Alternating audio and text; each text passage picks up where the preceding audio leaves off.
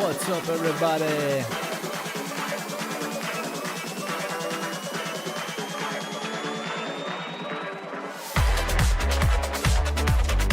How's everybody doing today?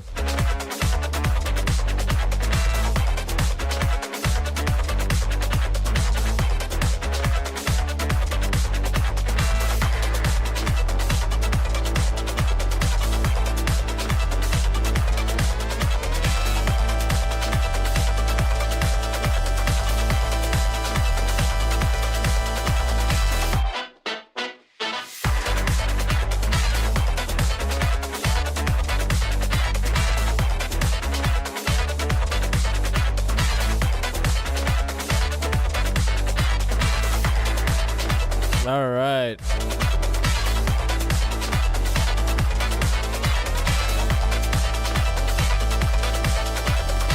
Got a special stream today. Should be fun. We got our buddy Wave waiting on us right now. And yeah, we're gonna do a plug-in tier list today. Should be fun. We're gonna see how things go.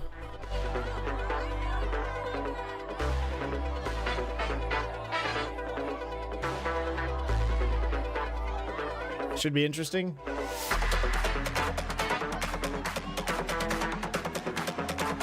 So yeah, this weekend I went to a party. It was fun. It was all right. DJ'd some disco. Realized how hard that shit is. Good freaking lord. I didn't think mixing, DJing disco would have been that hard. Turns out it's really freaking hard.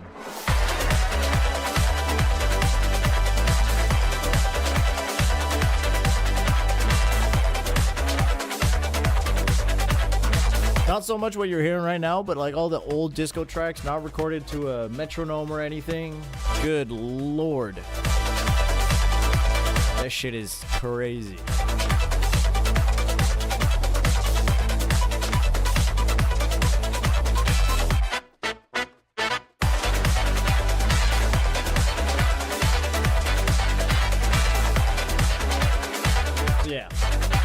It was fun, but I realized how much of a challenge it was to do the freaking disco DJ thing. Like, god damn. That stuff is hard. It's way harder than I thought.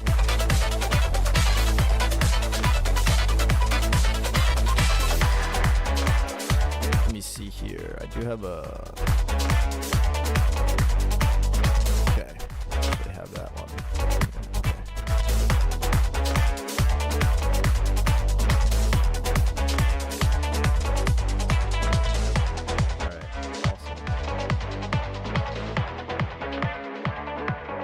So yeah, today should be fun, man. We're either gonna see how stupid I am, or it's gonna go okay.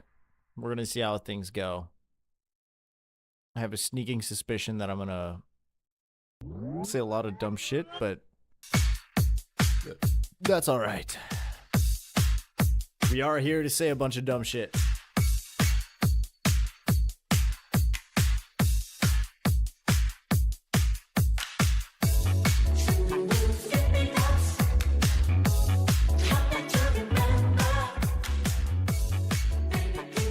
And by the way, I played these 2 tracks during the party, dude. That shit popped off. It was fucking insane. It was really cool.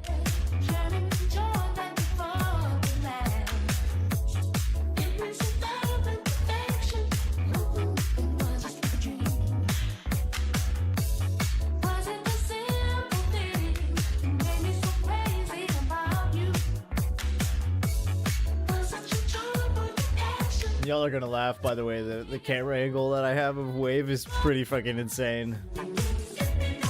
See his green screen and everything. It's fun.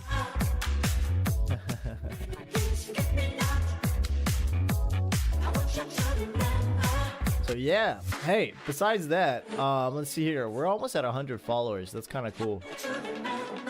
I like that a lot. We're gonna see how quick we're gonna get that.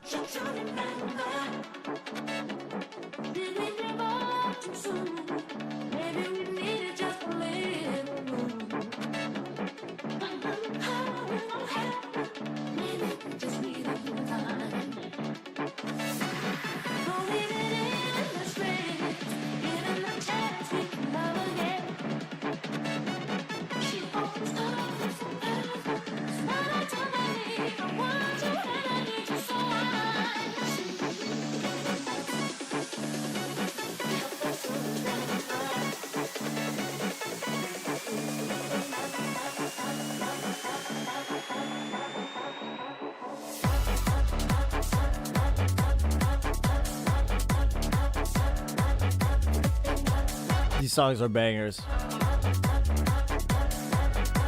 So yeah, anyways, I'm really excited for today, man. It's gonna be really interesting. Gonna be going over a bunch of different plugin companies, making the tier list. Is it worth your money or is it not? Should be fun. Should be really cool.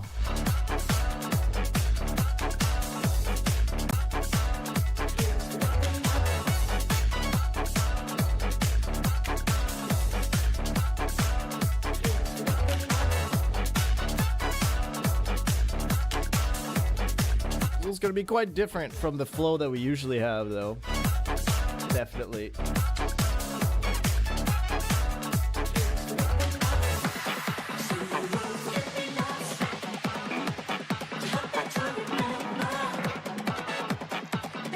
I made a whole new scene in OBS to make it fit with the call and everything. Get everybody to talk. New headphones? Nah, these aren't new headphones, dog. Had these forever. These are my little white Sennheisers. What's up, Ramses? How you doing, man?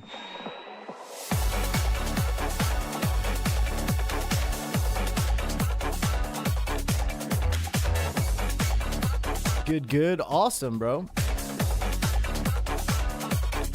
Sunny. It is sunny. It's nice out, dude. I have the window open and everything. Which might be a little psychopathic from my part, but I enjoy the fresh air. When am I merging with Wave? Technically, we're already in a call together right now. He's just muted. I'm muted. Everything's ready to go. We're just waiting for, we're just waiting for people to roll in. He's gonna shoot me a Discord message when he's ready. And we're gonna get the show on the road. Yeah, I know. Yeah, he is live. So am I. I can see his little face over here.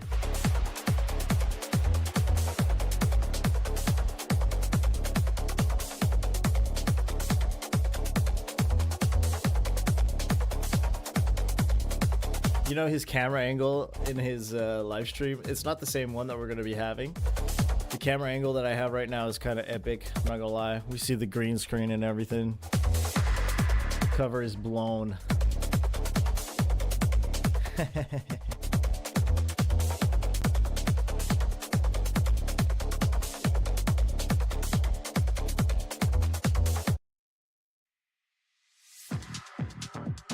So yeah, should be fun, man. It's gonna be interesting.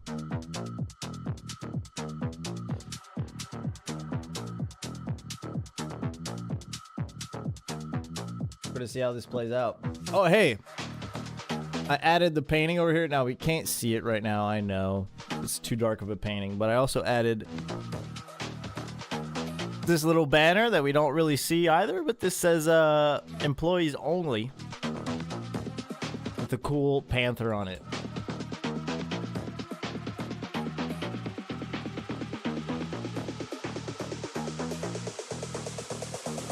See, I might actually be able to fix that. Dancing to the morning light.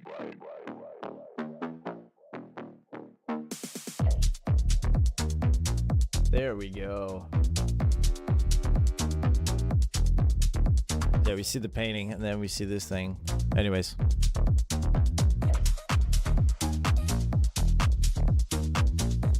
Good Lord. Yeah, should be pretty chill. We're gonna see how things go.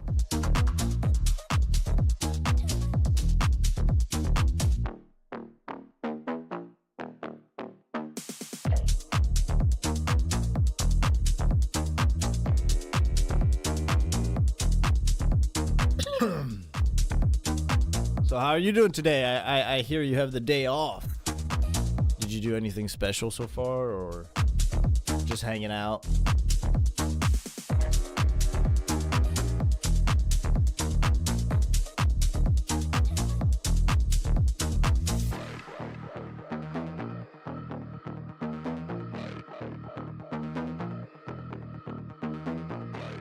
Worked on the track a bit. Nice. Nice.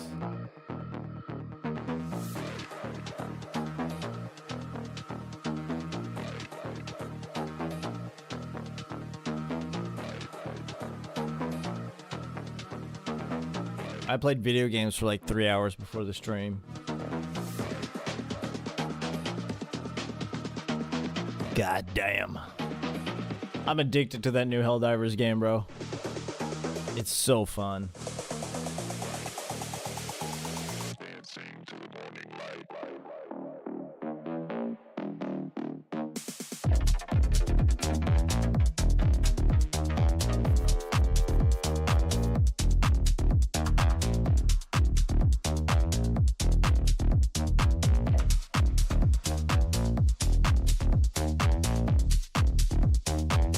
Is it a track that I've heard before or no?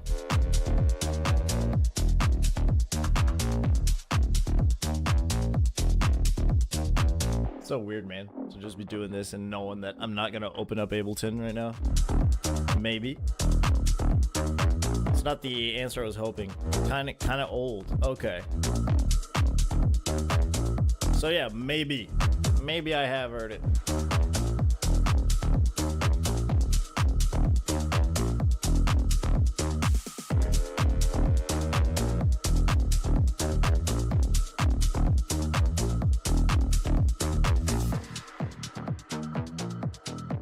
Is it still like a techno thing, or is it like more of when you were doing like some bass house, tech house type of stuff?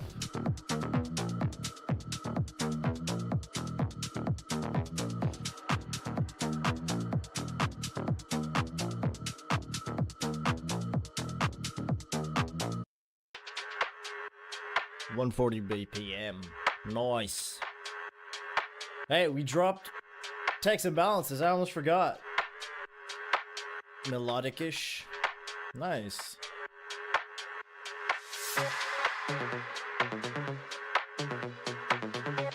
Cool. We'll have to send it over.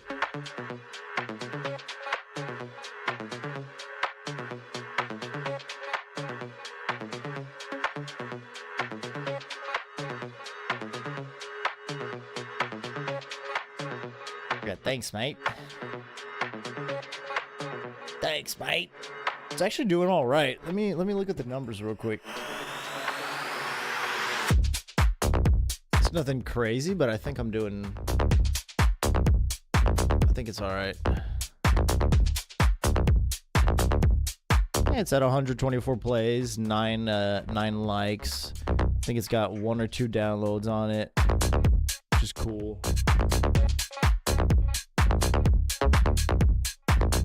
Nice, nice.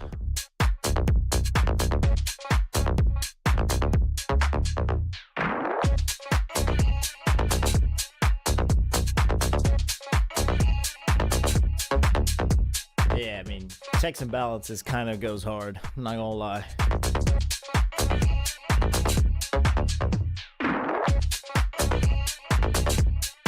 All right, let's see if he sent me the message to say that he's ready. Nope. He has not.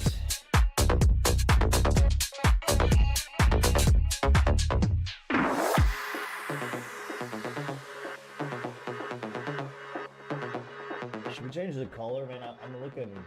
I'm looking awfully red. Green, nah. Blue? Should we do blue? Yellow? Pink. Kind of like pink. Pink it'll be.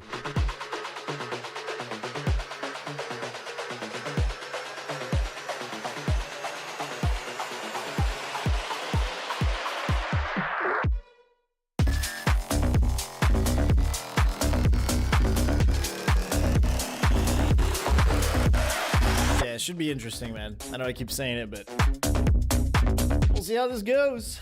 See how this goes. I'm surprised Mr. Bombax is not here. I see him online on fucking Discord.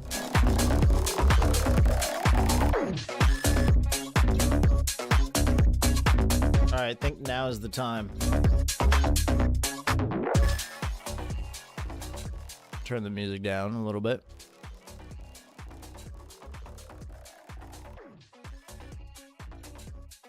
Alright, let's see this. Can you hear me? Yes, sir. All good. Ooh, that's clipping. What's happening? What is happening? Okay, we're good. We're good. We're good. All right, And, awesome. Let me go here. You guys can see Aura on top here. How we doing? I'm doing great. I'm doing great, man. Okay. I'm kind of pumped, bro. I'm kind of pumped. Yeah, I'm pumped too. Can you guys hear? It's an airsoft gun. It's an airsoft gun, guys. I already have Kebab pointing out the gun in your background. Yeah, it's not a real one. Come on now. Yeah. You guys in chat, let me know if like audio is all good, because I believe it's one of the first time I've done a collab stream like this. So if anyone's too loud, not loud enough, if music is too loud as well, you guys let me know. Boom, boom, Okay. So what are we doing tonight? What are we doing tonight? We are doing a tier list. Sounds A good, tier bro. list of the brands that you can see here. So, namely, we have Faceplant, Valhalla, Antares, which makes autotune. We have Arturia, we have Brainworks, Cable Guys, we have D16, we have Dead Alive, we have Eventide. Which mic is that? I've seen it already a few times. Kebab is asking, what's your mic? My mic? Fuck. I'd have to pull out the box. I forget the name of it. Hold on. Actually, let me go get it somewhere. I'll tell him. Okay, I'll keep listing those. So we have the Dead Alive, so the Sausage Fattener, the Endless Smiles, and I think they just came up with a few new ones. Eventides, we have Soundtoys, we have Isotope, Kazrock, Melda, which has a whole bunch of free cool shit. Okay, he's got the box. All right. I have the mic. The mic is Aston Microphones. Origin. For y'all, it's probably flipped, but it's one of these cool ones. It's handmade and shit. It's nice. It's cool. And it's built in Britain. So, whatever. Hand built in Britain. Yeah, you told me it was quite an expensive one, right? Yeah, it's like $500 or $600, which I mean is not totally bad. I mean, I've seen a lot of mics way more expensive than that, but I mean, this was like the first mic I purchased, and I'm kind of a bitch when it comes to that shit. I'll walk into the store and I'll just be like, dude, show me the coolest shit you got. And then that's what they did. That's usually when they take the chance to to sell you the most expensive stuff. Yeah, and it works. But it sounds crispy. Sounds crisp. I wonder how it would sound on like instruments and shit, like on a guitar or something like that. It's really good on like guitars, especially. I've obviously never tried it on drums, but For guitars, especially like acoustic, the stuff sounds so clear. Like a lot of times I'll have acoustic in my acoustic guitar in some of my songs, and that's all recorded with this mic. Cool. Yeah. Nice. Yeah, for drums, I would say like for close, like contact mics, like close mics to the snares and toms like this, I wouldn't use such an expensive mic for this because you need at least like what, 3, 4, 5 mics, Yeah, yeah, for sure. six Yeah. mics. So like SN57 does the job. For like a Yeah. couple of these for like stereo overheads, that would be sick. Yeah, probably. Yeah, that would be. That's Yeah, true. or That's room true. mics. Yep. Yeah, it's really solid for vocals. It surprises me every time. You know, you grab this with a tiny bit of compression and EQ, and it's basically like a professional recording, full on. I mean, obviously for the price, but you know, it's cool. Yeah, well, sounds crisp. Sounds crisp even on a Twitch stream. Uh, so Kebab in chat says the mic is 222 euros in Europe now. Oh, so it might have dropped in Did you prices. get it like 500 in Canadian dollars? Yeah, yeah. Oh, what's the conversion rate for this? I think that's about right. Can to 220, he euros. said. Let's have 220 euros. That would be 322 Canadian dollars. Really? Okay, so I might So have got either fucked. you got ripped off or it dropped in price. Yeah, which because is- I bought it a long time ago. I've had this thing for like 5 years, maybe even 6. Stugas just joined in my chat and says, "Why the fuck is sausage fatter in the list?" Oh, Kebab has a good point. Import tax. Import tax, maybe if it's true. up in England. Yeah, that makes True. sense. That makes a True. lot of sense. Because if I was to buy something from the US, I'd be fucked as well, like this. Oh, Ghost is here as well. How you doing? So yeah, it is in there because I used it as a recognizable symbol for Data Life, which has also done Endless Smile, and they just came up with a few newer ones. And I feel like Sausage Fattener in itself, by a plugin, is big enough to stand by itself in that. Because I mean, it's literally in everyone's arsenal or close to it, or it Yeah. used to be. Maybe it's a little bit outdated as well, which I have a tier especially for that. Because there are plugins that used to be amazing and that just didn't get updated enough, and now there is a whole new wave of plugins that makes them feel like they are outdated. So I stopped at Melda. We have native instruments. We have Oak Sound. Oak Sound are the guys that do Soothe and Spiff and all that. We have Yeah. Plugin Alliance, and they do a lot of recreation of old stuff, like the Elysia stuff and all that. It's all from Plugin Alliance. It's really cool. I love it. They've done the Maggie Q. They've done all of that. I believe it was in collab with Brainworks, so it might be redundant to have those two in the tier list, but we'll see. Yeah, we'll see. Slate Digital, that's one I've used years ago, so might be a bit of memory might be a bit hazy on this one. We have X for Records, who does Serum, LFO tools, all that. Softtube, Sunnable, Softtube, like they also do recreations of old stuff mostly. Very precise. Sunnable is mostly AI stuff, so like Smart Comp, Smart EQ, and all that. So it's part of that newer wave of plugins, which I like. But we'll get to go a little bit deeper. Then we have Spectrasonics, which is the company that made Omnisphere. Aha. They have the industry in the palm of their hands. That's for sure. It's one of those companies. Yeah, or maybe they used to have. I feel like True. you can get away with not using Omnisphere much more nowadays than you used to. Yeah, I don't even use it, to be fair. I have it, but I don't even use it that much. Yeah.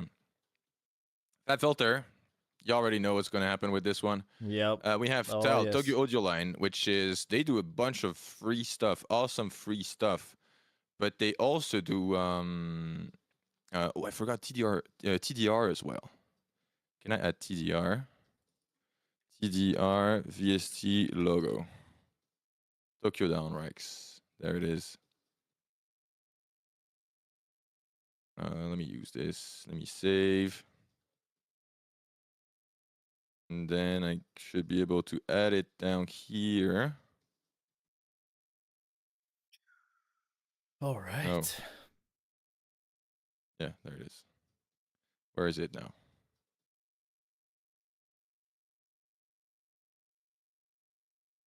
There it is. It's in the end, so we'll see.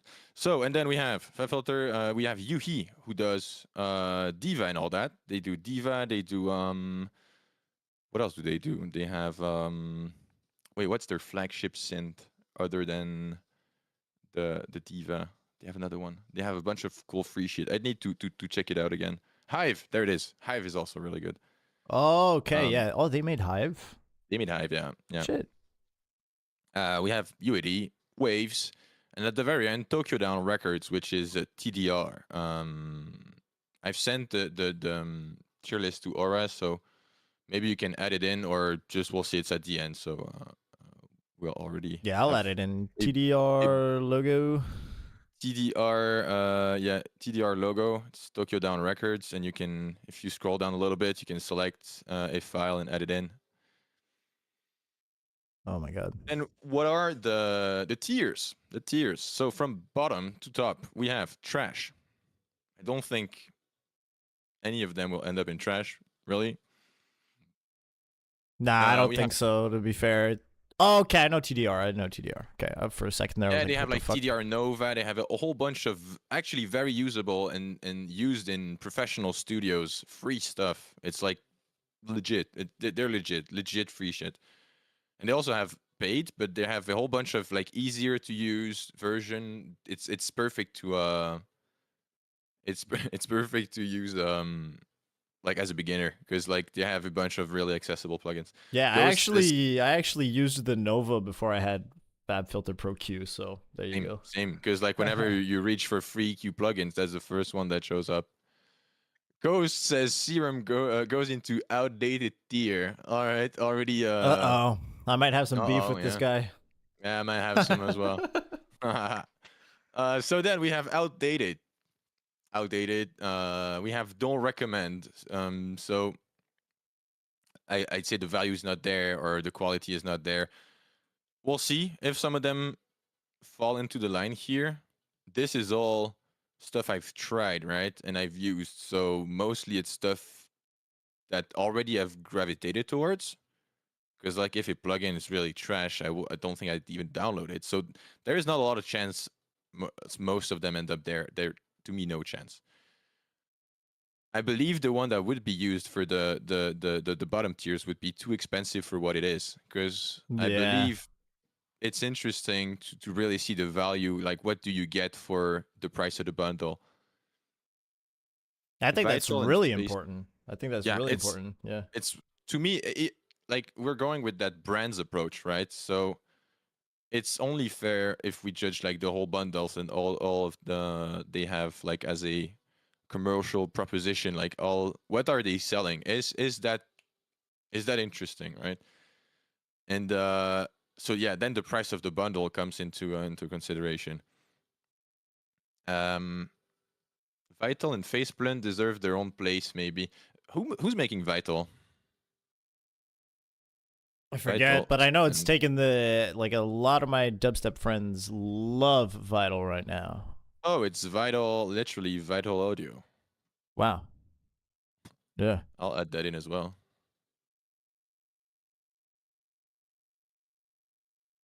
Vital Audio.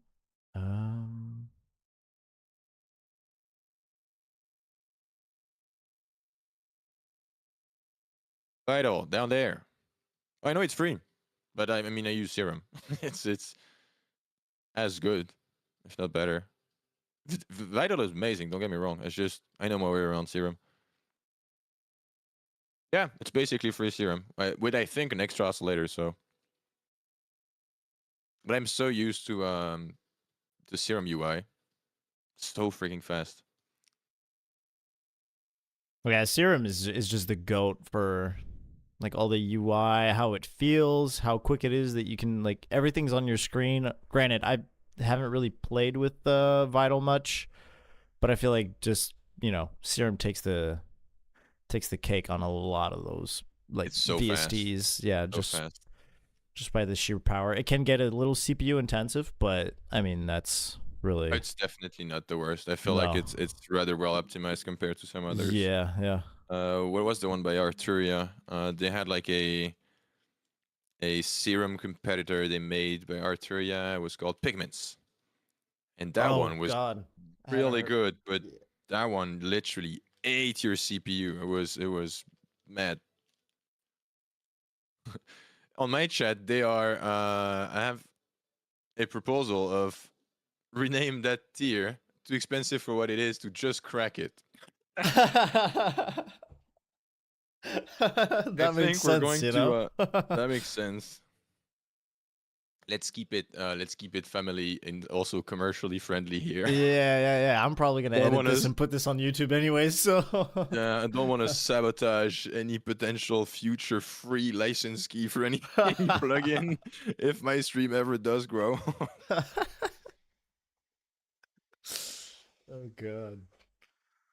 So, should we go straight into it? I think we should. Yeah. All right. So, first off is Kilohertz. So let's open up their website. Kilohertz VST. We love sound design. That's their motto. Yeah, which is kind of sick, you know. I You know, like it. it's I kinda, like it. It's welcoming. Yeah, it's kind of hard to disagree with that. Yeah. So their whole plugin is only in big brackets, but only $3.99 US dollars. Yeah, it's actually not bad. And you actually get quite a lot. Let's see. Let me see if I can get the whole bundle. Hold on, what the fuck? Gent- They have a subscription. Oh, I haven't checked that. Yeah, the kilohertz That might subscription. also come in.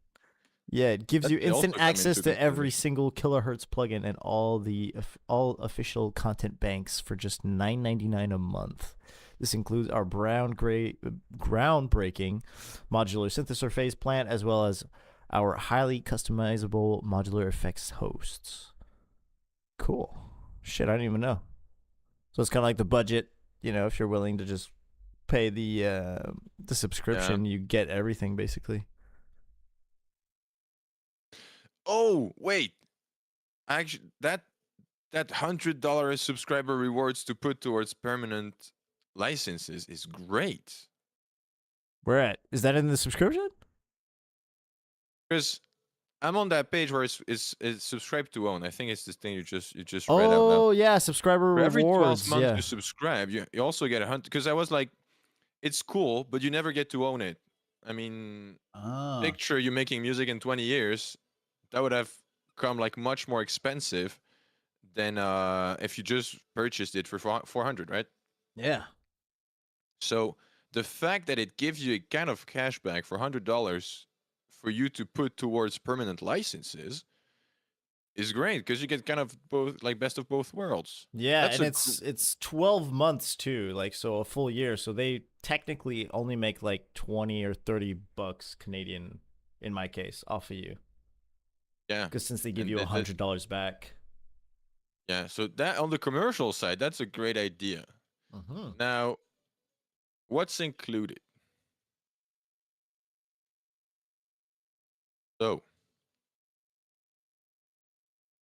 phase plan, multipass, and then you have all of the multipass individual modules included, and snap heap. What is snap heap? Snap heap, if I'm not mistaken, is when you have like Wait. the it's like a Effects window that pops. playground? Yeah. You Don't can- think I've used this one. That looks interesting.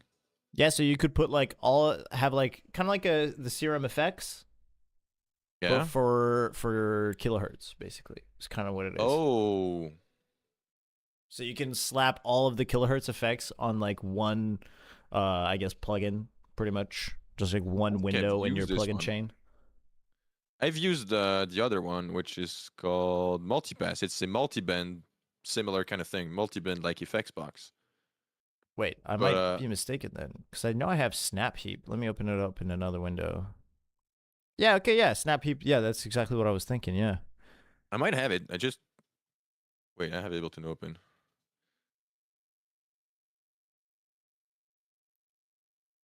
No, I don't have it. I do not have it, unfortunately. So I might have gotten the bundle before and I never updated it. That's cool. I should update. So let's go on multipass so we can just check real quick what's into this because I'm so on most of those. So I have them here. We have bit crush, chorus, comb filter, compressor, delay, distortion, ensemble filter, flanger, Foreman filter, frequency shifter. There is a lot in that bundle. Yeah. Gain, gate, Haas effect, ladder filter, limiter. We have one, which is a synthesizer, phase distortion, phaser, pitch shifter, resonator, reverb, reverser, ring mod, stereo, tape stop, transgate, transient shaper, and faceplant. Yeah, Dude. faceplant takes the cake. I mean, honestly, it's like I could live without most of Kilohertz plugins. Yeah. But like faceplant, like I don't use it unfortunately, but because I haven't gotten it yet. But I've seen people like you can write a whole damn track in faceplant, dude. It's crazy. Yeah. That The only thing's- thing I don't really like about it is the way it handles. Oh, I have a new follow. How you doing? G Swiss. How you doing? The only thing I don't really like about it is the way it handles detuning in stereo. It's unfortunate. Maybe I'm missing some tips and tricks or something, but I feel like it doesn't translate well in mono. It creates very flimsy stereo sound without a solid like mono bass. Just pushes stuff like very wide to the side, and it's like sounds phasey quite fast. So that's why I usually go like for supersaws and all that. I always go towards Serum because I've never found such a solid sound on faceplant. I might do something wrong though. I mean, Maybe there's I'd- got to be a setting in there because I know that in Serum, if you go into like at the top, you've got like the effects matrix, and the other one, the last one, you can like scroll down and pull down the width.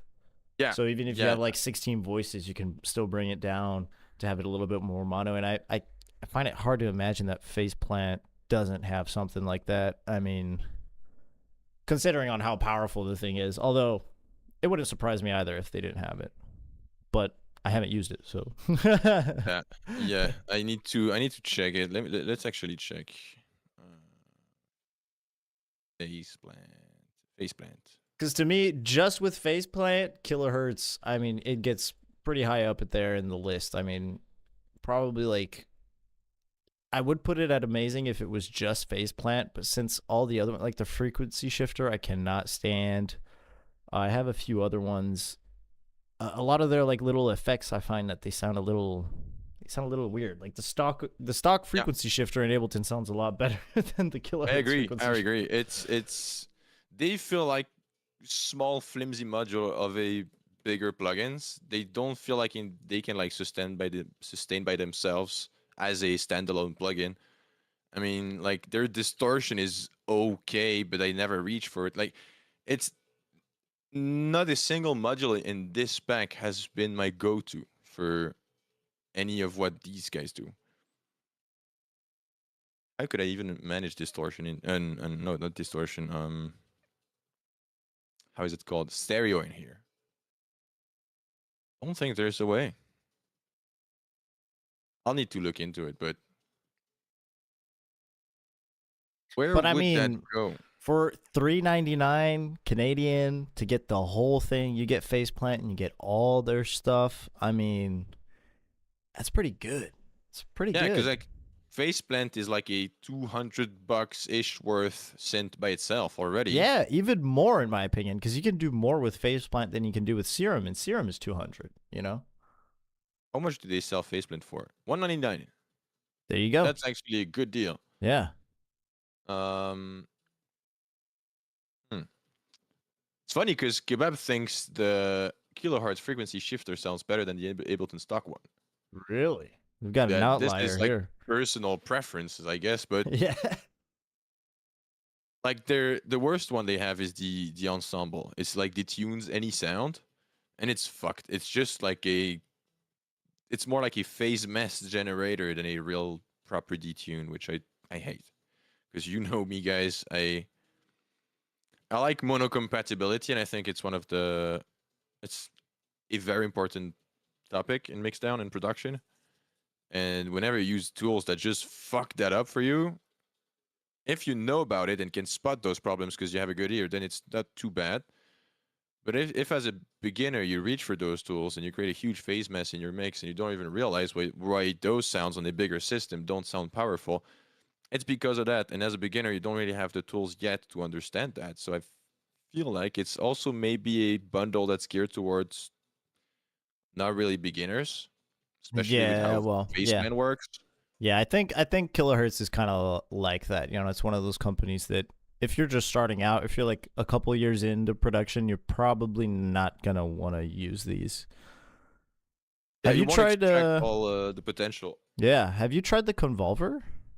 Because I see it's on their main page. I mean, it's on the front page of the website. Convolver. I don't have it, so I guess I haven't tried it. Because I mean, I What's the figured Convolver? if they put it on the front page of the website, I'm assuming it's got to be one of Oh, their strong points. convolution reverb seems like. Yeah.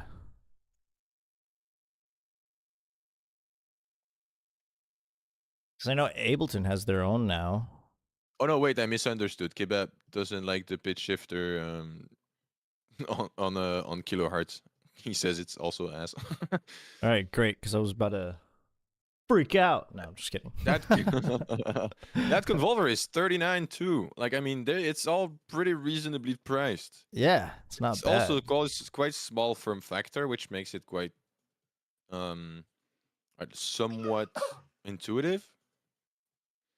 Oizen in my chat asked what actually is a convolution reverb. That's a great question.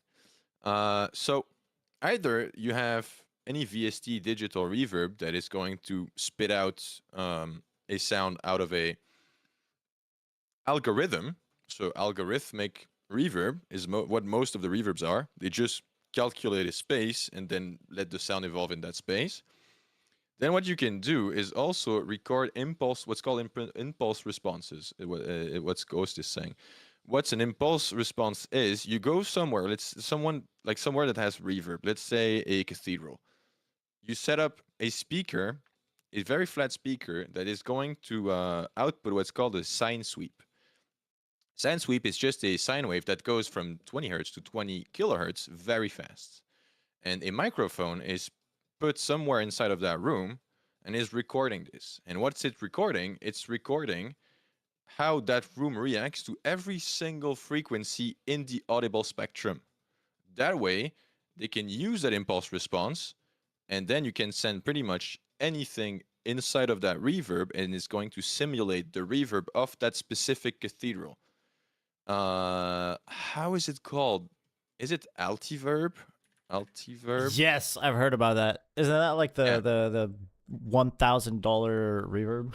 Yeah, exactly. Altiverb, like they've sampled Wembley Stadium, they've sampled see, they set up a speaker, they set up a microphone, and they just record the reverb of the place. And they went all over the world. They have all of the biggest concert halls, cathedrals, stadiums.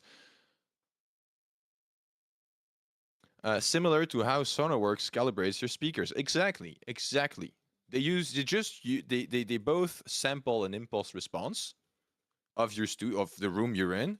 One's used to create a reverb out of it. The other one is used to correct your room EQ, like how your room sound. I'd love to do that with some people's room just to check out why their mix down are how they are. That's interesting, Kebab. That's a great point. Hey, Snack, how you doing? Like, yeah, someone that produces in their garage that resonates a lot. That might explain some things for some producers. And on the other as well, like you have an impulse response of like Noisia, for example. And like you're still going to be subject to your own room. So you're never going to have, because it's going to be their room inside of your own room acoustically. Like it won't ever work. But anyways, that's what an impulse response is, and a convolution reverb is a reverb that uses impulse responses. So usually it's real places, or it's based off of samples more than an algorithm. Yeah, just the concept of a convolution reverb is kind of crazy, dude. It's nuts. I didn't think they could just do that with a sine sweep. I mean, I thought it was a much more complex thing, and apparently it's not that hard. Just have to physically go there and record. But once you're there and you have the setup, apparently it's not that hard to do. Like when I was at sound engineering school, they were like, if you have a like a measuring microphone and a speaker, you could like record the reverb of your own bathroom. Damn. That's actually kind of cool. I never thought of it Yeah, that way, but yeah, if you had the gear to do it, you could just model your own reverbs. exactly. Like you could have your own studio as a reverb inside of Ableton. All All right, right. so where do we put kilohertz? Honestly, I'm torn between good and amazing. Because if it weren't for all like the smaller plugins that just don't quite cut it for me, I would put it at amazing because Faceplant is full on amazing. To me, Yeah, Faceplant is just like, it's like a new era of synthesizers. They grabbed Serum and they were like, you know what? Fuck you. We're gonna make a thing that's like as many serums as you want, which is just nuts. yeah, I agree. I would agree, but then again, we also have this tier that's called good but has flaws, and I believe it's right Yep. in the. It's right like you have amazing for Faceplant, which is in the bundle and is like the flagship stuff of kilohertz. But also, if you buy the bundle, it comes with all of these plugins that have a lot of flaws. So I think the right middle would be good. Yeah, I agree. Good, As but a has bundle, as flaws. a Yeah, whole, yeah, just put it in good because like good but has flaws to me is all of their smaller modules and a little bit of how Faceplant Oscillator works, but maybe it has been fixed. I don't know with updates or something like that. I think it should be in good to all right. balance out the fact that the modules are should be in good but has flaws. Sold on good. All right, in good it goes. Next up, we have Valhalla. So mostly Oof. reverbs. Oof. I've recently just got into digging into Valhalla, and I'm gonna be real. The reverbs, they feel nice and smooth. The UI is a little clustered. It's a little just too much happening a lot of times. Well, actually, let me preface this. I'm one of those people where I like complex plugins, but as you've seen, Wave, I usually have a really quick workflow, so I like it when plugins are nice and simple and they just do Yeah, the job. yeah. And I find that Valhalla stuff, it sounds really great, but it's just a tiny bit in like the UIs are a little bit clustery. But I mean, for the quality of the sound and how well they produce what you want and the amount of control that you have over like the said reverb, I think it's pretty freaking good. Amazing, if you ask me. I think it's really good. Yeah, I would agree, but I've seen reverbs that are way less intuitive. I mean, the vintage verb, which is the main, like it's in pretty much every studio now. The main two I use is the shimmer, which I have Mm-hmm. on screen now. The shimmer to me is very intuitive. You have mix, shift, feedback, diffusion, and also what's cool is whenever you hover over buttons, it tells you what that button does, which is not always the case in every plugin. So That's that's cool. true. That's true. Yeah, Size, low cut, high cut, moderate, mod depth. I mean, it's not that much. Shimmer to me is amazing. It's like it's easy as fast and it's two knobs twist and you have results. that's true. Yep. Vintage verb is maybe a little bit more. You have to get into it, but again, it's actually you also have those descriptive stuff when you hover over buttons and it just sounds good from the get go, like right out the box. Use those reverbs; they do exactly what you expect from them. True. That's one thing I really like from Valhalla is the UI. I partially agree with you. It can be a little bit overwhelming for just a reverb, but again, if you open up just Ableton's standard reverb, I think Valhalla is much more You know what? intuitive. You're right. You're right. Actually, because now that I think about it, it's like Valhalla reverbs. I haven't really been using them for that long, so it's not like I'm really used to the UI. But I remember like the first time I would open anything in Ableton, like any freaking plugin besides like the glue compressor, I'd just be like, "What the fuck is happening?" So I Yeah, guess it's because probably just like I'm not used to the UI. So you're actually right. I think. Yeah, Ableton is by itself is already quite unintuitive. So Yeah. maybe it's just me that grew up on Ableton and that tends to think anything that is a little less confusing than Ableton's interface is a great user interface. Because I do agree, it's very confusing compared to some other device on other DAWs. Oisin is asking price. I'm looking at the website right now, and like the 50 delay, the each. vintage, yeah, they're all pretty much $50. Yeah, they're all $50 actually. They have 3 free ones: Yeah. Space Modulator, Frequency Echo, and Supermassive. I had Supermassive on my old computer. I had much more Valhalla stuff on my older computer, which I need to transfer licenses. Ooh, that's one of my favorite tracks ever. I'm listening to it. Pablo Buzzi said it's so good. Ooh. You know I'm what, raising the volume for this one. I should put music on as well. I'm just out here Oh yeah, freaking dry. No freaking music. raw dog in the stream. Yeah. Can you buy those as a?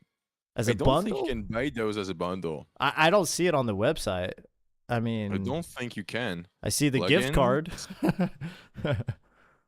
That's a good idea. Imagine I receive a gift card for a plugins. Hold on, Valhalla has merch, dude. No shot. Dude, I could actually buy some merch. Let's see. Let's see the merch offering. Dude, I need. Ew, dude, the Frequency Echo one looks sick. Yeah, they're all pretty Nah, cool. They look cool. Damn, I'm tempted. It's not that I'm very expensive. temp- 30 I'm bucks. very tempted. Bruh. And Yeah, it's I'm one of those linking. t-shirts. It's like if someone sees you with that and they know, you know they know. You know, it's one of those Exactly. things. It's like, if you know, you know. Frequency Echo, what size do they have? 3XL, that's perfect. For my very tall frame. Okay, let's go back on the plugins though.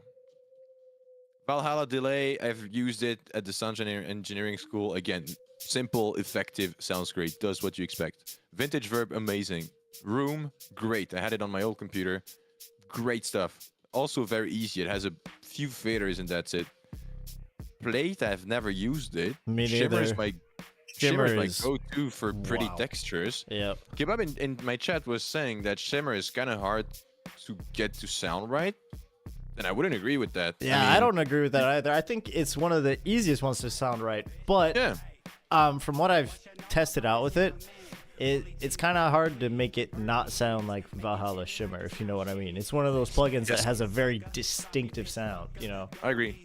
It sounds shimmery, and Valhalla Shimmer is maybe the plugin that does it the best or the quickest. Maybe. Yeah. And so, yeah, to me this goes into amazing. Uber mod, I've never tried it. Best for dissolving into chorus, flanging, multi-tap reverb with weirdness. Seems interesting. See what it looks like. Also, fairly simple UI. I like their UI. They're not trying to be fancy. They're about sound. Yeah, no, I think that's really good. You know, it comes back to what I was saying earlier. I'm one of those guys. I want everything to be on my screen, you know. It's why I like Ableton so much. It's why I like Serum so much. It's why I like, Valhalla. Even though earlier I said had a little bit of trouble with the UI, but you know, you're right. It's actually a lot more of a simple UI than a lot of the plugins that we have out there at our disposition. Really. It's super streamlined. Like there is nothing unnecessary. No color fades. It's not trying to be pretty. It almost looks like a prototype. Most of them. Yeah, which I Right? like. And I mean, you know, granted, we're don't on need more. Ableton, bro. We're on Ableton. Yeah. Anything looks pretty to us. Yeah, and I mean this is yeah. This looks good. Damn, it's already the end of the set. And we've been at it for close to an hour. This shit is fun. Let me find another Pablo Buzzi set, because this is good. I'm gonna say it right off the bat. I already put it out amazing. Valhalla is just Yeah. good. It's just I was freaking about good. to say I'm going to put Valhalla on amazing, yeah. It's our first Damn amazing. right. We need some claps for that. Yeah, first amazing. I should have the soundboard open. Yeah, if I had a soundboard right now, I would definitely be spamming the little crowd. Where is it? There it is. Mission passed. Yeah. Or wait, there's one Mission built into to Discord. This. Perfect. Perfect. And then for the shitty plugins, we could do this one. I'll let you handle that. I'll let you handle that. That's perfect. All right, awesome. Moving on. Next up, we have Antares, which is mostly known for autotune. I'm gonna be real with you. Do they do anything else but? I believe they do only vocal. They only do vocal related stuff. Let's see. But it's mainly autotune. Autotune. Yeah, they do a whole bunch of vocal effects.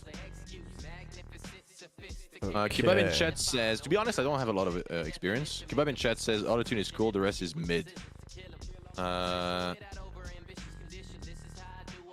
Oh, so the unlimited is 14 Swiss francs a month, so it's like close to 20 Canadian dollars a month. You have 23 plugins. Actually quite expensive for plugin bundle. And I'm not 14 gonna a month. lie, like, how many plugins do they have? And it's all vocal oriented? Like, how many do you need? Yeah, Articulator, Aspire, Choir, Duo, Harmony Engine, like it's, you can really get into it, I guess, like to create, yeah, vocal reverb, warm throat. I mean, you I'll can't give it buy to them. it's Their free. their UIs are pretty cool. I'm not gonna lie. The UI looks simple and effective. I agree. I mean, it has such a huge. It might be the plugin that has had sonically the biggest influence on music. Period. Mm-hmm. So just for that, they deserve some props. Oh yeah, for sure. I mean, their Autotune Pro X is definitely crazy. It's definitely really good.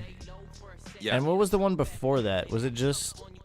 Okay, yeah, Autotune Artist. That one I used to see it everywhere. Yeah, this one is the. Can you buy this one? It's $345. Which one? Pro X? The Autotune Artist.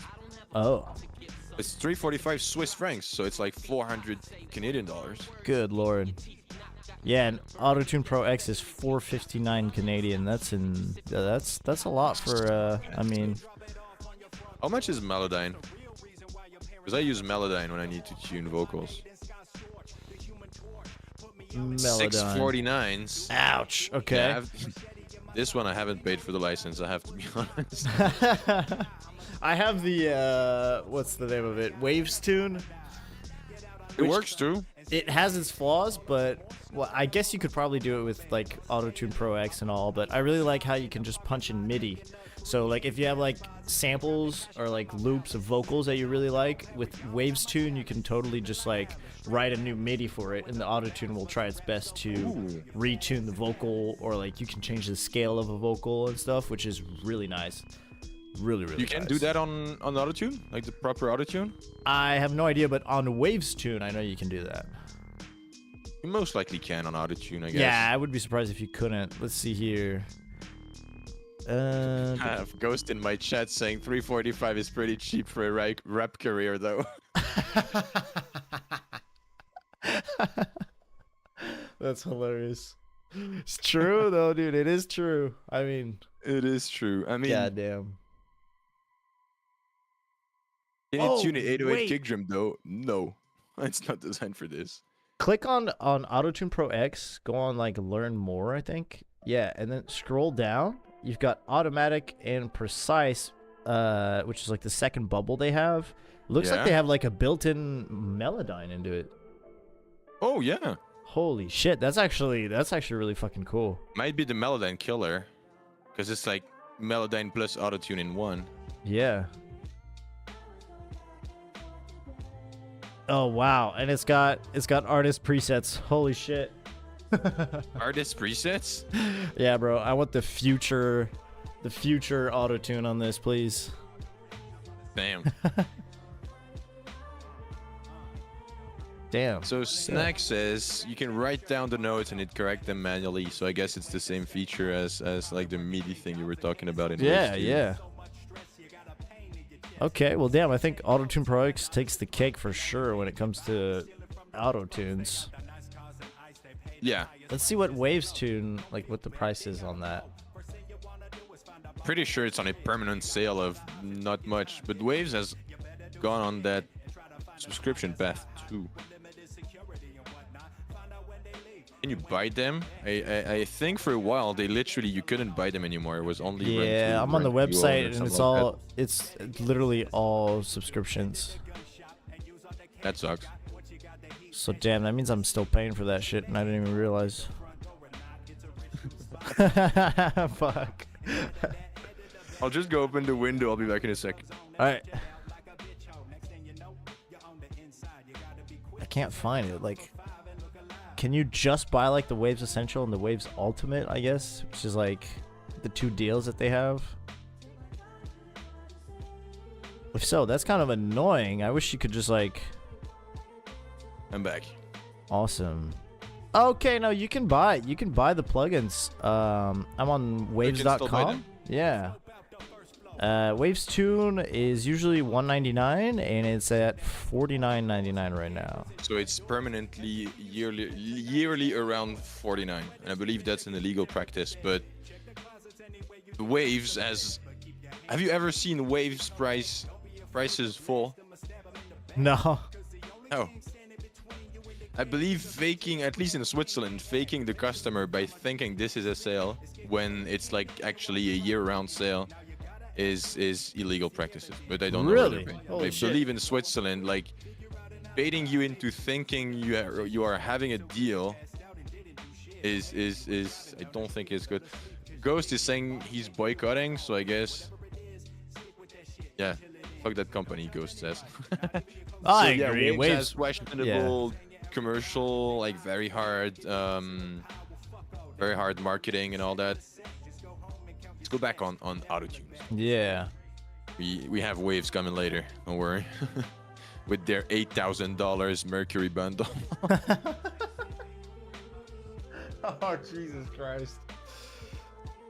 Someone was ranting how bad Santos UI the other day was on Discord? On my Discord? Bruh. And I let that slide? Yeah, ban that shit, dude. What? Yeah. That's never gonna happen again. So where is Autotune going? Honestly, from what I've seen just now, I mean, I always knew about their Autotune Artist, but I never really checked at Autotune Pro X, and I feel like, obviously, that's definitely hands down the plugin that most people are gonna get if they're going for anything on Taurus right now, I guess. Yeah. You know, kind of like the Autotune Artist. It's like, I rarely hear someone go like, oh, dude, I really like the Autotune Hybrid or whatever, Auto Key 2. You know, like a lot of these I've never really seen, but the Pro X and the Autotune Artist are two plugins that, well, especially the Artist I've seen everywhere. The Pro X, from what I understand, it's fairly recent. But anyways, from what I've seen right now, just scrolling out their website, it's kind of crazy. I mean, you've got built-in Melodyne. You've got like the, you know, how we all know how clean this Autotune is anyways, you know. And then someone in your chat pointed out you can like punch in the notes, which kind of takes the cake on what I was selling about the Waves Tune. I think this goes in, personally, I'd put it at like good. Yeah, dude, could go to amazing to me. Like whenever you reach the like industry standard. True. You know what? Literally, Yeah, you're right. Like, yeah. and you shape literal music genres. It might. Now this might be a stretch, but this might even be a can't live without. Because in my mind, if you're like an actual audio engineer and you're mixing for like high-end rap artists, pop artists, they're all using this. It's kind of like the Fab Filter stuff. You know, has that same sort of effect on the industry. So I can't. You know, I'm not the one who can't live without Autotune. But I'm assuming there's a lot of people that like literally their careers rely on this thing. Like actual careers that rely on it. If we think electronic music, that argument wouldn't work. If we think music, period, yeah, then yeah. I think if we keep focused on the music we do and our chat do, it stays in amazing because of the impact it has had on music and like how objectively good it is. But I don't see myself not being able to live without it because I don't me have neither. it, right? So I'd say it goes into amazing. I can live with that. I'll put it below Valhalla because I use it less. Yeah. Yeah, I'll put it below Valhalla, and like we could have different tier lists. It's totally okay. I mean, I'd put this in Valhalla, and amazing right below Valhalla so far. Yeah, I agree. It's kind of the same thing for me here. Oh shit, I fucked up the. Ghost in my chat is asking, what kind of music do you do? It's kind of hard to say, I guess. Well, Project Aura is house, tech house, I guess experimental, melodic stuff. I don't really put a box on it. It's just happy sounding stuff for the most part. But I kind of tend to make a bunch of stuff. I'm currently working on releasing a song with a rapper on a beat that I produced and I mixed and mastered. All that fun stuff. I'm thinking about starting a techno project thanks to Wave. Wave and people in my chat, people have been bugging me about Hell yeah. making techno, so I started doing that and it's sounding pretty good, so I think I might actually commit to it and see how that goes. You picked it up impressively fast. Like there is still a few things you need to like understand about the genre in techno. That's mainly gonna come with just listening to a shit ton of it. And but like when I was watching your stream of your first ever attempt, I was like, wait, he's actually doing it. My first attempt didn't sound like this, but I mean, well, but then I started yeah, producing with techno where you already went into it with very solid production skills. So true, yeah, that's but, what I was like, about to say. It's like I started impressed. I was doing techno like 7 years into my production adventure, so yeah, I mean that helps for sure. But yeah, I thanks. don't think I'd be able to do proper tech house, to be honest. I wouldn't be As you did shocked. techno. I'm not a very versatile guy. I do my thing and what I can do good, but then I get lost quite fast if I have to do something else. So Well, Yeah, rough for that. we don't know unless we try. that's a really good point. Let me grab a beer. I'm there in a second. All right, awesome. He's I'm already grabbing a back. beer. There you go. All right, cool. Level 100 Gaslight just showed up in my chat, Level 100 Gaslight. That's a sick name, dude. and he says can't live without Fab Filter. Well, we're getting there. We're getting there. That's Doesn't sound like definitely Gaslight to me. no. It just sounds like proper facts. Yeah, that's you look up factual information in the dictionary, and Fab Filter is definitely It's the first one that comes up. God tier plugin is what it is. All right, right. so who's next? Arturia. Arturia, very fun company. They do hardware as well. Yes. Questionable on the quality of the hardware. Oh my Software god. inside of it is great, but the hardware is definitely questionable for some of them. I used to own a BeatStep Pro, and it was a known problem that the micro USB port on it was flimsy as fuck. So you'd have to literally like plug it in religiously, like proper, and like make sure nothing was putting pressure on the connector. Otherwise, it was like have false contacts and turn off during a live set because of the vibrations of the sub That's bass. crazy, isn't it? Isn't like Arturia kind of like maybe not entry level, but it's kind of like one of those things where anybody who's trying to get into hardware, they're probably most likely going to end up with any sort of Arturia hardware. Or am I Yeah. wrong on that? Yeah. Yeah, no, you're right, because they have very affordable stuff. They also have very expensive stuff. Mm-hmm. Like they had the Arturia, what was it, Matrix Brute or something like that? A huge polysynth. Like you 40 kilograms, big chunk of a polysynth. And it's a great one. I've seen it in a lot of studios. But they also have like the BeatStep Normal, which is like 99 bucks. So it's very accessible. They might have cut on some of the important components a little too much, where like like the pots on the synths don't feel particularly good. They're quite subject to dust, so they crack quite fast. Like the panel is not quite well insulated, so I guess dust comes into the synth. That's not great. That's what comes with price cutting. You just need to get cheaper components that are more subject to stuff like this. Have we got D16 on the list? Yes, we have.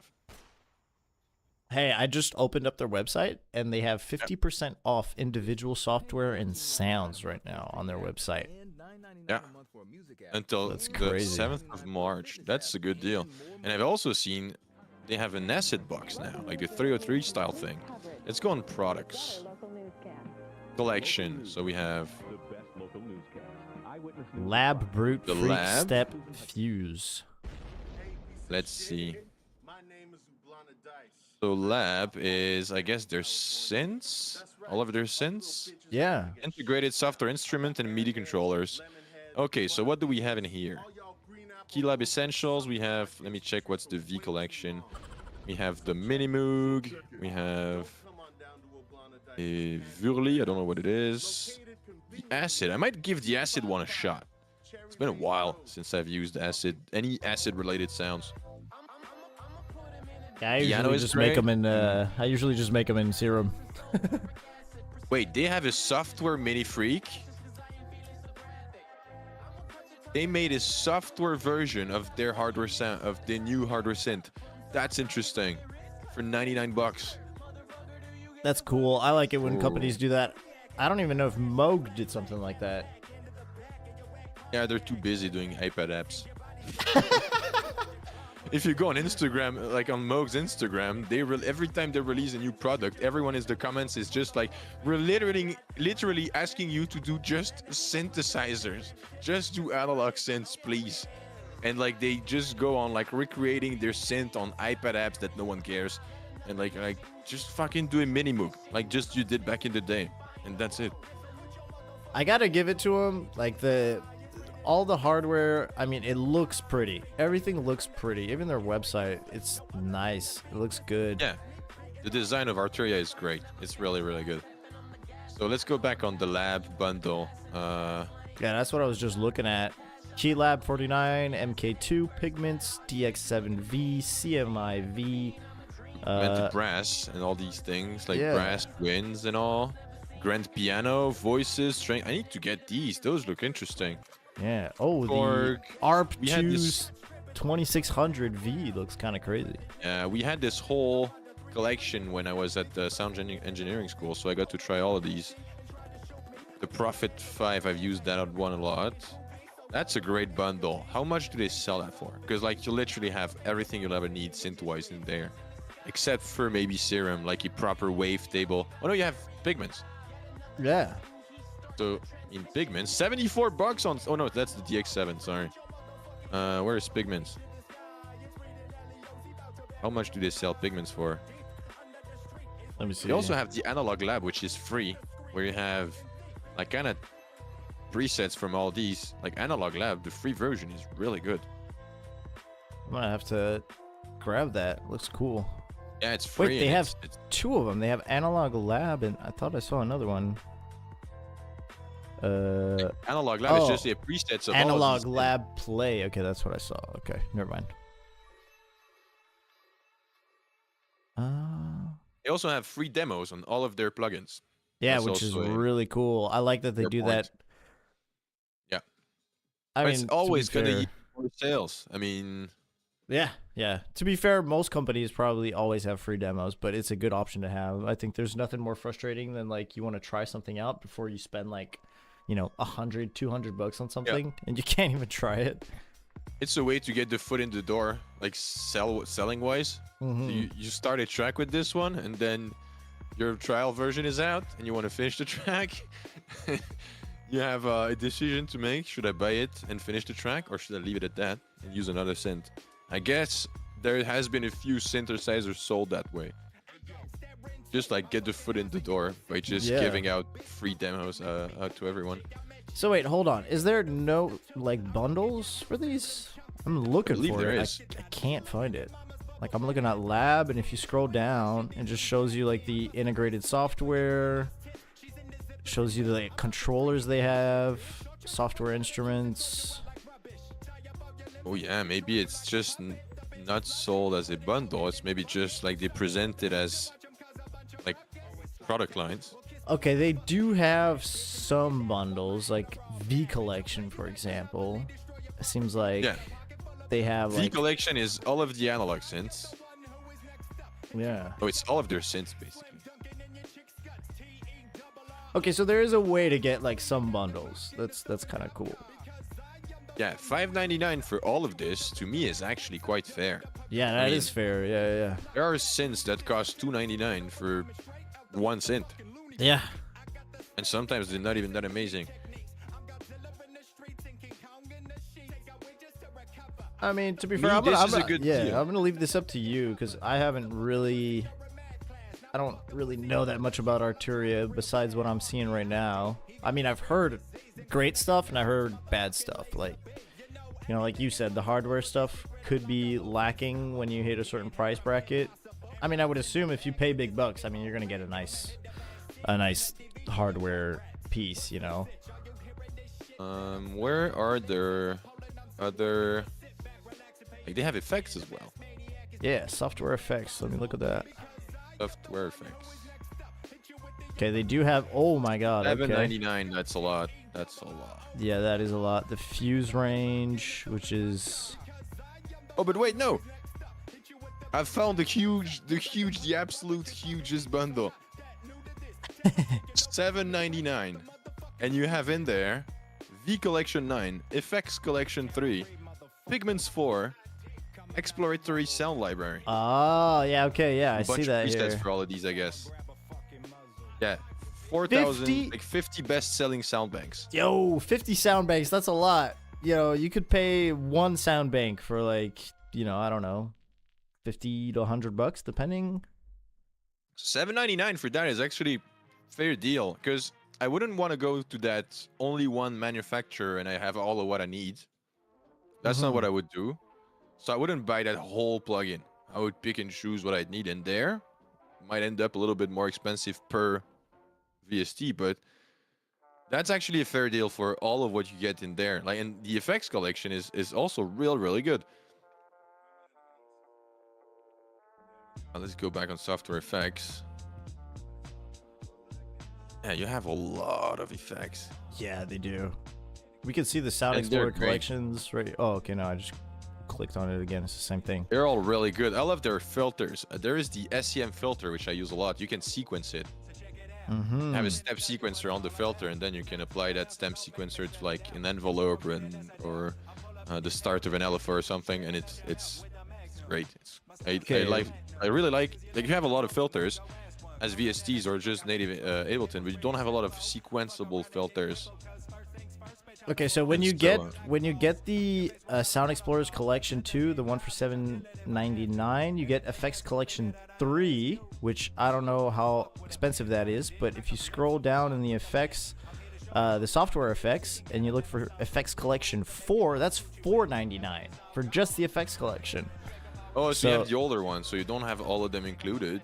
True, but I mean, you go from $4.99 for Collection 4, but you can get Collection 3 plus Collection 9 plus Pigments 4 and the 50 best-selling sound banks for $7.99. Makes that deal even better. Damn. Yeah, fair point. I think one of the biggest drawbacks on this is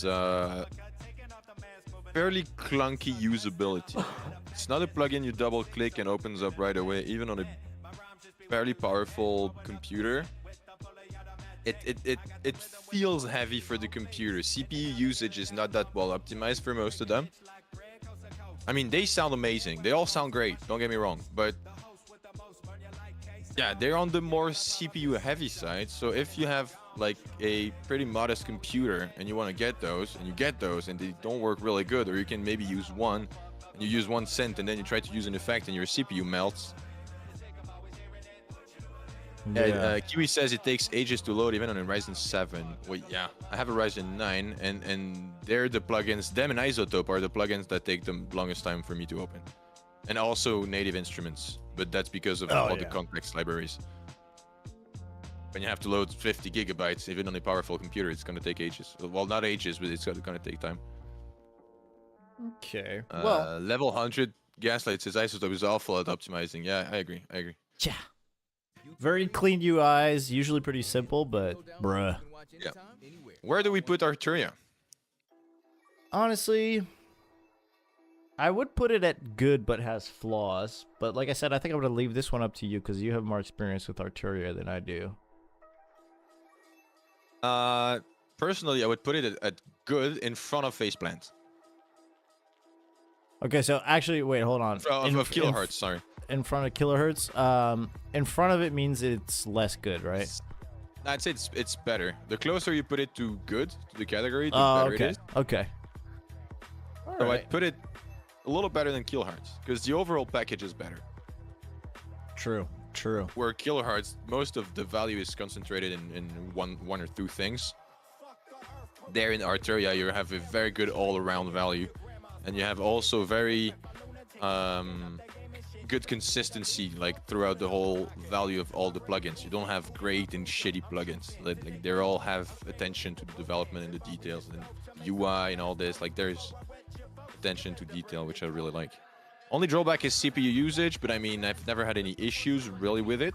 It's just a keep in mind if you don't have as powerful of a computer as I have. But I mean, if you want to take things seriously and make music, you better have, like, in the end, you're gonna have to get a powerful computer.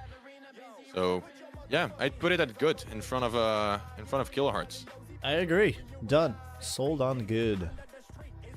Next on the list is Brainworks. Ooh, I love Brainworks.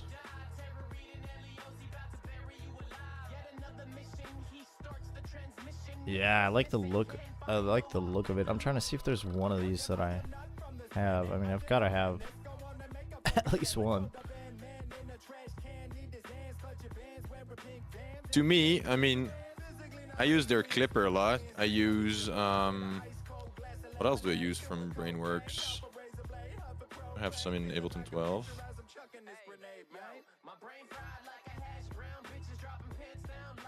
Oh, I have their master desk.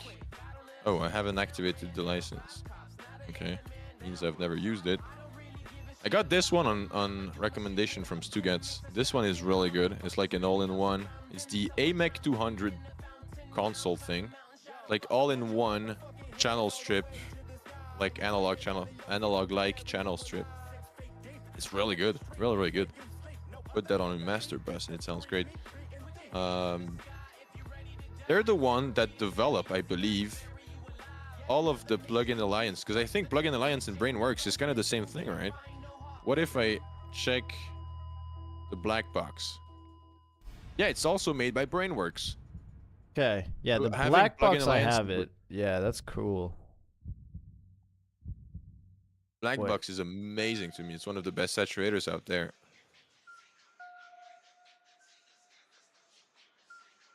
Does that mean they also do the Elysia stuff? Do we have Yeah. Brainworks Well, written? they on their website they have Elysia character. I'm trying to look. I mean, there's another one. I know I have a plugin at Elysia. Fuck. I'd have to open up Ableton for this. Ooh, I've used this one as well. This one is... Oh no, I have the SSL one. How's the price? We'll check that out in a bit. Let's just see what that... Ooh, they have a Shadow Hills compressor. SPL style compressor.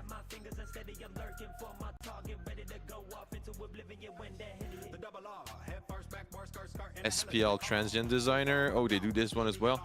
Dude, They have so out of all much. the plugins I've used from them, there are... Whenever I use their stuff, every time I'm like, damn, it sounds precise. I mean, it's hard to, like, not make it sound messy, but it's... Whenever I go for a move on their plugin, on most of Brainworks stuff, again, as Valhalla, it does what I wanted it to do, and as close as I wanted it. Like, it's, you have a lot of granularity. You can dial it in very precisely. Their clipper is simple but so good, so effective. User interface is, since they recreate mostly older stuff, I mean, we can judge on how it looks, because the layout is not really there. They haven't designed the layout because they're recreating. Like black box is a hardware unit before it's a plugin. Dude, I can't fucking find the Elysia thing that I have. It's their EQ and compressor. You showed it on stream once, and when you showed it, I went ahead and got it. Because I think it is from Plugin Alliance, and I can't really figure out what is the difference between Plugin Alliance and Brainworks. Because Plugin Alliance seems like they do some plugins themselves, then they have some made by Brainworks, and now I'm seeing that Brainworks is on top of their website. It's made by Native Instruments. So it's just a sub-company by Native Instruments. I didn't even know that. That might explain why it sounds so good, because Native is some of the most crisp-sounding software ever.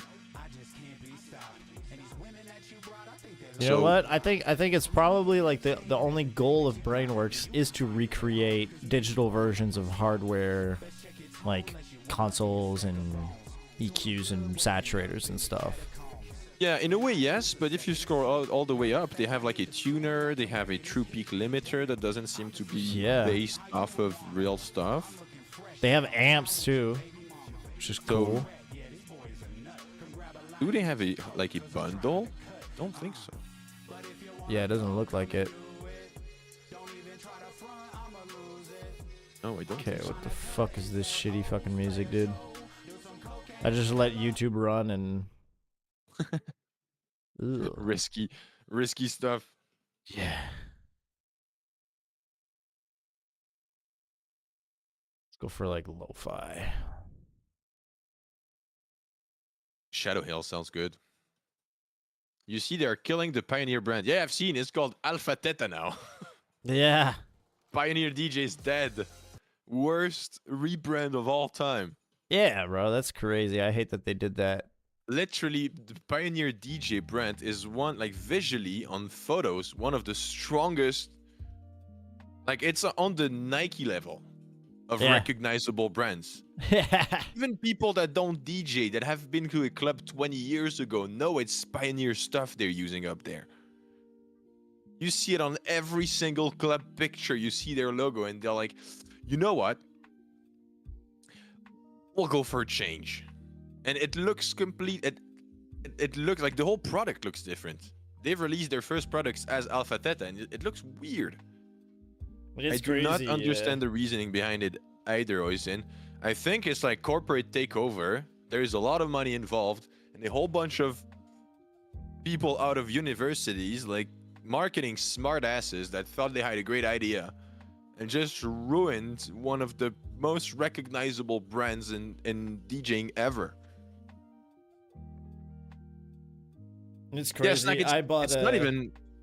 Go ahead. It's not even all DJs know Pioneer. It's everyone knows Pioneer. Some people have like home cinema systems with Pioneer as well. Dude, I mentioned Pioneer because I just bought a new DJ controller, the FLX10, like a couple months ago, and my dad came in this week in my apartment, and he hadn't seen it before.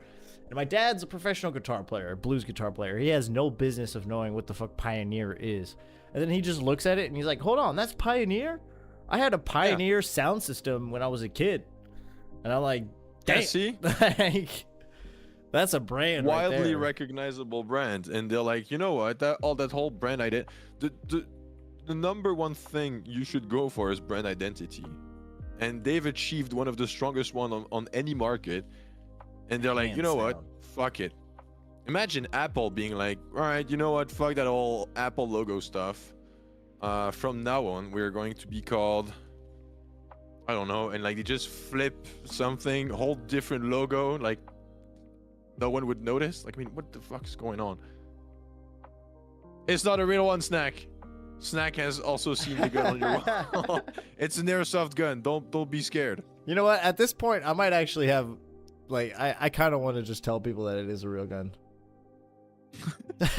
And just bait them into thinking it's a real gun. Although, I shouldn't do that, you know, because it's not. I don't feel like having cops show up at my place being like, what the fuck? Great idea. Yeah, Alpha Theta is such a terrible name. It's ugly as shit, dude. Yeah, and have you seen the thing they released? I have not. Let's look it up.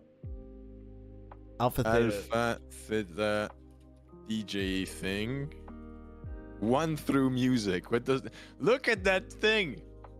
What the? Oh no! Come on, It's dude. $1,500. It looks like a fucking toy.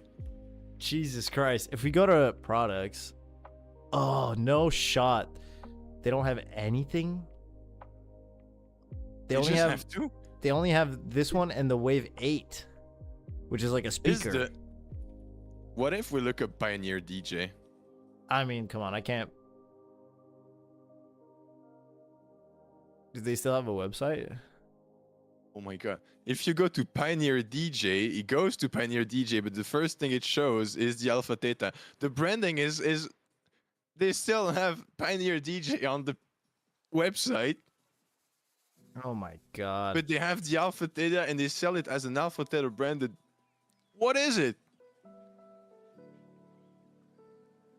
Yeah, what the fuck is Alpha Theta anyway? It's like, come on.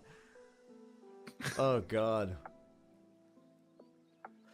'Cause I mean, I don't see the point if they keep selling the Pioneer brand stuff and keep leaving the Pioneer brand on it, but it has that Alpha Theta. Because, like, look, watch this. All right, I bought the FLX10 from Pioneer, and in the box came like a Alpha Theta flyer. I think I can find it.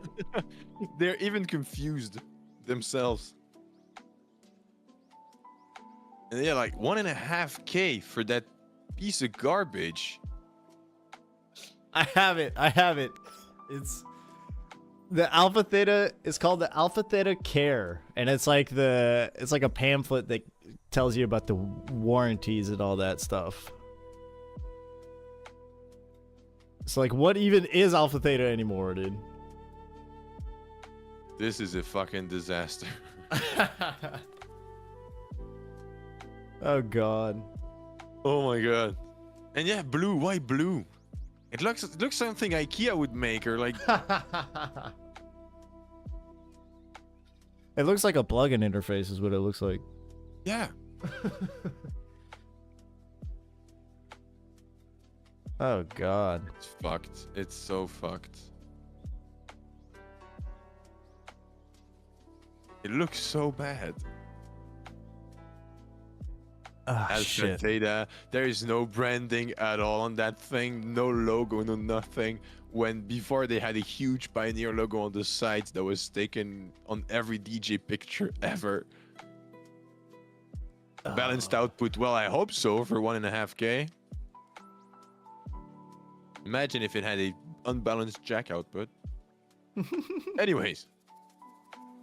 Enough slander on the Alpha Theta brand. Yeah. I think we're gonna have a whole bunch more occasions to have fun with this. Every product launch, we should do a stream to just shit on the brand name. Yeah.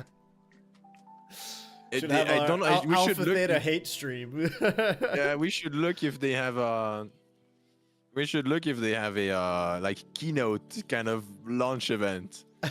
If they have, live react would be really fun.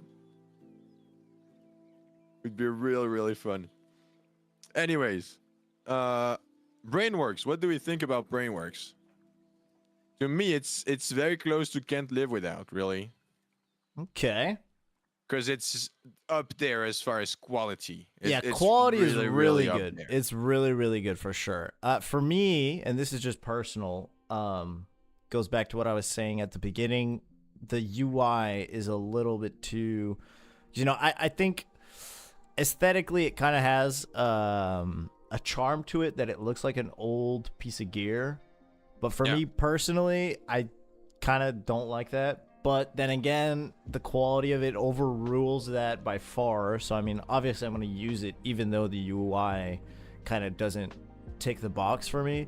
But, I mean, honestly, I just started using some Brainworks stuff. I kind of dabbled a little bit with their free plugins just to get a feel of, like, what they did, and I enjoyed them. They have a thing called Subfilter, I think it's called. And that was actually, that was actually pretty cool. I was rather Don't know this one. Like, just check like their Shadow Hills compressor, which is great. Is like $29 on Plugin Alliance.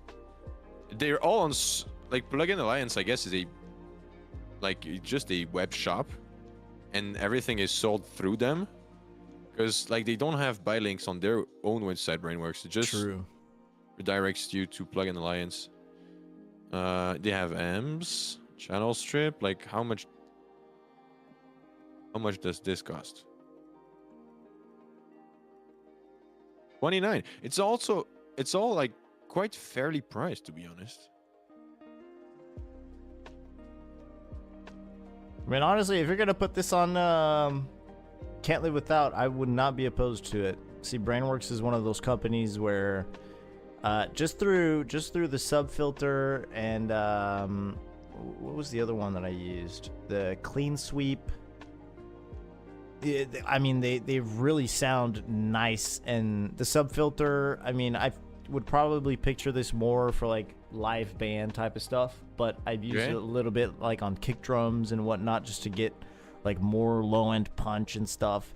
And I thought it sounded really good. So yeah, I mean, for me, it would be like a good or an amazing. But if I know how good their actual plugins, because obviously no one goes for Brainworks for the sub filter. They go for the other shit. I mean, it's a good plugin. I've never tried it, but like how you describe it seems interesting. Black Box right now is on sale for $19.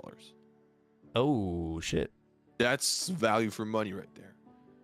Let's I don't know put if like it's temporary sale, but what I'm checking out right now is unbelievably fairly priced for the quality it is.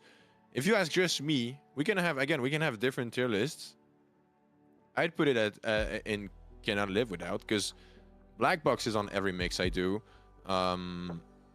Their clipper is on every mix I do. Their image channel strip thing is on every master channel I have now.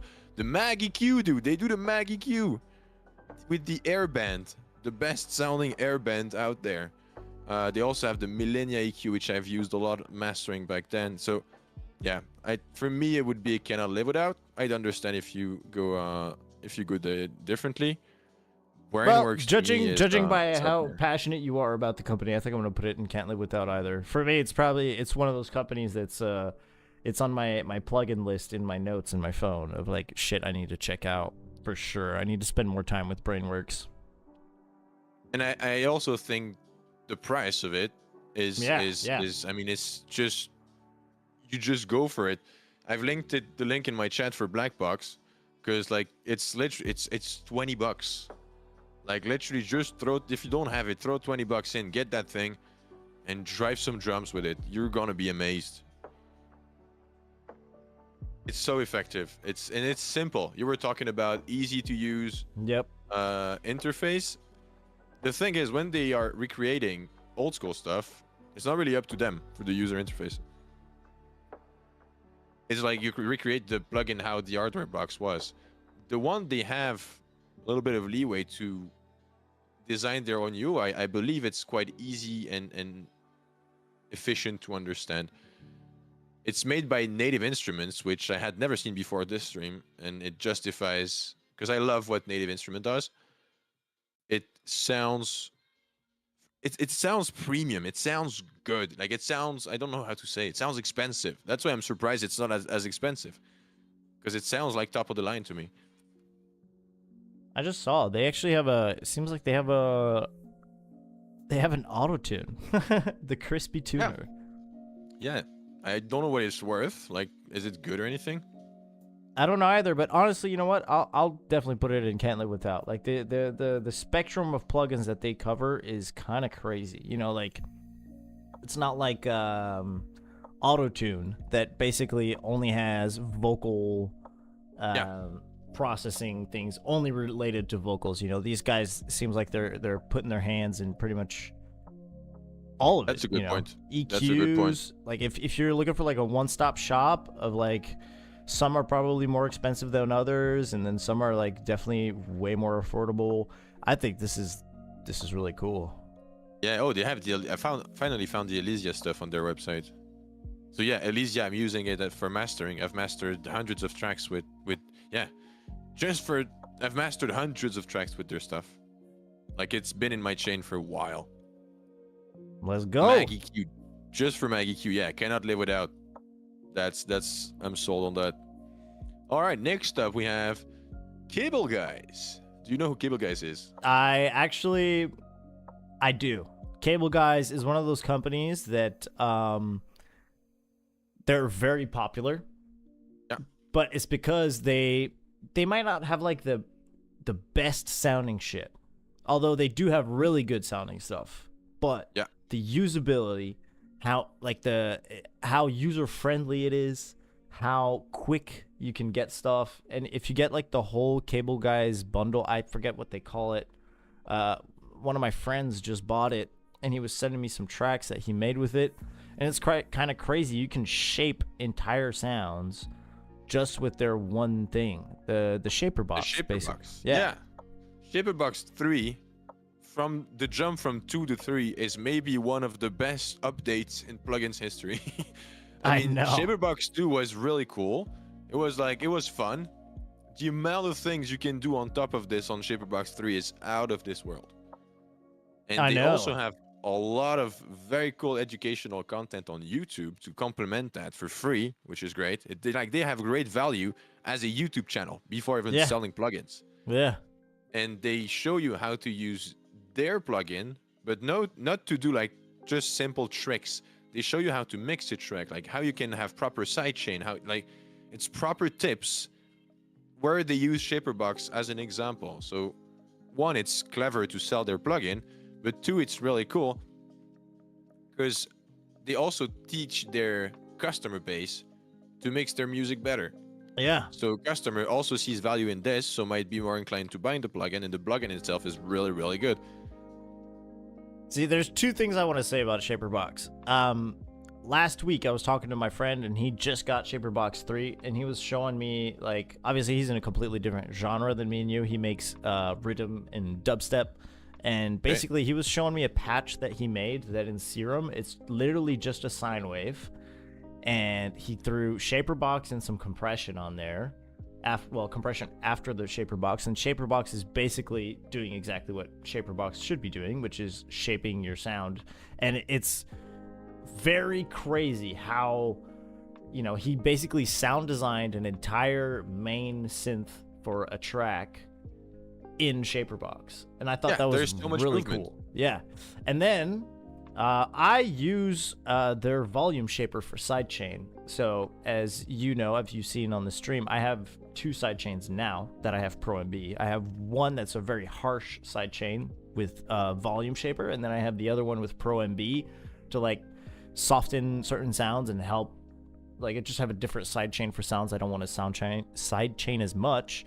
Yeah, just move shit out the way. Yeah, exactly. Without having the pump effect. Exactly. And I've always used their volume shaper for sidechain, and I must say, I think it's one of the cleanest like volume sidechains that you can get, and it's very easy to use. You just route it to your kick drum channel or whatever, and boom, you've got like a really cool sidechain that you have a lot of control over. That's another thing. Like, you can design the shape just like you want it. You could basically have it be just like a straight, like kind of like a brick wall EQ for your sidechain, or you could have a very smooth curve for it. I think it's really cool. I think it's really, really, really cool. And for the price too. I mean, I don't know how much. 99 is fair. Yeah, Shaperbox 3 is 99. Yeah. No shot. Damn. Okay. It's still worth it. Yeah, I might actually have to It get used to be cheaper. I think the 2 was maybe 50 or 70 or something like that. But in my chat, level 100 Gaslight is asking me, sell me on Shaperbox. I already have LFO tools. Well, imagine LFO tools that went on a 48-month steroid cycle, and it pretty much shits out Shaperbox 3. Yeah, bro. Yeah. It's basic. LFO tool is close to 10 years old now.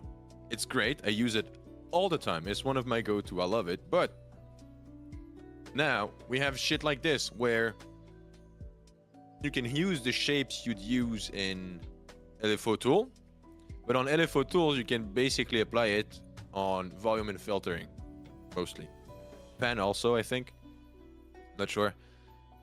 Here you have a whole bunch of stuff that you can apply those curves, and you can have separate curves for different modules. You can also work multi-band, so you can have one curve applying on. See, makes problems. You can apply one curve on the lower band and then another curve with another module on the mid band. Like it's Yeah, it's LFO really nuts. tool on the biggest cycle of steroids ever. It's like you said, LFO tools is just like filter and volume and pan. On fucking Shaperbox, if you just look at their website, they have their shapers and tools. You have time, drive, noise, filter, compressor, oscilloscope to help you with, you know, your sidechaining and all that. Then you have pan, volume, crush, liquid, which I don't know what it is, reverb, and width. Like, that's nuts. Like, just the amount of stuff that you can do with that, with just like time alone. They make halftime, right? Yep. Dude, that's a crazy fun plugin. I mean, it's not like a plugin that's like a game changer plugin, but it's a fun plugin to use. I use it a lot to, like, if I have a loop going on or like a melody or something, I'll just throw halftime on it and see what happens, you know. And that's really cool. They have like the creativity on Shaperbox in general. I think is really fun. Quite unique plugin as well. Yeah, like it stands out in the market. Their whole bundle, like if you want everything they've ever done, is only $179. And they have they also have Kickstart. So they bought the rights on Kickstart. Kickstart was the Nico Romero sidechain thing that looks a lot like Volume Shaper. Yeah. Well, I believe the first one was it's pretty much the same thing. It is. They have pretty presets much in the Shaper. Nicky Romero. You cannot draw your own shape in the Kickstart, where in Volume Shaper they you can draw your own shape. So all of these, they have halftime, which is pretty fun. It's like used a lot in beat making, more than techno and all that. It's also it can be used in techno, but I've used a lot of friends of mine that do like trap and stuff like that, just like hard 808s, beat making, drill and stuff. They use halftime a lot. And yeah, like the visual feedback is great. I mean, it's amazing. Yeah, I should use it more than I do. Oh, they have Pancake. Pancake is great. Yeah, true. That's one of the first plugins I use for pens because it's free. You can draw your pen shape. I've used that a lot, like 6 years ago. That's a great one. I'm already putting it at amazing. Cable Guys is amazing. It's a good company. Yeah. Just after Autotune though, because it's not like one of those plugins that had like a game changer on like the industry. It's more like a thing where it's very it's not very case specific. Like we might end up seeing it have like a huge effect on the industry, but it's not one of those things where like someone used Cable Guys or like like anything Shaperbox related on a mix or whatever. Yeah, it has like Autotune has that unique space where they have that spot on amazing just because of the impact they had. I'd put Cable Guys on. Let's do it like this. Yeah, so on amazing I have Autotune first, Valhalla, and then Cable Guys. Awesome. Cool. That's how I had it too. I still keep Valhalla in front of Cable Guys. Because like Valhalla is like everyone has it in their studio. Oh yeah. But they're very, very close. I mean, like one is a reverb in effects and one is a very intricate modulation plugin, so it's very hard to compare the two. But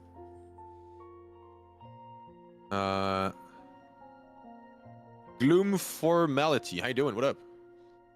The amount of content they put out showing you legit use case for the plugin is crazy too. They could charge you for tutorials. Honestly, I'd pay. Exactly. That's what I meant. Like they build up a very solid customer base with this. And they use their plugin to teach you very cool info because they don't teach you how to use their plugin. Well, they kind of do, but they teach you to make cool music. And it happens that they use their plugin. But what I like about most of their YouTube shorts is that they are not teaching you cool tricks with their plugin. They're teaching you the fundamentals of how to make music. Like they share cool ideas and all that. It's very good. Like the knowledge they show you on the YouTube channel, obviously they're going to be using all of their plugins to do it, but it's stuff that you can apply on every plugin, any DAW, and I think that's really good. Exactly. That's really, really good. Also, it doesn't feel like they're trying to sell their plugin too hard. right? Right. They're just like, hey, there's this cool thing. Like, here's a technique, and I'm going to show you how to do it, and like the idea behind it, and here's how you do it in Shaperbox, kind of deal. It's not like, hey, I have Shaperbox, and this is how you do it. Only like they don't only make it about Shaperbox, even though that's all they use in their videos. Yeah, but since you learn something, that's what you remember. Exactly. And they still manage to sell you cable guys, like the Shaperbox. So it's a great idea to me, because you get something in return. You just don't like sit there watching an ad, basically. You sit there, you learn something, and this guy's inside of it is an ad. I like it. Awesome. Okay, what we have next? D16. D16 group. Have you ever used D16 plugins? I have not. Well, hold on. Let me go on their website and see if maybe there is Anniversary something. sale, 50% off. They are turning 18. Nice. Hey, 50% off. That's not nothing, bro. That's good. That's a lot, yeah. They have great plugins. I just don't use them much. Damn. Okay, so I have 808 clone, 909 clone, SH101 clone, 303. Poseidon is clone. the 303 clone, Yeah. Punchbox is a kick drum maker, Nithonet is the 707, I believe. And they have a lot of effects, which are all pretty good. I remember I used them a while ago when I was at sound engineering school. We had the bundle there. The pricing is fair, even without their half price sale thing. Yeah. Pricing seems fair. They have a very wide range of stuff. It's not groundbreaking. Like, it's not something that... It's definitely something I couldn't live without. I mean, if I go on a desert island, I'd need to take 3 bundle plugins with me. That wouldn't be part of it. Right. No, I agree. I mean, well, I agree. I haven't used any of their plugins now that I look at it, but what I like immediately on their website, they have a lot of plugins, but it doesn't look like they're overdoing it. It's not like Plugin Alliance where you're just scrolling through like hundreds of pages of like I agree. plugins and you're just like, what the fuck am I looking for? You know? And this one, they make it very clear. They have like, it seems like they pretty much have one plugin for everything, you know, limiter, delays, sequenced delays. Like if they have another, like right here, you know, they have one delay and then one sequenced delay. If they have 2 delays, they're not identical. You know, they're different in their own ways. Bit crushing, distortion, which is multiband. Devastator 2 looks kind of cool. Yeah, it's really good. I've used that on when I was at the school, and that's really good. So I'm looking at their bundles right now. Total bundle goes for 500 euros with the 50% off. Oh wait, is that the price now? And then you use the coupon to have 50% down on this again? Ooh. Let's try. Get $1,000 worth of plugins for $250. Do I need to go to checkout or anything? Oh my god, and there's a lot in this bundle too. Oh no. Okay, it's the price is including the the Oh, discount. okay. Seems like they have a lot of like drum oriented stuff, you know. They have 3 drum machines over here, 1 bass drum synthesizer. It's mostly Roland stuff, if not everything Roland.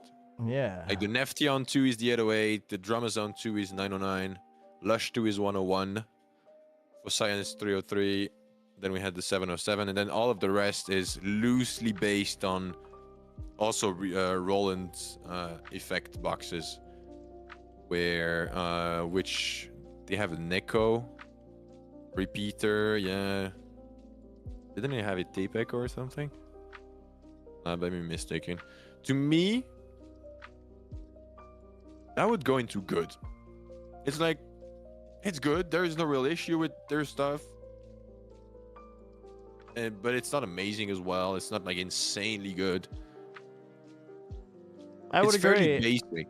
you know, I haven't used them again, but it looks kind of nice. It looks really cool. I like the idea of the plugins. I might eventually end up checking some of these out. Like, I think their drum machines look kind of cool. Looks like there's a lot of shit you can do with the drum machines. I have 909 in my own name, so I should maybe get the Drumazon too and see what I can do with it. Because in every single track I've ever done, there's at least one sample from that drum machine. Really? Shit. Yeah. The closed 909 hat, I think, is in every track I've ever done. And the open one is close. In the right as well.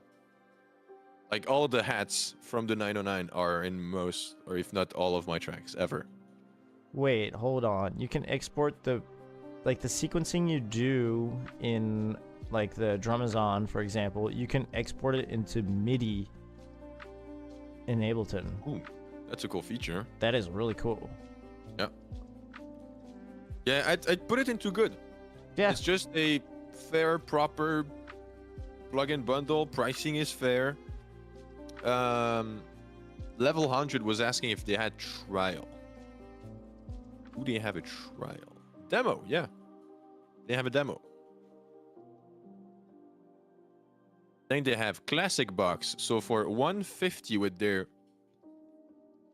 So if you get it now, for 150 you get Neftion, Drumazon 2, Fossion 2, and Nithonat. So you have 3 drum machines and a synth. For 150, fair deal. And then you have all of the effects for 200, which is also fair. I know people that sequence all their synth with the 303 sequencer because, yeah, the 303 sequencer is very unique, but it's a pain in the ass to program. I fucking hate it. I used to have a Cyclone TT303 clone, which is like the exact same components as the original or close to it. This one. And I couldn't be asked to program that shit. It takes so much time, and from time to time you don't really remember how it works. You're always going back to the manual. It fucking sucks. Anyways. What do we have next? So this 16, I'll put it into good behind both Arturia and Kilohertz. Yep, that's where I put it too. Next Then is we have Data Life. Data Life. Okay. See, now this is right up my alley. Yeah. I mean, But yeah. first thing I'm thinking is good, but it has flaws. For sure, put it out definitely. Yeah, it's hands down definitely not the greatest plugins out there. But you talk about UI, just the UI makes these plugins fun to use. It makes you want to use them, and they all only have 2 knobs, which is really fun. That's really good. If you're talking to me, who, you know, I'm always looking for a faster workflow. When you're in the creative process of writing something, the last thing I want is having 1,000 steps between where I'm trying to be and where I'm at right now.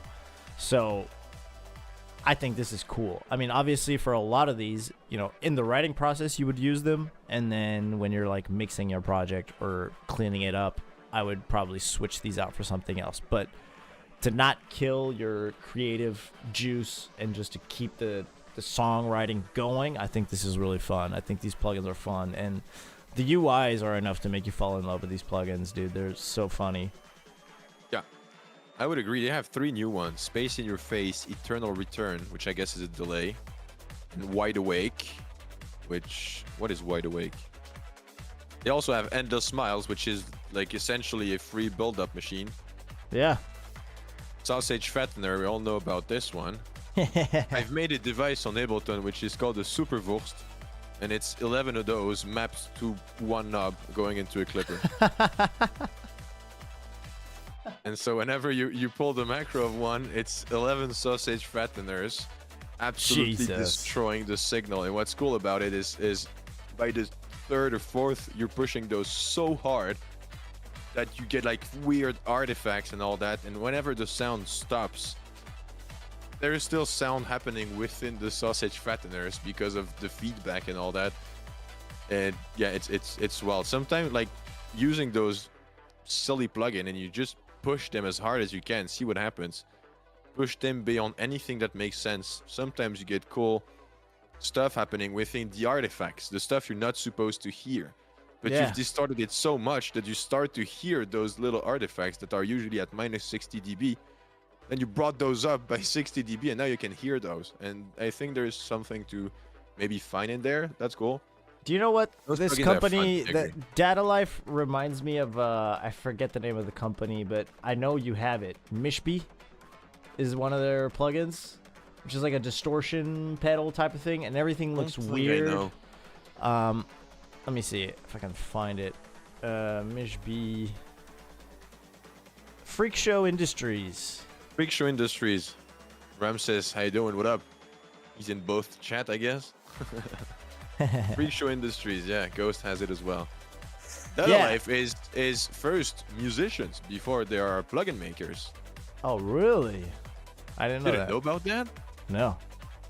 dude. Dude. Freak Show Industries just came out with a plugin called the Dick Smasher. Let me just check, because Data Life, they made like you remember like the EDM era with like Hardwell, Tiesto, and all Yeah, these. yeah. They were up there with them.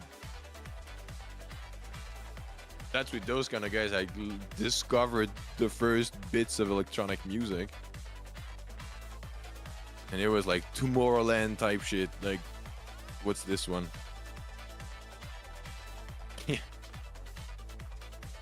Oh, and hey, all the Data Life, you can get all the plugins for $89. It's not bad at That's all. fair. That's really fair. Very fair. Or get them individually for like $40, basically. Look at this, dude. I'm sending you a clip on Discord. Gotta check this out. The whole, that's what they used to do it, and I think it's one of their most successful track they made. And in the video clip, it's 11 years old. There is a old ass iPod, like it's the future. It's a shell for an iPod. The whole clip. And it was that era of shitty synthesizers on the computer. Like, it was the beginning of people doing full tracks on computers. Yeah, 2010s. So everyone had shitty computers. They used Silent and Massive and all these super outdated like VSTs. And so it sounds like shit, but it's so part of an era. yeah. I'm watching it right now. The little Yeah. iPod, yeah, it's not even like Original iPod. touch screen or anything. Yeah, it's the original one, the OG. Dude, those bring me back. Yeah, they're two Swedish guys that blew up back then, like with Deadmau5 and all these guys. Ooh, I remember listening to this one a lot when I was like 15, maybe 14.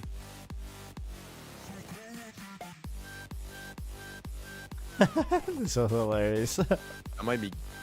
Those visuals are gonna get me banned off Twitch. Okay, back to this. I think good, but it has flaws. Still good though. Yeah, I agree. I think it's probably the one where it's like it's good, but it has flaws. But at the same time, if we had another category in there that was like, it's like in between good but has flaws and just good. It's one of those. Yeah. We should have put Goofy in there. That would have been Goofy. It's never too late. True. You know what? I'm gonna add it. Just How do I add add it. it? Add the row above. Okay. Boom. Goofy. And where you put it? Damn. Okay, hold put it on. Below good, but it has flaws.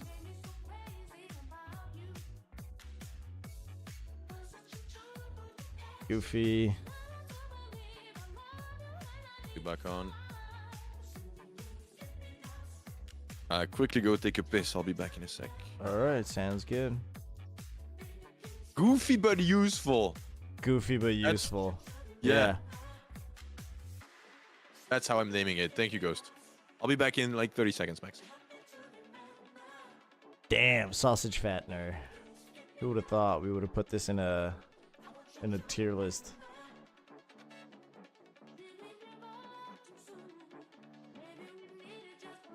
Oh, what the hell? Trying to find a good color for it. I guess it doesn't really matter. There we go. Goofy but useful. Alright. Alrighty. While he's gone.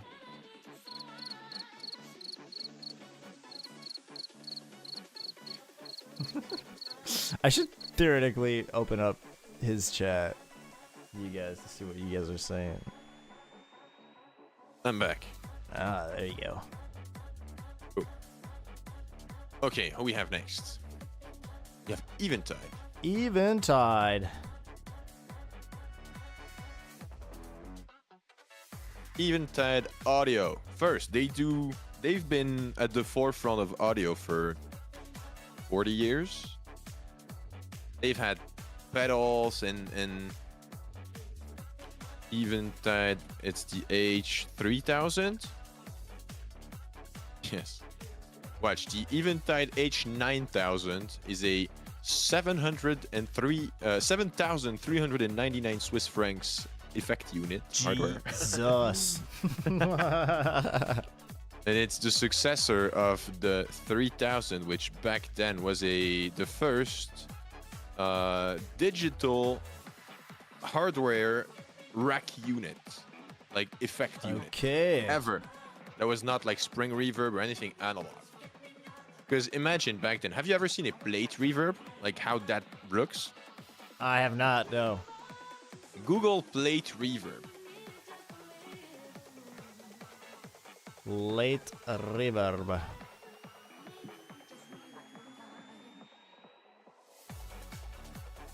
Oh god, okay. So I guess they were the first ones to like put this into like a hardware form, I guess. Yeah, they made those digital because like a plate reverb used to weigh like 120 kilograms. Jeez, yeah.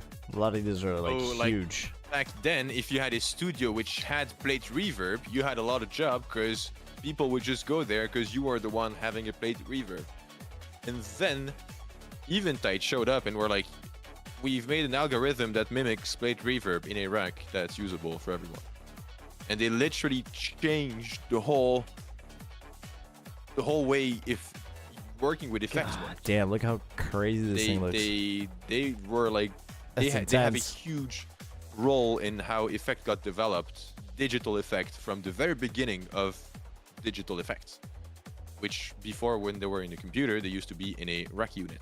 That's crazy. Okay, so you're actually the person that turned me on to Eventide, and the one you had me check out, which I haven't gotten yet, but I've been really wanting to get it, is the split EQ, I think. They make EQ. Yes, sir. Yeah, yeah. Let me look at their bundles, actually. I used to have a reverb from them, which is called the Eventide Space. It's a reverb pedal, which is you can either use it with like instrument level, which is guitars, and there is a switch back there, and you can switch it to line level. How much is instrument level tension? Oh, and hey, by the way, I'm just seeing that they're the ones who made the black hole reverb as well. Yeah, well, Black Hole is one of the algorithm that's available on that space reverb unit I had. Uh-huh. And it was the one I was using the most. So I ended, because it's like a $500 reverb, and I ended up selling it because I used it only for the Black Hole, and then I just got the plugin. Yeah. Because I don't know if you remember, I know you were there when I was doing, I was testing out your technique with putting a sub under drums and then distorting all of that.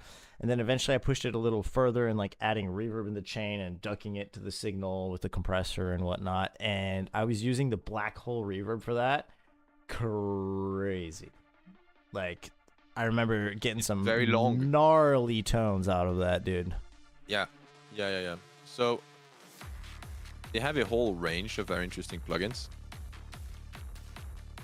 What were the prices on those? Split EQ to me is now has gone, not the whole Eventide range, but Split EQ has gone to the can't live without phase with me right now, because I mean it's making kick drums especially, it's game changer. Yeah. It's 179, so it's quite expensive. It's quite steep. You have a demo to try it out, but to be Split EQ is the first I've seen on the market, at least. I'm not. I could be wrong, but it's the first I've seen on the market an EQ that separates the transient from the tail of sounds. Yeah, that's So you can- crazy. You Yeah. can EQ the punch of your kick drum differently than your tail, which is like you can sculpt the sound like never before for all drums related stuff or very hard hitting synthesizers.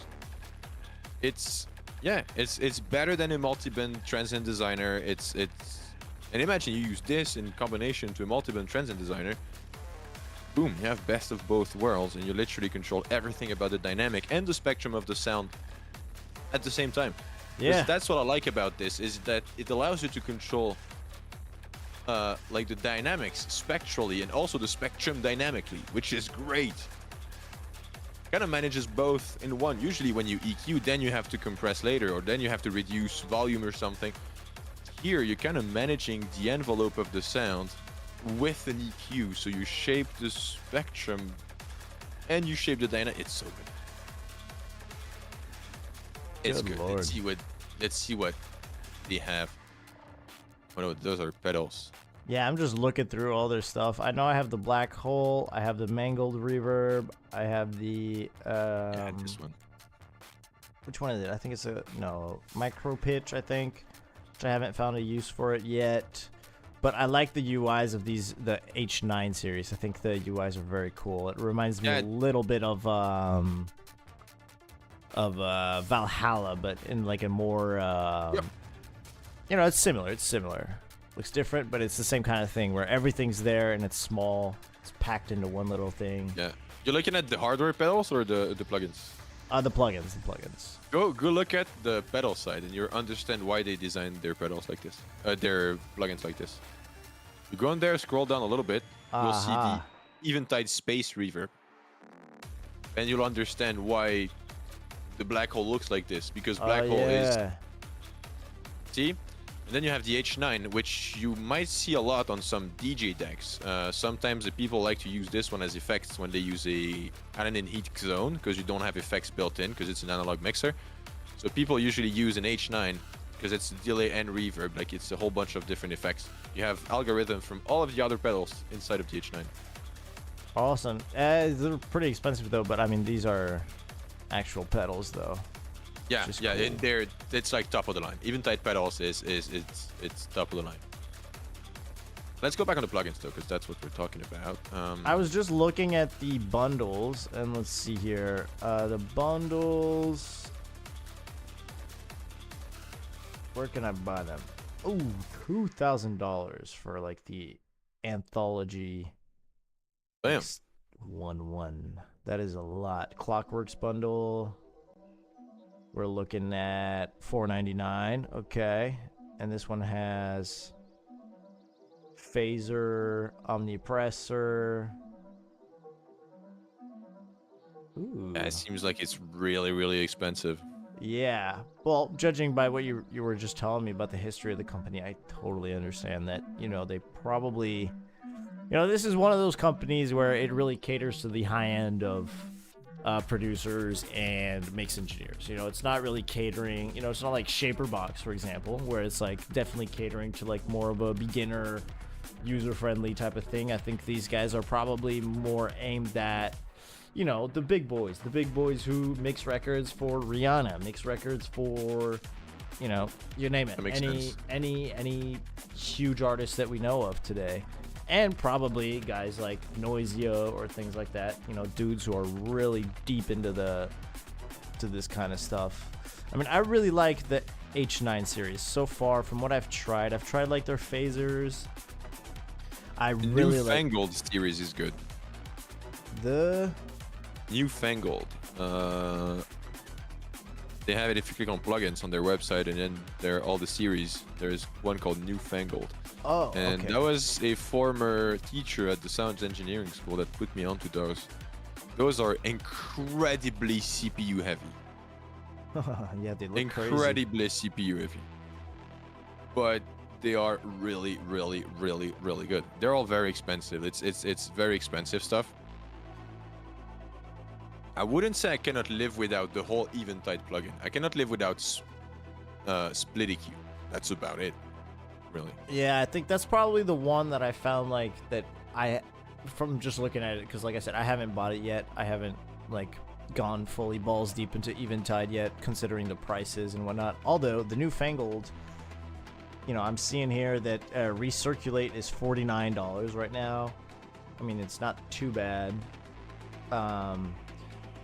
But yeah, I think it's one of those companies where, like I said, they cater to like the higher end of this industry, and I think for what they have, it's not like one of those companies that has got game changing to the companies, or not to the companies, to the whole industry, but they definitely have like really, really cool shit. Although I feel like it's probably hyper specific kind of stuff. You know what I mean?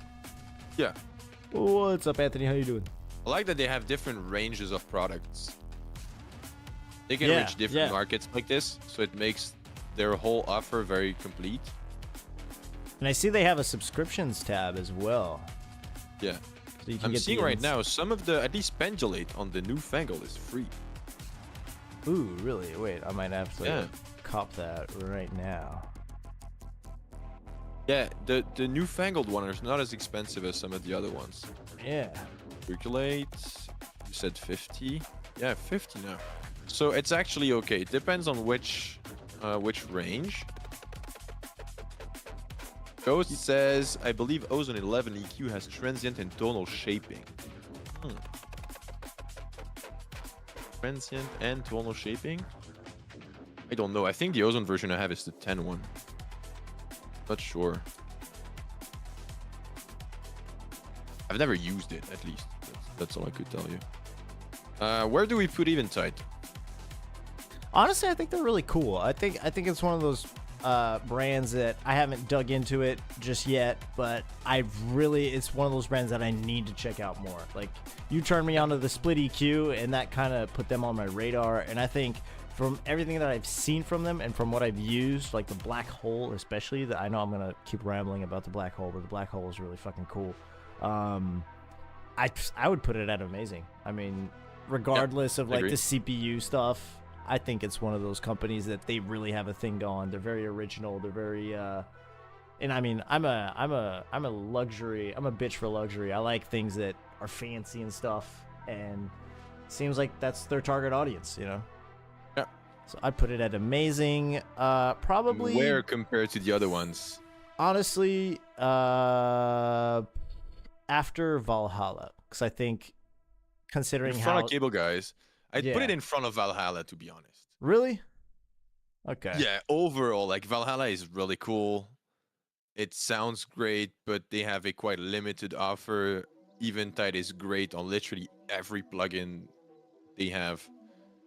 And if we just talk reverb, because Eventide, one of those very strong points on Eventide is their reverb. They're very well known for reverb. It's factually better sounding than Valhalla stuff. Comment ça va, Anthony? Qu'est-ce que tu fais? Valhalla is great. It's immediate. It works fast. It's cheap. It's reliable. Reverb that works every time. That's very phase. It works well with phase. It's mono compatible, but to me, factually, Eventide sounds better, and it should, because it's much more expensive, and they have more history in digital reverb design. To me, it should go to a little. Again, you could have a different tier list as I have. I'd put it above Valhalla, to be honest. For me personally, right now, until I dig into Eventide a little bit more, I'm probably just gonna put it after Valhalla. So I think Valhalla is probably more, in my case, it's probably more useful for now. But you know, like I said, haven't dug into Eventide that much yet. But we'll leave it as it is right now. Sound toys. Well, you know, guys, where Sound Toys is gonna go. Yeah, I'm already putting it up here. To me, it's top 1 so far. I use it more than Brainworks. Wait, that's a good question, actually. I know for a fact Huh. I use it more than Brainworks, definitely. But Sound Toys, I mean, Decapitator alone is No, ridiculous, dog. I think myself, I put it below Brainworks just because of the amount of all of the bundles I use. Brainworks, I use a shit ton of plugins from them. Sound Toys, I use like 2 or 3. I should use more, but like I reach for Decapitator, I reach for Filter Freak, I reach for their delay. Nice. That's Merci about de it. faire votre tour, mon ami. Brainworks, I reach for a whole bunch of stuff. On est probablement en train de But parler it's chinois so en ce moment close. pour toi, I mean, mais... I love them both. Merci d'être passé. I love them both so much. It's like choosing between 2 of your children's. I know, yeah. But to me, Sound It's- Toys, it's one of those companies, they have everything going for them. They have sound quality, they have UI, it looks old but kind of new. They're fun to use. You can use them for sound design. You could use them for mixing-ish, you know. I mean, none of them are built for mixing, but if you just want like a cool little echo/delay in there, you can use Echo Boy. And, you know, you want to sound design some vocals and get them to sound crazy, use a little Alter Boy in there. And Oh, you know, yeah. there's a I forgot lot about of... that one. Oh, dude, Alter Boy... Mac- there's a reason why it's a meme in my chat, you know? Yeah. 'Cause- I realize I use much more than I thought, but yeah. Crystallizer, Gloom is saying Crystallizer is really cool. Oisin Yeah. as well. very, Devil Lock. Yeah. Devil Lock is a cool distortion too. Yeah, But I tend to reach just for started Decapitator using. more. I just started using Devil Lock, and Devil Lock is like just so cool for like. Obviously, you can dime it, but I think it's really cool to just like add some crunch to certain things without going too crazy on the plugin. You know. Yeah. Let's just look for how much the whole bundle costs. True. I think it's like 500 or something. It won't change my decision, but it's 22 absolutely amazing plugins for $4.99. To me, it's perfectly fair offer. Yeah, dude. Honestly. And they have a lot. Oh my god, there's so many of these that I. Yeah, can't like the fucking- bundle is a no-brainer because most of their plugins are like 100, 149, 199. It's a no-brainer to get the bundle because all Oh, of them are dude. good. The micro shift is really cool for vocals. Filter Freak is free? Wait, what? Filter Freak is. No, it's not free. It's 149 on my screen right now. Where is it? I can't find it. I might. Yeah, Filter Freak 149. I wish it was free. It's their one of don't their think most it is. expensive buys right here.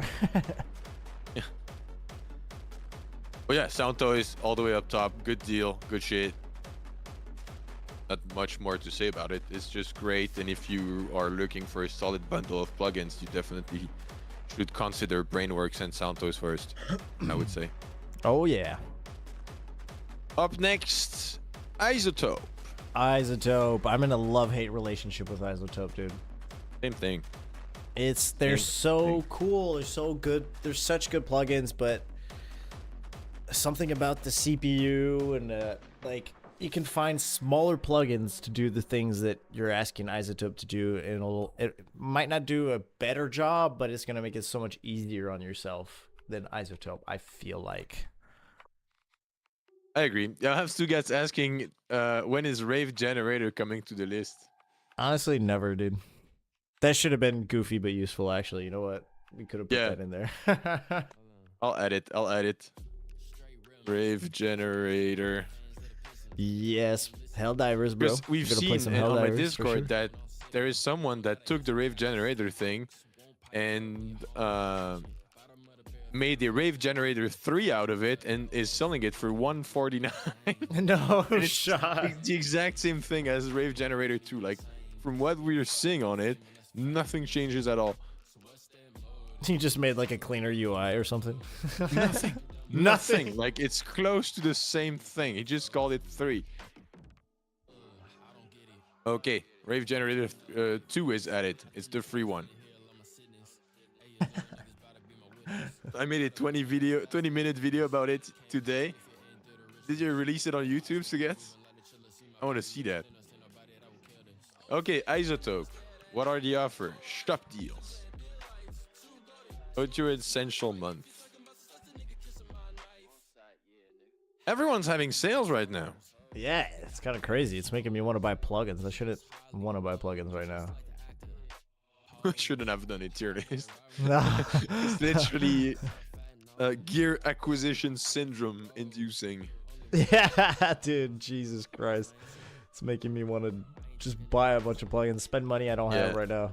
When I was buying a lot of Eurorack module, everyone was talking about the GAS, which was the GAS, which is gear acquisition syndrome. When you're out of inspiration, just buy a module.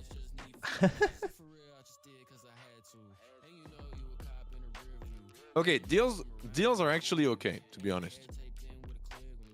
RX Standard, which is an extensive restoration of Audio Suite for 200 is okay. It's on sale, keep in mind. Neutron, I don't really like it. Sounds plasticky, it doesn't, yeah. Neutron? Don't like it. Oh, I don't feel like like I've used it before. Ozone is good. Ozone is really Very good. poorly optimized, but it's really good. Yeah, Let's be honest, Ozone, I their have first that on my plugin. master 24/7. It's in The my it's in my Ozone template. Ultimate thing, how much it costs though? Because they only have those standards. Audio Essential month. I don't care. I want the. There it is. Ozone 11. They have a free trial, which is good. I hate that. I hate that. I go on Ozone 11.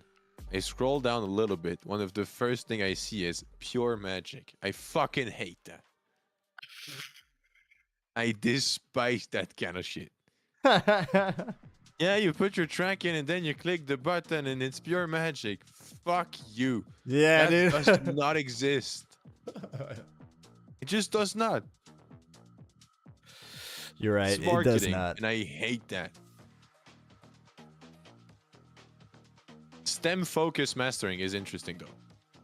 Yeah, that is. Apparently I you can actually, separate dude, stems. Like AI separate stems. That's interesting.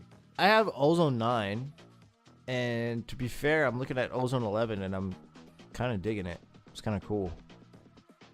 Yeah. I like the small changes they made to the UI. Although I doubt that they fixed their issues with like the CPU and whatnot. I doubt that they fixed that. Yeah, it's a rather slow plugin. Like everything is kind of unresponsive, and you Yep. can feel it's asking a lot through your CPU, and I don't really like those kind of plugins. It's the reason why Arturia is in good and not amazing. So Yep, I think that goes Like into here. good for sure. And it's actually better or worse than Faceplant? I'd say better. Better. Okay. But let's go. Let's not sell it too fast though. What else do they have? Vocal synth. Vocal synth is a little bit of a one-trick pony, to be honest. I've used it a lot, and most of it sounds like shit until you found that one thing that sounds good. Neoverb is a CPU mess. I have tried it, and usually a good reverb, if it's really good, it ends up being on a return channel on my production template. Okay. It's the fact with Pro R2, it's the fact with Valhalla Vintage Verb. Those are my two favorite reverbs. And I also have one with Black Hole. I have three cents. Let's control that. This is not my template. Let's check my template. You know what? I was just looking at Tonal Balance Control 2, and that's one of the plugins that This one is really good. Tonal Balance Control is really cool. It's really fucking cool. I was very close to forgetting about low end focus. Oh, That shoots isotope way up. Way up. So yeah, those are my favorite reverbs right there. Black Hole by Eventide. That's on one of my sends. Very long lush reverb. Then shorter reverb, which is the Valhalla Vintage Verb. Very roomy reverb. And then we have the Pro R.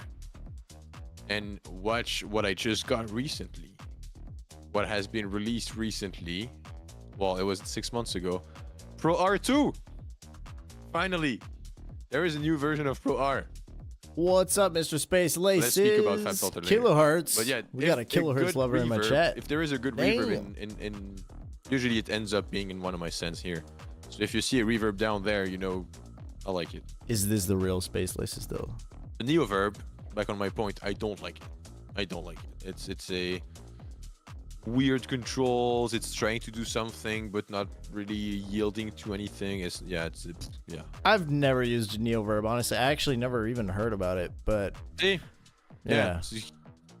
No one cared about it. They released it like this is our huge new reverb. Like vocal synth, same thing. Someone This just is a popped huge into thing. No one cared. someone just popped into my kick chat saying kilohertz is fire. It is. It is fire. Faceplant is fire. Yeah. Faceplant is fire.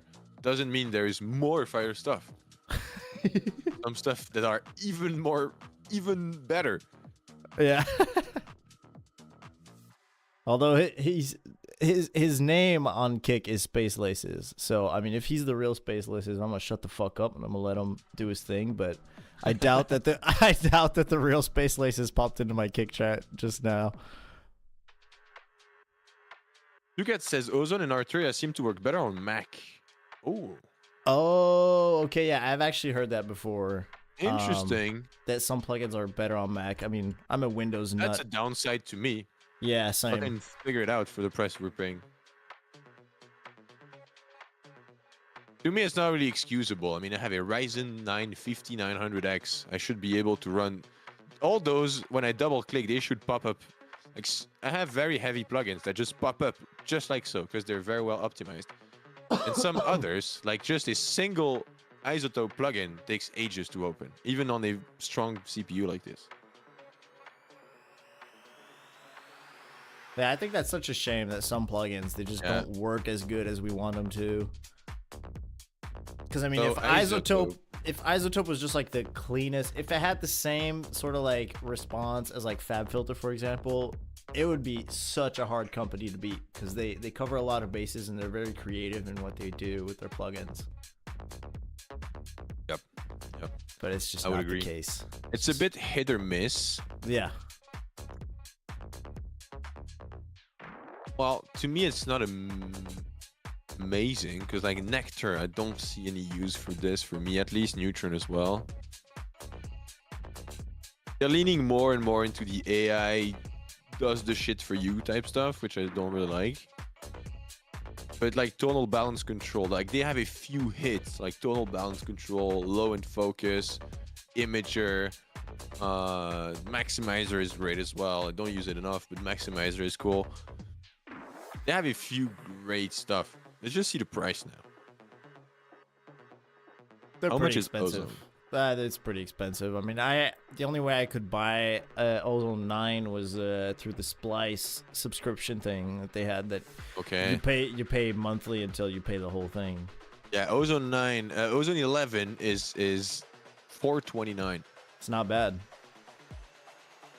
I was expecting it to be way more, but it's still pretty expensive. Yeah, it's actually decent because you have all of the separate plugins within that available too. Like all of the blocks of Ozone, you get to use those as separate VSTs. So it's actually, this needs to be seen as a bundle price, not as a singular plugin price. So it's fair to me. Pricing is Dude, what the fuck? Damn. Sudden death just showed up in my like these has to be trolls. I don't understand, but it's funny. He says mid. You think Isotope is mid sudden death? there is better. I don't think I'm gonna rank them but- super high. They Me just have a neither. few hits.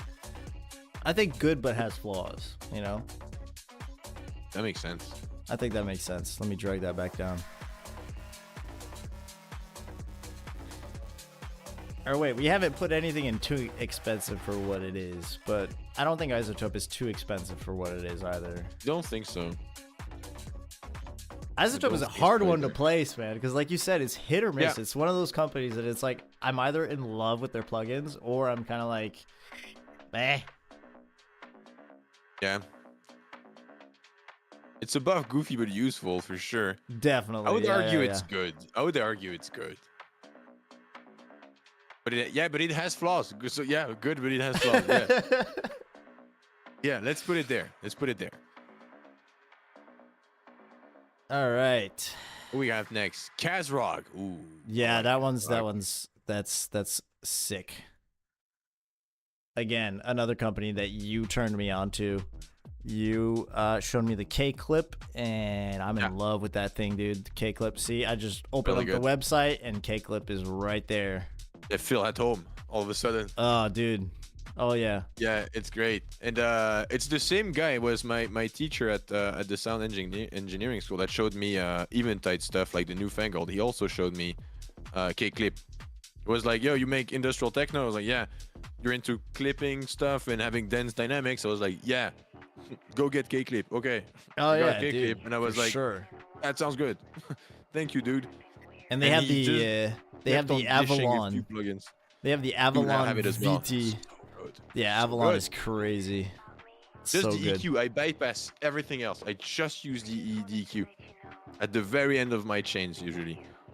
It's so lush. The high end is insane. And it just sounds good. Yeah. It's musical, K-clip. Let's just see, because I have most of their line, I think. I only have the plugins. Avalon and the K-clip, to be fair. I don't have True Iron, True Dynamics, Ampcraft. Iron is a very subtle stuff. It simulates a transformer.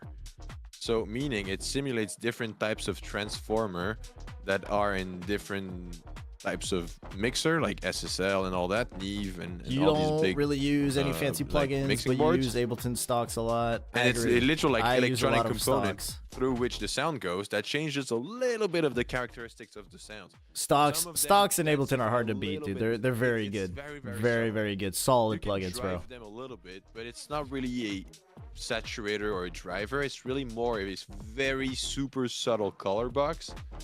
But it does it in such a great musical way that sometimes you try it and it doesn't really add anything.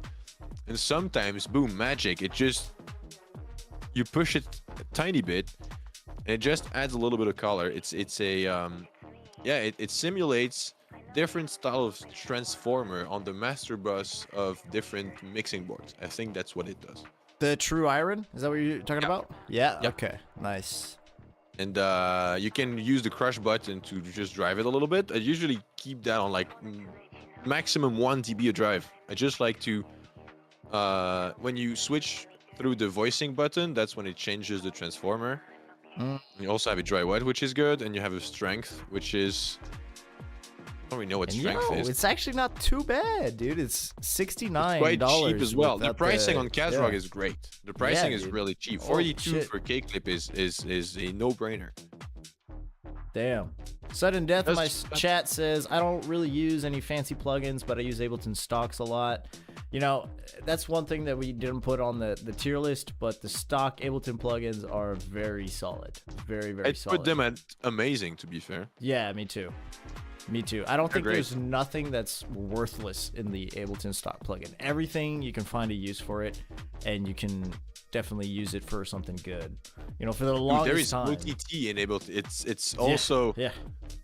we could argue it's shaped electronic music, Oh, or some of definitely, it, kind of like Autotune has for some other genres. dude. Yeah. And multi-T was just a preset in Ableton Live 8 on the multiband compression device. Yep. I think for the longest time when I just got Ableton for the first time, I think it was like for the first at least year and a half, all I would use was like stock plugins and a serum, basically. It works. It works, dude. I would argue this and FabFilter, and already you have close to everything you need. Yeah. Stock plugins and FabFilter, if I'm not mistaken, that's pretty much what Skrillex uses. He used like the Pro L a lot and Pro Q. Yeah, and I just could like be one wrong, but solid synth. But now we have Wavetable built in Ableton, so yeah, that's crazy. That's crazy. it's a little bit less powerful, but still solid replacement to Serum, because they're both good Wavetable synth. Have you touched on the True Dynamics?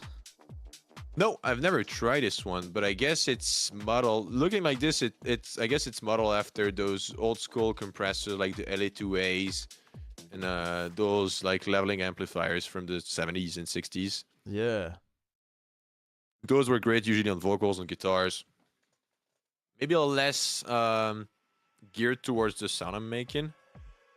I've also not used their EQ and amp. Yeah, the Warmer, EQ looks try. interesting. Looks interesting for sure. You know, it's Yeah, definitely it's just modeled on mimicking like an old school one. Yeah, exactly. It's $36. I mean, why not? Do they have free trials? Don't think they have.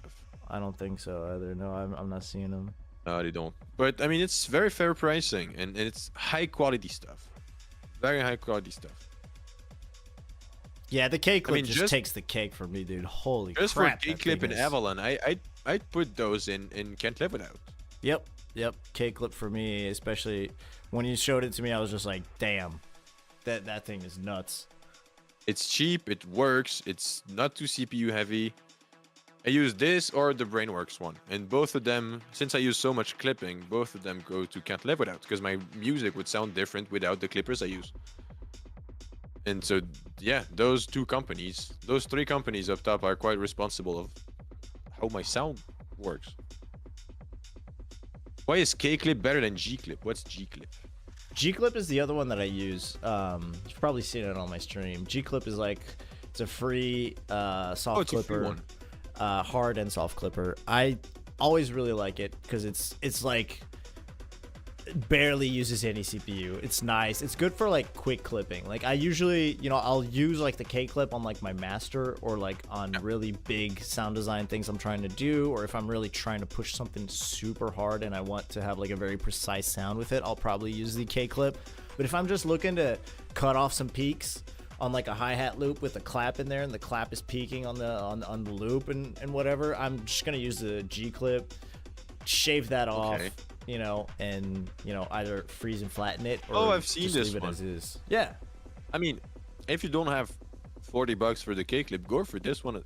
That works. I mean, clipping is definitely not something that asks a lot to your computer anyways. No. It's a very easy process for computer code to handle. It's very, very easy. But then you have maybe oversampling capabilities in the fancier clippers, and like I don't know if K-Clip has a oversampling capability actually. I know that G clip has oversampling. It has 2x oversampling. Does it have oversampling? I believe it does. K clip.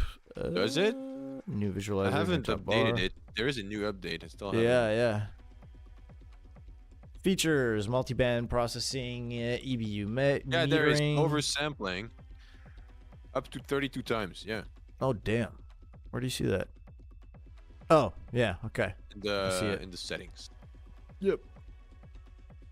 You guys is saying, have you what's happening? Music change on my stream. Let's go for perfect. Have any of you heard of a plugin called the Cardiovascular Event? It's a weird distortion plugin which is crazy good. I have not. Cardiovascular Event. Sounds like it's kind of funny though. Probably gonna be in the goofy but useful. I have an article from WHO, World Health Organization, when I Google this. Should have put it VST. Yeah, this plugin might clog up your arteries. Is it a thing, Stugats? It's not even a thing. Google says nothing. Stugats, YouTube come video? on, man.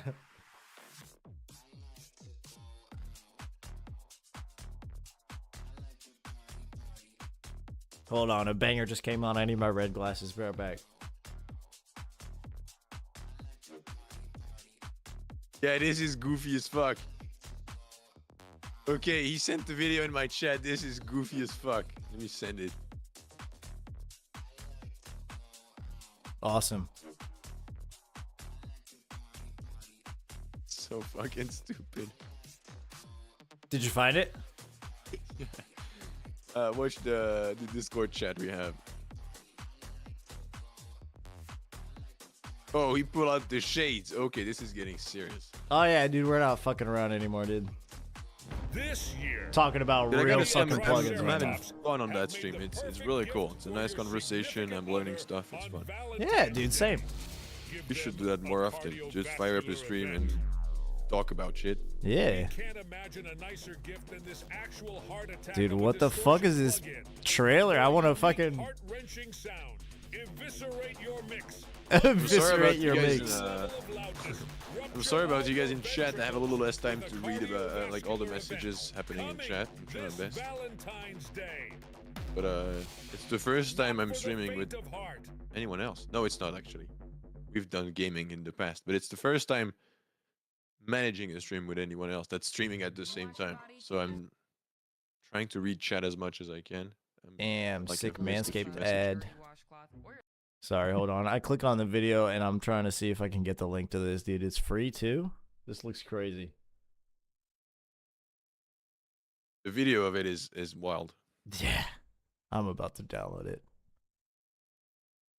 Download. Boom.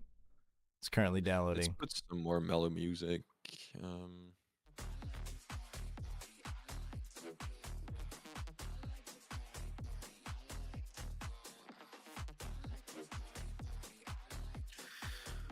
All right. Awesome, dude. So, Kazrog, Sound Toys, and Brainworks are the three companies that we have and can't live without. Top dogs for now, yeah. And so far, to me, that whole thing makes sense. Oh, yeah, for sure. Amazing. We got Auto Tune, Valhalla, Eventide Cable Guys. Good. We have Kilohertz, Arturia, and what is that one? I can't see it. B16. Yeah, B16. And Isotope as good but has flaws. And then Goofy but useful. We got Data. Fuck, what was the name? Data Life. Yeah. Data Life. Isotope, we've been a little harsh. It could have been good, but I mean, fuck it. I know, fuck it. Sausage Life. I'll Who's be right next? We back. have Melda. Are you familiar with Melda? I am not. Dude, I'm you not. should check their stuff. Actually, you know what? Now that you say the name, it They have kind a of- huge free bundle. Oh on top of yes. their Okay. paid Yes. stuff. Yes. Melda Productions. What do I have of them? I can't remember. Let me see. It's great. It's amazing. Their full bundle is 2,000 Swiss francs, but it's like 112 plugins. The complete bundle is 3,600 or 3,068 Canadian dollars. Oh my god, 112 plugins. Bad conversion rate. Yeah. They have everything. Literally, that's the most complete production suite ever. Uh-huh. I don't think they have synths, but like for processing, mixing. Oh yeah, they have synths. Instruments. They do have synths. I didn't know. What do I have from them? I think I have the M Analyzer, which is kind of Yeah. stupid because I have the On my span. old computer, I used a lot of them. I have never installed that thing back up again because I mostly found like replacements for them that worked better for my workflow. But as a free bundle, as a beginner, if you cannot afford FabFilter or all of this, you have super interesting alternatives for free in there. Yeah, I think that's what I got. I got their free bundle here with.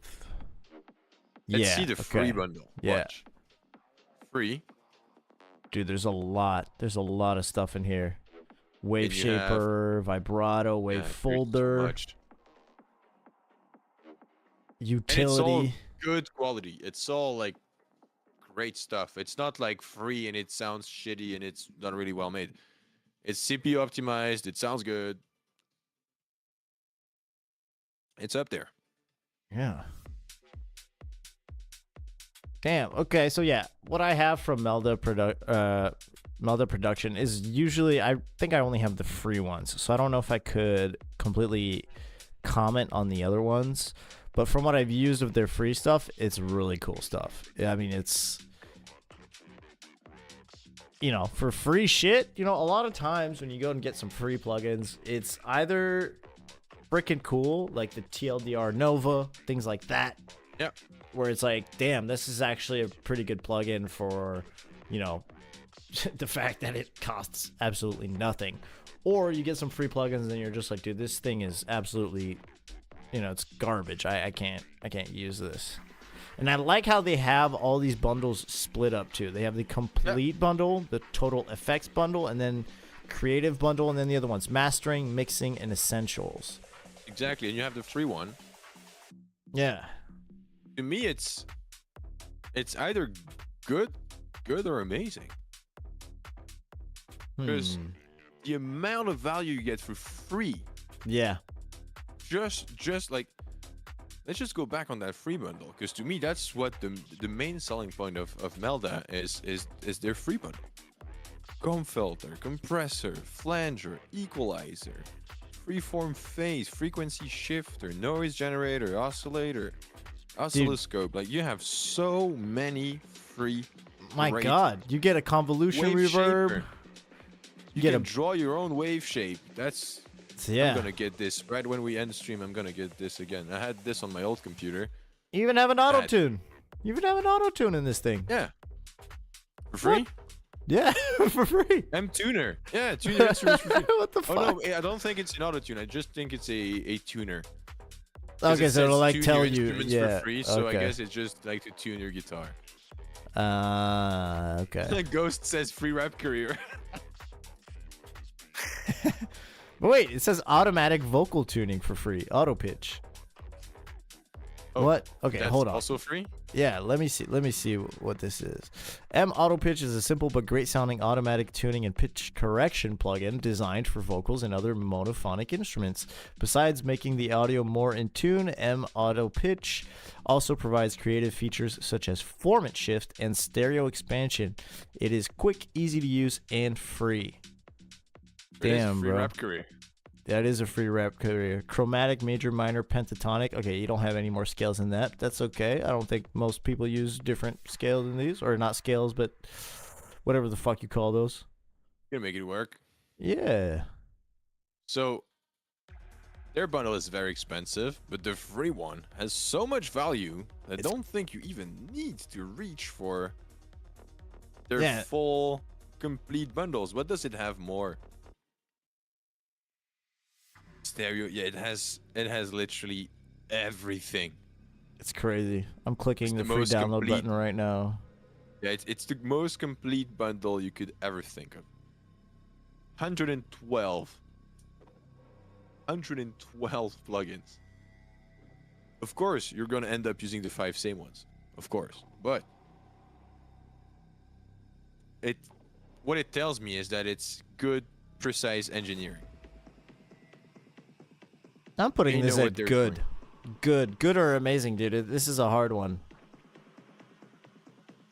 Because, I mean, it's not on the level. I mean, let's be fair. It's not on the level of, like, Eventide. That's for sure. I'm pretty No. sure. It's not on Valhalla sound, you know, quality. But, I mean, it's definitely good. I'm torn. It's in between amazing and good. I'd say on top of good. On top of good. Yeah, above Arturia. I have Arturia sitting on top of good right now. You're right. Just because of the amount of value you get for free, I would put it on top of Arturia. All right. Give me a second before we hop into the next one. I need to take a piss. Sure. So I'll be right back in a little bit. I think I'll go for one too.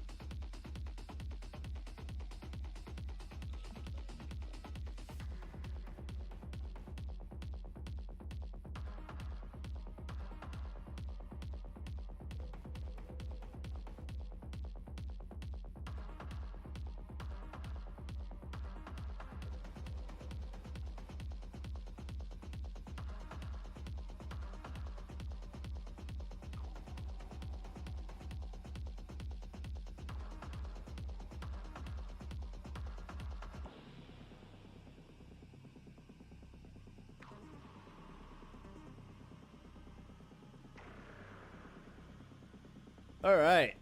I'm kind of happy about where this tier list is coming to. I mean, we still don't. We have a few categories here that we don't that we haven't used yet, but I'm pretty sure that'll get fixed. Although we have some pretty solid, some heavy hitters over here. Back. Awesome. I was just saying, I really like how this tier list is coming together, but we still have some categories we haven't even touched yet. And we have a lot of heavy hitters on the way, man. We have a lot of companies here that very, very, very cool shit. I like it.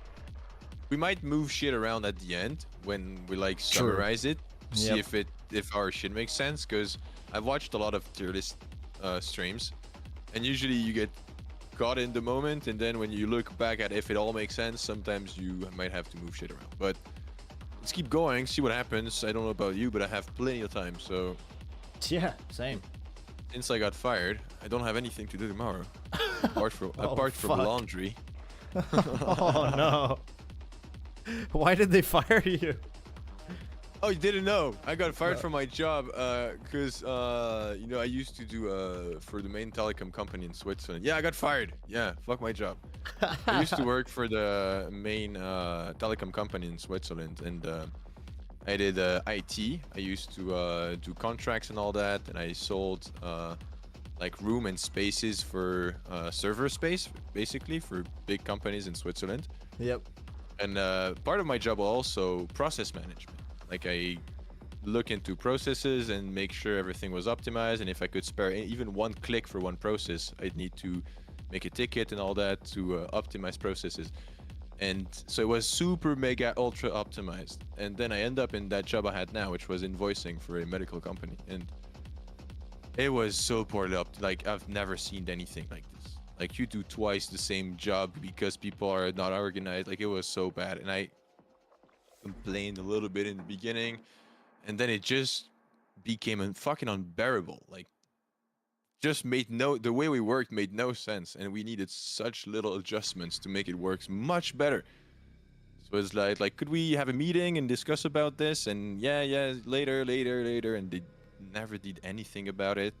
And I felt like I was giving energy and trying to make the company better and all that, so I felt like they would like it. And I think they were in a situation where they were like, what's the easiest way for him to shut up? Either we implement all of his ideas, which takes a lot of work, and we're lazy, or we just fire him and continue being inefficient. Damn. Seems like they like being inefficient. Yeah, bro. It's So, probably dude, cheaper. Picture this. On Friday afternoon, I just come back to work from lunch break at like 2 p.m. My boss tells me, yeah, our boss wants to see us. And I'm like, all right, what's it about? Maybe I can prepare for the meeting or something. And she's like, I don't know. I'm like, all right, that's weird. You should know. Like, what does he like? He wants to see us, but he doesn't. Yeah, okay, that doesn't smell good. That's no good. And so I spent the whole afternoon. He was like, and he wants to see us at 4:30, and I should end up the day at 5. So I'm like, wait, that's weird. That doesn't sound good. Like there is something no good. Like, what can we go see him now? And I show up there, and my boss's boss, that's the guy we were having a meeting with, his office is right next to HR. And I show up there, and the boss comes, and he goes knock on the door of HR, and he's like, all right, we're starting. And I'm like, holy shit. That's taking a dark turn really fast. God damn. And the HR just comes out with an A4 envelope, and I was like, that looks an awful lot like a termination of contract. And they just sit down, no hi, no nothing. They were like, all right, that's it for you. And I'm like, why? Do you have examples? Yeah, lack of the productivity went lower recently, and you're behaving a little troublesome. And I'm like, don't you link it together? Like, I mean, if my productivity goes down and I've been complaining, maybe there's something to make better about the company. Yeah, within maybe it's the not company. me the problem. Yeah. Jeez. Maybe that's my working situation that makes me go well, anyways. And they were like, yeah, much easier because I mean there were people working from since like 10 years there, and I bet like they were just like, I've been doing this for 10 years. It's not that guy that's going to make me work different. Just ego stuff. And I was like, nah. Right. They fired me, and it came out of nowhere really. And I was like, I wanted to leave, to be fair, because that situation sucked. But they love drive. They never had drive and passion. I've never seen any drive and passion in those people at all. God damn. Well, you know, that sucks for them because, you know, if you always worked in optimizing and, you know, making the process easier and shit, why didn't they just have you do that for their company? And then Exactly. I don't get it. I mean, That that's a makes no job that sense. usually pays a whole bunch more than what I was given. And I was ready to do that job for no, like, more paycheck or anything. I was just like, it's gonna make everyone's life easier. Let me just look into this. And apparently, it was a little too much. They wanted me to be just a yes man that does the job that's given to him and shuts up. And in the end, I ended up too much complaining. That's a fact. I just complained too much and all the time, and they just got tired of it. That's annoying, bro. And legally in Switzerland, you don't even have to justify firing someone. You could just like be like, all right, you're done. Bye. Why? I don't know. I don't care. Just Bye. cause. Yeah, just take your stuff. And I'm still paid for the 2 next month, which is fine. And then I'm gonna have to go sign up at the unemployment again. Which I definitely don't look forward. I'm taking this as I have 2 months to find a job. So I'm gonna do everything starting tomorrow. Well, damn. Anyways, yeah, it happens. I mean, shit happens. It's like work in Switzerland is kind of ruthless, to be honest. It's if they don't need you anymore, they just shoot you out. I mean, they shoot themselves in the foot, but that's their problem. Anyways, let's go back on plugins, because up next we have a heavy hitter. Oh, yes. Native instruments. Native instruments. Where do we even start with native instruments, dude? It's a great question. They have so much. Dude, everyone has 50% reduction on everything. They also have on Contact 7, 50% reduction. Can I change language? Well, I can be bothered looking into it. Because everything shows up in French. Dude, they have tractor, guitar rig, complete.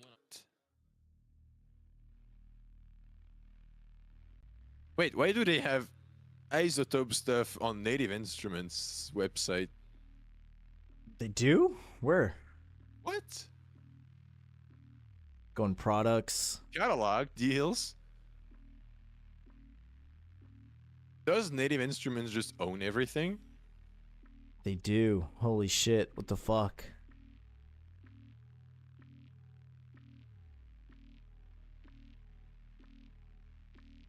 They even have interfaces? What? I didn't even know that. Yeah, they do. They're decent. They work. I have a friend of mine that had one. It like never had any issue with it. It's like just they are like they have that role of like the mythical plugin maker that has been there for years. They've been at it for so long, and it's been top of the line for so many years now. To me, it should go in amazing. Oh yeah, definitely. Because they were, I mean, just the fuck. The complete is freaking amazing. All of that stuff, it's just can do so much. Hans Zimmer is all over this stuff, you know. Yeah, it's great for orchestral and all that because the Contact libraries is unbeaten for like Rompler, sampler stuff. So good. I love Contact for anything that sounds musical and yeah, close to movie score type stuff. I always reach for Contact. That's right. They even have Tractor, which is insane. I started DJing on Tractor. Yeah, I mean they have a complete. To me, it would even be above. Could it be above Autotune? We're gonna have to dethrone Autotune at some point. because it is a one-trick pony. Yeah. 'Cause they have contact, they made tractor, they make hardware, they even make brainworks. Yeah. You know what? I think this is a no-brainer. They have to go at amazing and before. On top of amazing, I would say. Yeah. All the way up top. Yep. Native is just that good. They have Reactor, which is also amazing. I haven't used Reactor a bunch, but it's also amazing. I mean, they have Guitar Rig, which is cool. I've used that. This is great. They have instruments, they have MIDI controllers. They have a bunch of shit. It's ridiculous. I don't think I've ever, because I always knew that Native Instruments, they're crazy. They've got a bunch of shit. But now that I'm on the website, I'm like, holy fuck. God, they're insane. There's even more than I thought. And everything is the top of what you can find. Yeah. Every single plugin they put out is literally a reference. Contact is a reference. Their own factory. Like I have the Mystery, I have the Thrill, all of the Contact libraries, all those, I have those. They are amazing. Like they sound like the best you could ever hope for. Like it's literally, it's expensive, yes, but you do get your money's worth. Definitely. Dude. So good. Look at all the, go in the free tab. They have a bunch of stuff. Where can I find free products? Supercharger, Micro Prism. They also have Machine. Yeah. Machine is a DAW that's usable as a VST inside of Ableton. Whoa. I used to have a machine, a small machine, and it was fun. I used to build up drums in there, and I opened the machine inside of Ableton, and then just record on audio tracks out of machine, but it's inside of Ableton, so it's like a DAW inside of a DAW. It was quite wild. God damn. Kind of useless, but wild, and it worked pretty well. Wait, Very hold nice on. The integration. Ozone 11 EQ is free? Jeez. I'm mind blown right now. Massive X. That was not that good, to be honest. It's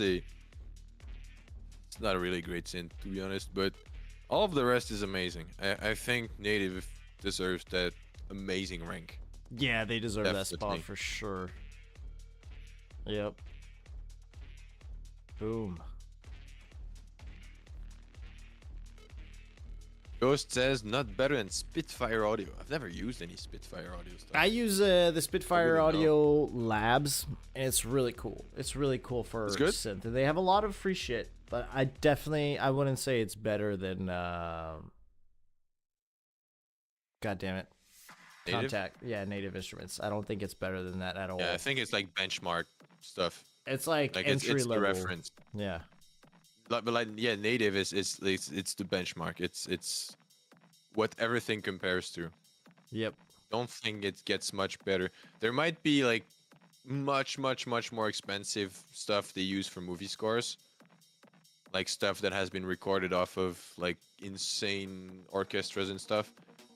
But I mean, it's not really relevant for the use we have here. So Native to me is top of the line, definitely. All right, what do we have next? Hook Sound. So These that's guys- Soothe, Yeah. Spiff, take the industry by storm. It just showed up and everyone was like, holy shit, what's that? And everyone bought it.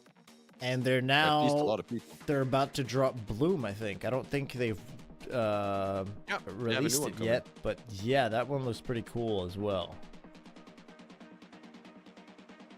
I think UI speaking, these guys, I mean, very nice looking plugins. It's nice. But it's super extensive as well. Yeah. But it stays somewhat intuitive. You still need to read a little bit about it or watch tutorials and stuff. It's not just one of those you open it up and you know right away what to do. Yep.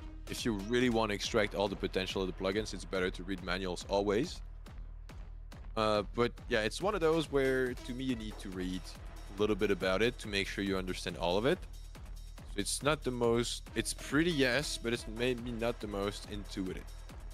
No, but I think like Soothe was definitely one of those plugins where it kind of made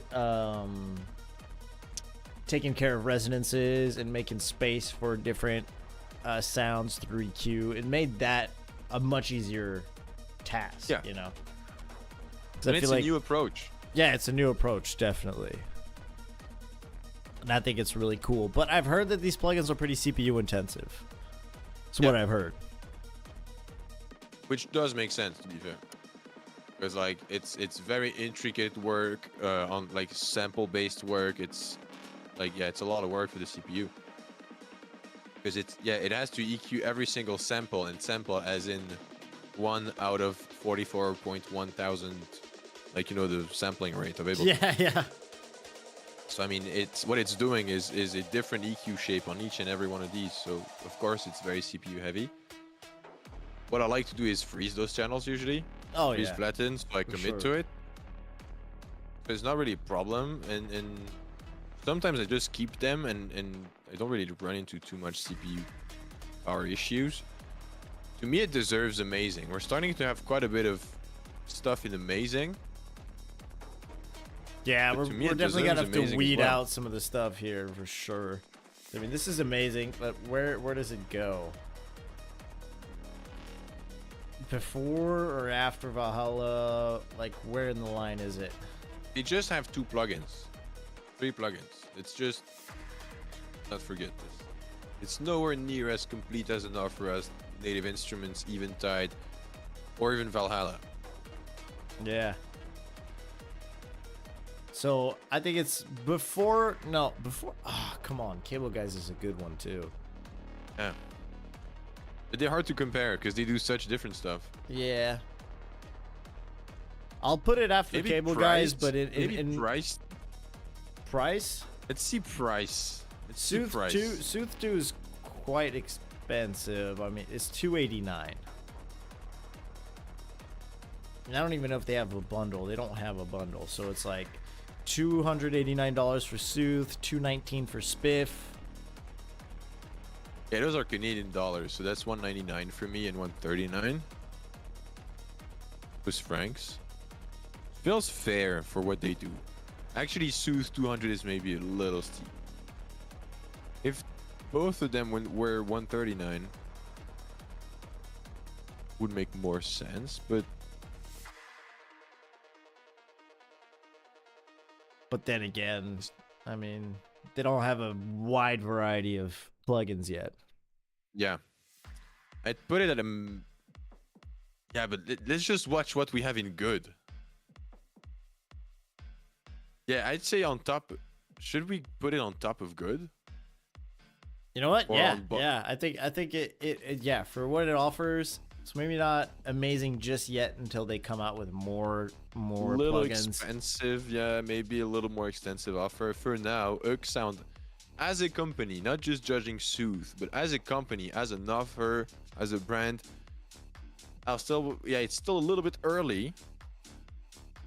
And if we do the same tier list in 5 years, I think it's gonna go up. Oh, for sure. I think it'll definitely make its place in the industry. I mean, already with Sooth, I mean they took a big spot for sure. Everyone's using it, and Spiff is really good as well. It works even better if you use a clipper right after Sooth, right after Spiff. What is Because Spiff adds a lot of pick value.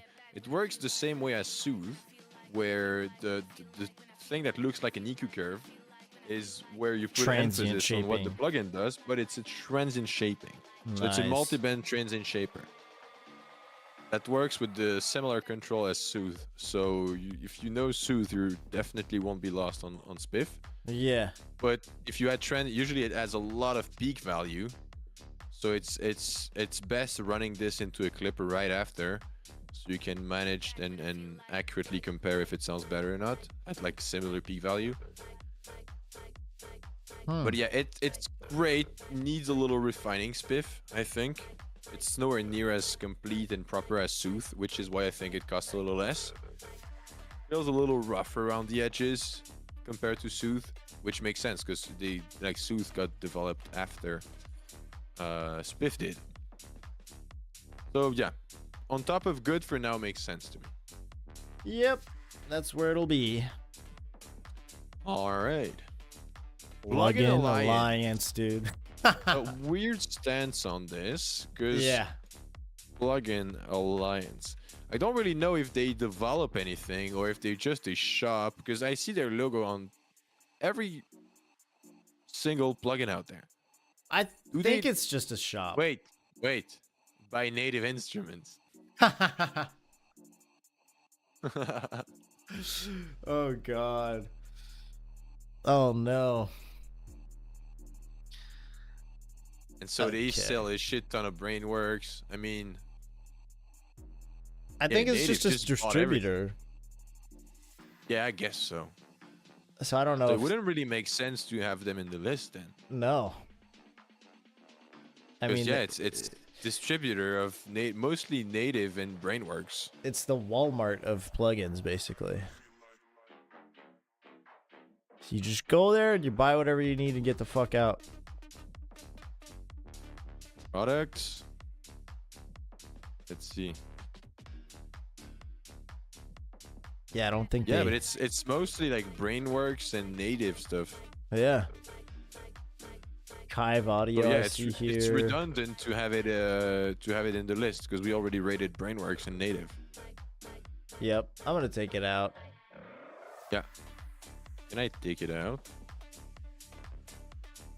Or just not use it. I'll put it at the end. Yeah, I'll put it at the end. Then we have Slate. Slate. I have to say I have never used Slate. I think I have a couple plugins from them, and I remember when I started producing, I would see Slate Digital plugins all over the place, ads nonstop for Slate Digital. Let me see.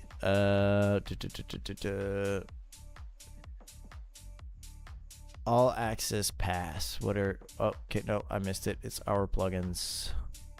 It's cool because Slate has some Also have tutorials a- as well. They also have a subscription plan. Yeah. Been a while since we saw one of these. I don't like it really.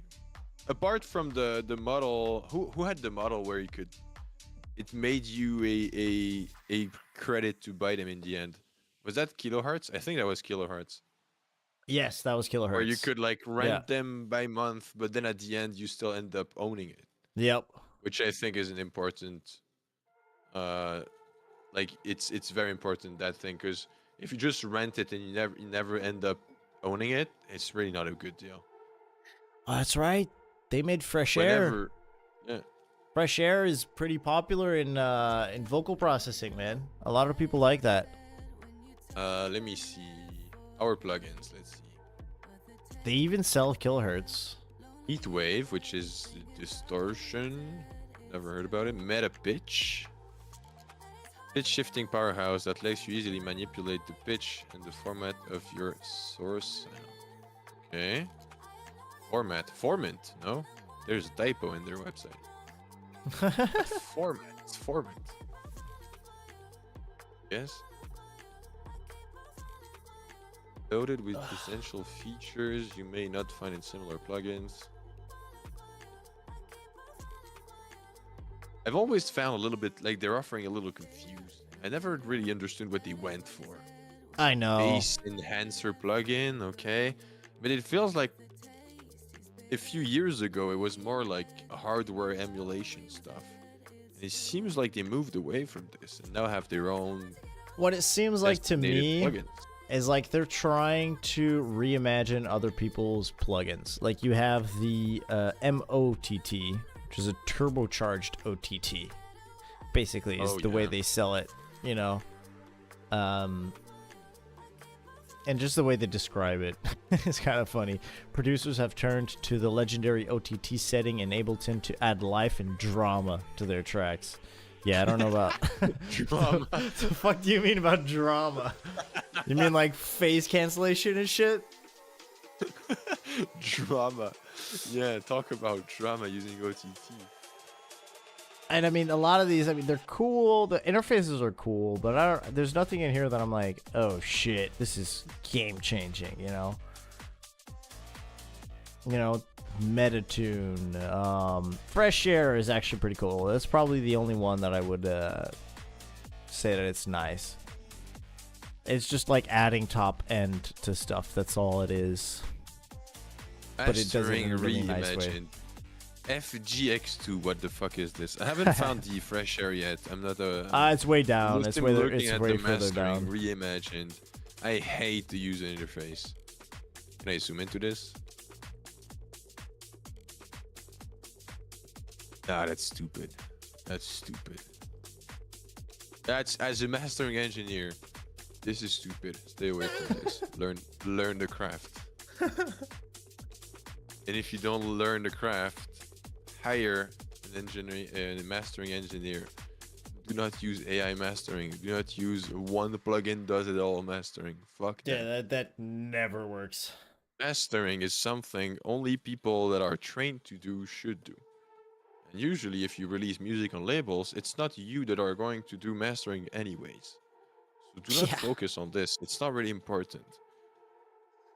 Yeah, to me, whenever you need mastering, make the whole scene make music, make money. So hire mastering engineers. That's how mastering engineers make music. And if everyone is trying to make its own mastering, the whole scene in the end is going to sound a little less good because people wanted to cheap out on $20. It's $20 for mastering on my side, right? Pay $20, make sure it's done right, instead of trying to do it yourself. Because if you cannot do mastering perfect, it feels like you have much more to learn before that on mixing production stage. Sorry, I cut you off kind of, but no, you're good, bro. I'm really passionate about. Yeah. Mastering to me is something that should be led to professionals, or at least people that know what they do and what they are talking about. It's really important.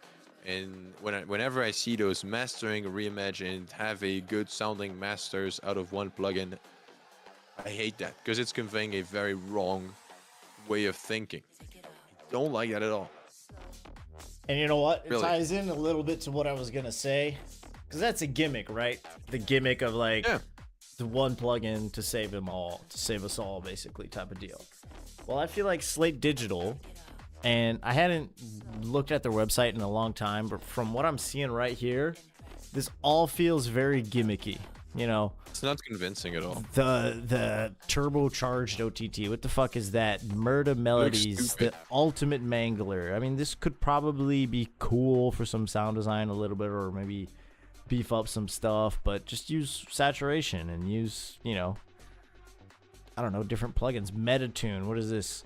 Say goodbye to buggy, expensive automatic tuners. Metatune is the world's hardest hitting tuner ever. I mean, what is that? They're using sentence? a lot of buzzwords. Metatune. Yeah, the world's hardest hitting tuner? The fuck does that mean? This tuner hits hard, dude. You're not talking about distortion. I mean, hell damn.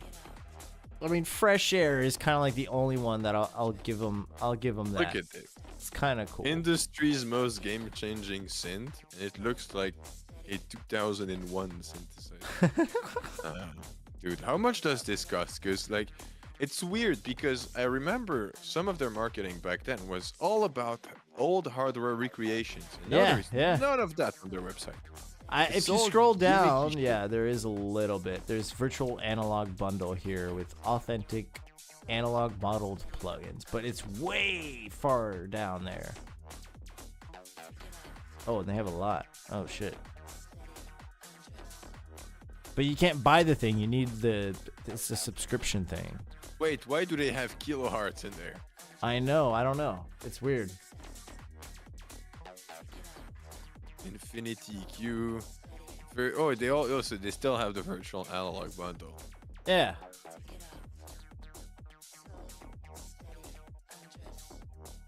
And their pricing is confusing. I know. It's stupid as fuck. So month to month, it's $34.99. If you pay for 1 year, it's $19.99 per month. Or complete access is $199 per year. Huh? Doesn't make a lot of sense. It's confusing pricing. Can you even buy it? No, I don't think you can. It's all subscription based. So you know what? This to me right Too now, expensive for what it is. I feel offended by this thing. Yeah, way too expensive. Still offended. It's pissing me off, dude. Too expensive for what it is. Yeah. Yep. Ooh, next up we have a big one. Soft tube. Oh, I have X for records. Oh. When you have it? Yeah, I have it. It was just way further down the line. Okay, well, Xfer. Let's do Xfer. X for records, responsible for Serum, LFO Tool, Cthulhu. What else? OTT, Nerve. Nerve. Can't live without. Yeah, honestly, for me, just through Serum alone, I can't live without. If you take my Serum away, I'm still going to be able to sound design and do shit, but for me, it's by far the synthesizer I'm the most comfortable with. I think it's amazing. You can design drums, risers, basses, subs. You can literally do absolutely anything you want. I have a plugin in.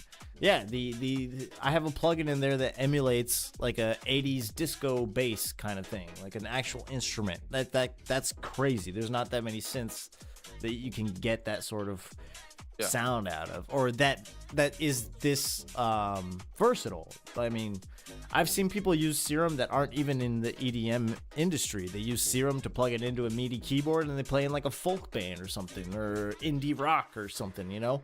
So I think Serum is it's one of those plugins. I know we're all tired of hearing about Serum, but the thing is that there's nothing that quite gets to that point, you know?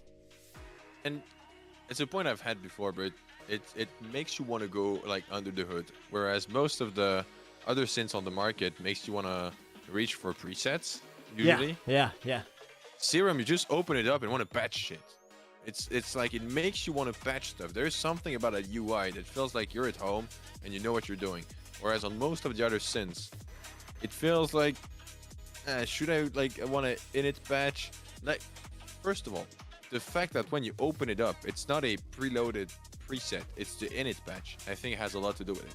Yeah. You have the init patch, just patch now. Yeah, do stuff. And just do stuff. It might be daunting like the first times you open it, because there is a lot of shit happening when you just open it, right? You've got the noise, you've got the filters, you've got the sub, you've got oscillators, got pan, you got unison, you got a bunch of shit that you're just like, hold on, what the fuck? But once you start getting a hold of the interface and you start understanding where things are, you're gonna, just through the interface and the LFOs and the envelopes, you've got a solid year until you click on Matrix and then you go, oh fuck. And then there's a whole nother world of shit that you can do. I don't know. I think it's amazing. You can resample within the fucking thing. You know, you can resample your whole patch into one oscillator, which is nuts. I just started making some wavetables that way, and it's so cool. It's so much fun. Please you show me that. I've never tried that. Oh, dude. Yeah, we need to get on a call soon, and you need to show me that. Oh yeah. It's super nuts, because you'll make a patch, a full-on patch, and then you can resample that patch into oscillator A, and then run oscillator A through the same patch, I guess you could call it. Damn. As you Patchception. Yeah, so it's like none of the effects changes or anything. It just it all gets applied. Sick. Yeah, it's crazy. And then within that, you can go edit the wavetable through that and then mess with it even more. And I don't know, it's like the possibilities are endless. I could talk about Serum for hours. Damn. Yeah, I've put it even right before this discussion. I've put it first on Can't Live Without. Yep, for me too. Yeah, like first. Yeah, it's not even open for discussion. Jen has been real quiet for a little bit, but to me, Xfer goes up there. Oh, LFO Tool as well. I mean, LFO Tool is responsible for a lot of cool movement in my sounds. Serum is amazing. I don't know if you've ever used Cthulhu, but it's also a great idea. I have not. No. OTT is literally, well, it's OTT. Yeah, X-Fur is goated. it is goated. Level It is 100 goated. Gaslight says X-Fur is the goat. Ramses says Serum is top for real. I agree. Yeah, it's hard to X-Fur beat. is all the way up top. And what you said Never is used funny Nerve. because I actually never thought about that, but how Serum, when you open it, it just makes you want to do shit. That is such a valid point. Like, that's so strong because I have a lot of VST synthesizers, and there's not that many of them that I open and that I'm like, oh, hey, I want to go back to that and try this with it. You know, Serum just has that interface that it's appealing. It's got everything right there in your face. You know, you don't need to like open a different tab to access your LFOs or like I have this granular synth called Quanta, right? And it's a granular synth, so there's a lot of cool shit that you can do. But what's special about this one is you can modulate pretty much every single setting in the same. In the modulation works the same way as the Matrix in Serum, but the problem is that their version of the Matrix and their envelope controller and all of that is all in different tabs, so it fucks up your workflow. You know, in Serum, it's literally, oh, you want to modulate that knob? Grab your envelope, drag it onto the knob. Like, it's literally just that Yeah. easy. And it looks intuitive, and then you have a great visual feedback on all your modulation as well. Yep. You can do huge, very extensive modulated patch and still feel like you're in control. Yeah. Which is something that's quite rare. Whereas Pigments, for example, which is Arteria's attempt to being a competitor to Serum, it get out of hand really fast. Whenever you do a lot of modulation, you get kind of lost. You don't remember what you did and what's doing what. I feel like on Serum, you keep a great grasp of what's happening and what's doing what. Level 100 Gaslight is not Sound Soothe 2 just good. No, we're not judging the plugin itself Soothe. We're judging Sound as a company. And for now, they have great plugins, but they just have 2. And Yeah. 1 upcoming. So you put them as good because they have a lot of potential, but they are nowhere near as complete as an offering as Native Instruments or Eventide or Cable Guys. Just have 2 very effective plugins, that's it. And we're judging companies right now and not individual plugins. And the company itself has a lot of potential. And as I've said, I feel like if we do this in 2, 3, 4 years, Sound would be there. Or there. Definitely. But They I'm seem to keeping it have the here they seem to have because the hang. it's potential. They definitely have a thing going for them, that's for sure. They're best of the good, but they're still like a new player in here. So let's see how they evolve. They're more at the potential stage than the really super established company stage, which is why it is in. So yeah, back to Serum. I think a very important point is just the fact that on most synths that you open up, it lends you on a preset. So it's a few clicks away from you on being on init patch and trying to work sound design. I think the fact that we do init patch from the get-go when we open up Serum has a lot to do with us wanting to design shit. Because that little saw wave sounds obnoxious, so you want to get the furthest away from that little saw wave when you open up Serum. It makes you want to design. Just for this, Serum is goated. And I think every single synth should, when you open it up, be fully in it, not on a preset. Don't know what you think about that. I agree 100%. As a person who prides himself as a fairly good sound designer, I think that was the biggest thing for me. I've said it on stream before. Most of my tracks nowadays, I just use the basic shapes from Serum and I make sounds out of that. And it's because Serum kind of makes you realize how far you can push the basic shapes. You know, obviously we've had basic shapes synthesizers forever. You know, look at literally any hardware synth ever. They're all basic shapes. You know, it's all you're grabbing a sine wave or a saw wave or a square wave and you're doing something to it. But Serum has that thing where, you know, pair that with the effects chains, pair that with all the modulation you can do, pair that with the oversampling. just with a sine wave, you could start with a sine wave and end up with something completely different and very far from a sine wave, and it's all built right into the UI, and it's just ready to go. And I think that's crazy. I think that's one of the strong points. I couldn't agree more that, the fact that you open up Serum and you hear that awful saw wave, but you just turn up the voices and you're like, hold on. Yeah, exactly. Few clicks away. Few Yeah. clicks away from a really cool sound. Also, there is like, it's one of those things where 2 years into using it, you still discover fun stuff. It's the Dude. same thing with my Electron machines in hardware. It's they keep coming up with fun updates, and 2 years later you're like, wait, I could do that since the beginning? Wait, what? And like 2 years later you bought it, and like still 2 years later it feels like the gift that keeps on giving, and it's amazing. Like, for example, I've learned maybe 2 years into using Serum that you could use the noise oscillator as a sample player. I know. I learned that like I was like, wait, what? way farther into my Serum journey, dude. I For was real. shocked. I was like, Yeah. holy fucking shit. That makes Serum a sample player? Really? Yeah, it's crazy. It's and crazy. like, it makes Serum even more powerful. So you can use a sample that you like a piano stab, for example, and then layer it with an actual synthesizer underneath it and sound design around that.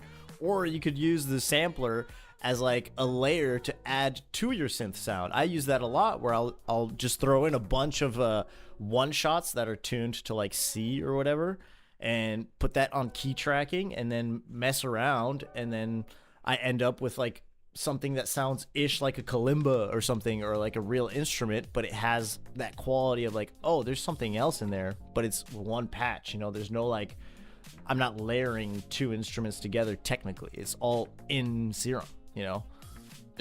And what I like about it, it's not like, oh, you want to load samples into it, you open up that folder and blah blah. Nah, you just drag and drop the sample into it. Like, everything is intuitive. Where you're like, wait, how do I use that LFO? Can I just drag that LFO on the knob? Yes. How do I manage the amount of LFO? Is it just that little weird green light? Oh yeah. Oh, that's the amount of LFO. Okay, cool. And like, you understand it so fast compared to other UIs that you just understand. It's one of these where even if you don't read the manual, I think you're gonna get most of the functions out of the synth by just using it, which is a huge strong point for the synth. Oh yeah. Almost no menu diving, just intuitive. Yep, and I think that's where that shines, and that's why I think like plugins like Faceplant, for example, is still not able to dethrone Serum. Even though Faceplant, for an actual sound designer, like, I bet if I opened up Faceplant, I could do some wild shit. But I guarantee that fucking at least 7 times out of 10, I'm gonna open up Serum, because Serum is just one of those plugins where, or not plugins, but synthesizers, where it's like,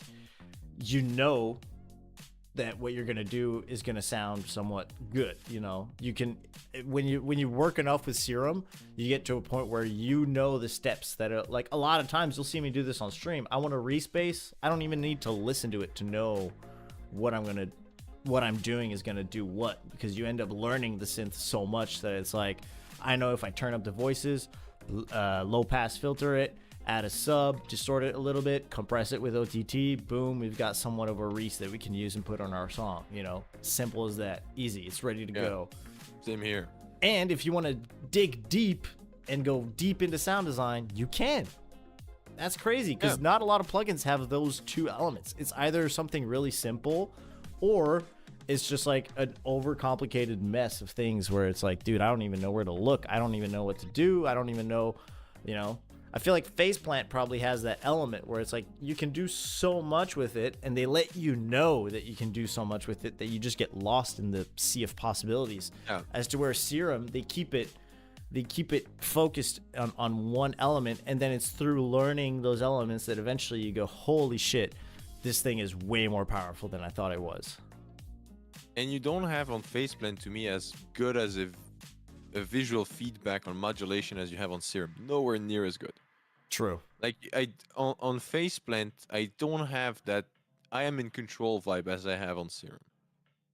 On Serum, at all times, I feel like I'm in control of the sound. If I want to go like make the sound I have go in that direction or that direction, I know which knob or which modulation or which tool to go for. Whereas on the Faceplant, I do shit and I'm like, all right, what's doing what again? Where's that LFO going?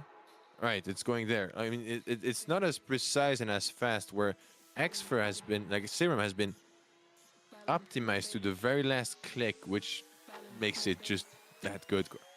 It's all the way up on Can't Live Without for me. It's Yep. perfect hint. Yeah. It's perfect. It's like 10 out of 10. It's hard to There's beat. nothing Hard I to would beat. change about Serum. Maybe Nothing. an additional filter. That's the That- only thing yeah, I would that's add, true. Add on is this second filter. Yeah. That's it. Because you have the one in the effects section, but it's like, what if I just not as want to filter both of the oscillators differently? I can't do that. Because it's either I filter out all of the oscillators or one of. Yeah. Not either or. Yeah. A little bit of a Alright. shame, but I mean it's still good. And we put it on top just for Serum, but we also have LFO tool. LFO Which is tool. insane. Yep. OTT. Level 100 Gaslight is saying $1 million ID. It literally is. Yeah. I think Yeah. I think Serum has yielded more than $1 million for Steve Duda at least. Definitely, dude. Jesus. At $200 He's a made pop, good buck dude. on this. Yeah. Damn.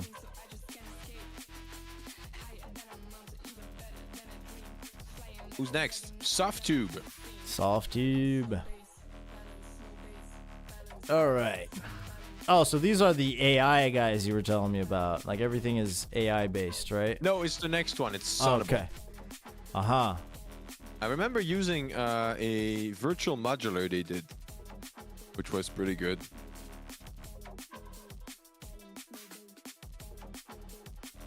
Okay, I'm just Hey, scrolling Demisto, the how you doing? website. What up? Scrolling the website. Okay. Okay, the complete collection right now is at $549 USD for the complete collection. Seems like. I'm going to take a look at their free tab here. Oh. They have a saturation knob Oh, for they free. have all the Wise stuff. Yeah. That's like really good mastering stuff. I've also used that at the school back then.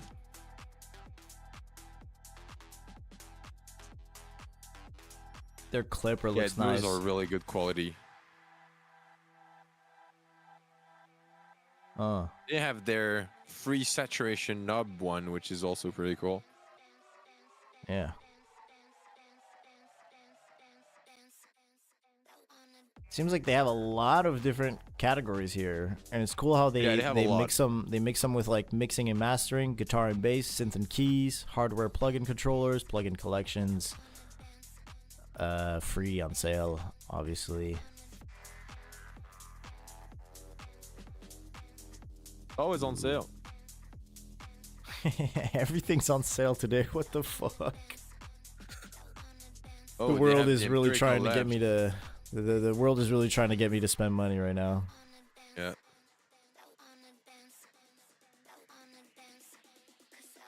Plugin collection volume 6. What do they have in there?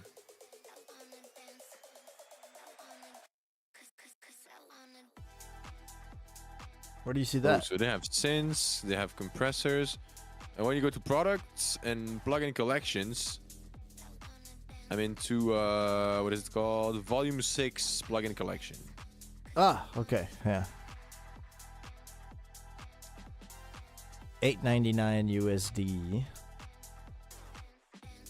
Yeah, it's steep, very steep price. Oh yeah, But there is a lot in there. yeah. There is a lot. But a lot of redundant stuff. I mean, there's a lot of different compressors. Tape. Oh, there's the modular. I've used that. That was pretty good. But VCV Rack is free and it's much better. You have nowhere near as many modules in there, or like you have to buy them as DLC, kind of. PCB rack is free, like fully free. Huh. Yeah, I'm not seeing anything in here that's like really catching my eye. Same thing. I mean, a lot of this just seems like different versions of the same plugins. Yeah. What categories do we have? I think nothing outstanding, right? Yeah, I think this would be it. I mean, it seems a little pricey, but I feel like, you know, it's probably in the same kind of deal as like Melda, where it's like it's the same bracket of price and quality, if you know what I mean. Well, Melda, you have much more value for free. Melda, you True, have 37 true. plugins for free. Yeah, Here yeah. you have one plugin for free. Yeah. So to me, it's nothing outstanding. It's Yeah. just like it's a bunch of compressors, it's a bunch of saturators, but like nothing outstanding. Nothing Yeah. really worth checking out. Nothing. Have you ever seen a YouTube video about this is the sickest plugin ever and it's a Soft2 plugin? No. See? So it's most likely good. Like if you buy them and you use them, they most likely work. They most likely do the job as advertised. Level 100 Gaslight says, sounds like a tax write-off for a studio making a lot of money. Yeah. Yeah, definitely. Yeah. I mean, Which the makes Weiss. sense for nothing outstanding. Yeah. The Weiss one are really good. Yeah, those look great. cool. Those are like the only ones that just by looking at them, see, you know, like fucking scrolling down these the plugin lists and stuff. Just looking at them, I know that these are probably really cool. Like the EQMP looks nice. The mastering maximizer, loudness done right. I like that. Looks kind of cool. Although, you know, it's not much in here. It's not like I couldn't get this from something else, you know. Exactly. Like if you don't have the Weiss mastering maximizer, but you have an ozone or a clipper or anything else, I don't think you're missing out on much. No. So yeah, I think nothing outstanding. That works for me. Let me go Listening to- grab a drink. Oh, yeah, sure. I need some water. Be right back. Listening to Pablo Budsy, by the way. Really cool music. So far, that's what we have. Expert, Brainworks, Sound Toys, Cast Rock on top.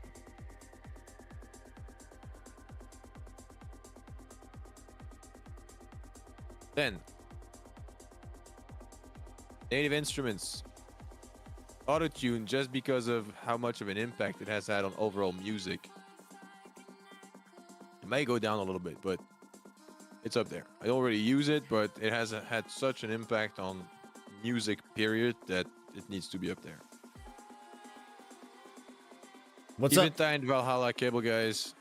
Then in good, we have Oak Sound, Melda, Arturia, Kilohertz, and D16. Good, but it has flaws, we have Isotope. Good, goofy but useful, we have the Data Life plugins. Nothing outstanding, we have Softtube. Too expensive for what it is, we have Slate Digital. All right, Aura's back. Yes, sir.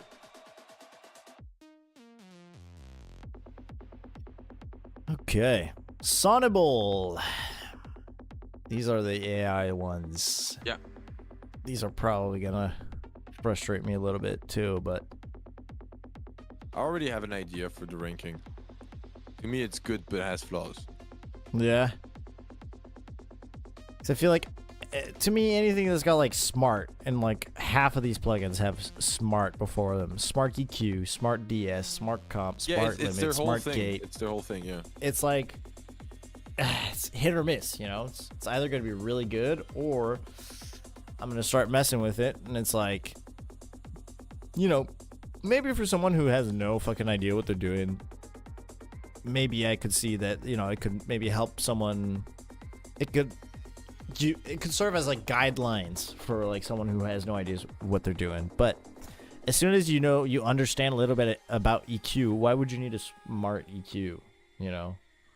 I see it as the complete other way, where I don't think it's geared towards beginners at all. I think it's something you need. If it's a useful tool, if you understand what's going on under the hood. Mm. Meaning you see the smart EQ what's doing it. It's kind of like, it's just a proposition or like a proposal of, here, this is an EQ shape. Is it good or not? And I wouldn't use it as an EQ, but for example, I've used Smart Comp. And I use Smart Comp regularly on mastering. And it's a great tool. It works great. Just because it suggests me compression settings. And then I can go from these guidelines. But I understand what each and every knob is doing, right? If I just go listen to it, AI, all right, done, boom, done deal, then no, that's not a good tool. But if True. you just use it as suggestions, then that's where those plugins get really powerful. Okay. Yeah, I see what you're saying. It's just that for me, I saw the same kind of thing in Isotope Ozone 9. There's kind of like a feature where you have like the master assistant, where it it gives you a chain and you give it a reference and it'll try to emulate that master. And for me, every time I would do that and then I'd just start over and be like, nah, that just ain't it. That ain't it at all. So I'm just gonna start over and do it myself. So I could see how, I guess it's just different workflows. I would say so, but I totally see where you're coming from, to where, like, if you definitely understand the ins and outs of things, these could definitely, they can save you a few clicks. I could see myself using a smart EQ, maybe like a smart DS, because a smart DS, you can't really go wrong with that. I feel, it's kind of like you already know what it's gonna do. It's just gonna take out the S's, Yeah. Smart comp for me seems a little dicey in my case. I would rather just grab a compressor and have it do whatever I want it to do. I use it as a starting point. Sometimes I use this to suggest like compression settings. Then I use those in a different compression, like different compressor with the same settings. Fuck with the settings that are, but like the compression of SmartCom sounds good in itself. Ghost is asking in my chat like a starting point. To me, yeah, it's an idea. Like it spits out an idea on how that algorithm would compress the sound, and then you confront that to your own idea on how you would compress the sound, and you found that like a middle ground in all of this, and usually I tend to have pretty decent results. I get a like pretty dense mix without pumping up the peak value, so I guess it does its job of compressing. I usually use it on my master bus, and I use it like 30-40% dry wet, almost like a parallel compression stuff, just to bring a little bit more body, and usually it works pretty well. See, that I can definitely hop on that train for sure. I think looking at it that way, I could probably start using this a little bit more, stuff like this for sure. But like Smart EQ, I've used it. It's meh, on and off. Smart Limit, I guess it works, but I'm more comfortable using a clipper or like Pro L2 or something like that. Wait, what's that? So I would say good, but it has flaws, to be honest. True. I gotta say, their UIs look really nice though. The plugins look UI pretty. is good. It's consistent. They're doing a good job. I mean, it's kind of the same thing as Oak Sound, where it has potential. If we do the same tier list in 2 years, they might be higher up the list. Yep. So far, to me, they would be below Isotope and good, but has flaws. Because I reach more for Isotope tools than I would reach for Sonable tools. Yep. Yeah, I agree. I don't have anything to say about that. That works for me there, brother. Okay. Spectrasonics. Ooh, this might be a touchy subject. Who's Spectrasonics, you might ask? They're the ones who make Omnisphere and is it Trillion or something like that? Yeah, Trillion, yeah. Okay. Well, for me, Omnisphere, I'm neither for or against it. I'm pretty neutral on it. I think it's one of those things where it's a great tool, but if you tell me that every single one of your sounds comes from Omnisphere, I get a little judgy. I mean, to me, it's not really even about that. It's when I created the outdated tier, I had it in mind, to be honest. Okay. Yeah. No, I get it. It was great Yep. in 2013. I mean, it's outdated to me. Mm-hmm. Yeah, I I have agree. Omnisphere. I don't really reach for it because there is a lot of also monocompatibility is really ass on Omnisphere. There's a lot of patches that are way too wide, which I hate. And it's mainly outdated. Now it's you can hear the digital quality to it. You can hear Yep. the yeah, it sounds plasticky. It's not as clean as how Contact would sound or how I don't know, even a solid Serum patch would sound, or even though Serum is quite old now too. It's not outdated at all. Whereas Omnisphere and all these synths, the UI is getting outdated. The sounds are getting outdated. To me, it's yeah, and it's really expensive too. Yeah, it's very pricey.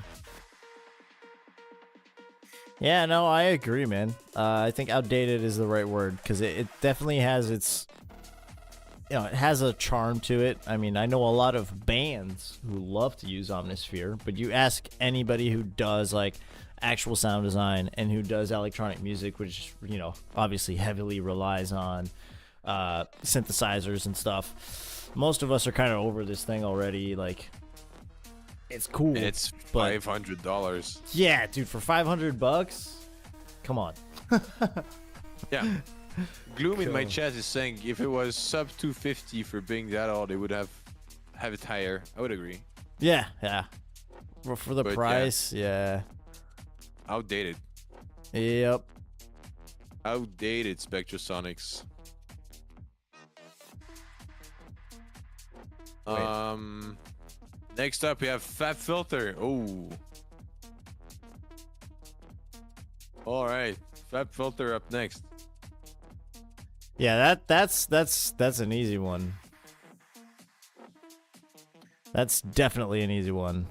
Yeah, very easy one. I mean, come on. I think it's all the way up to me, above Expert. Yeah, me too.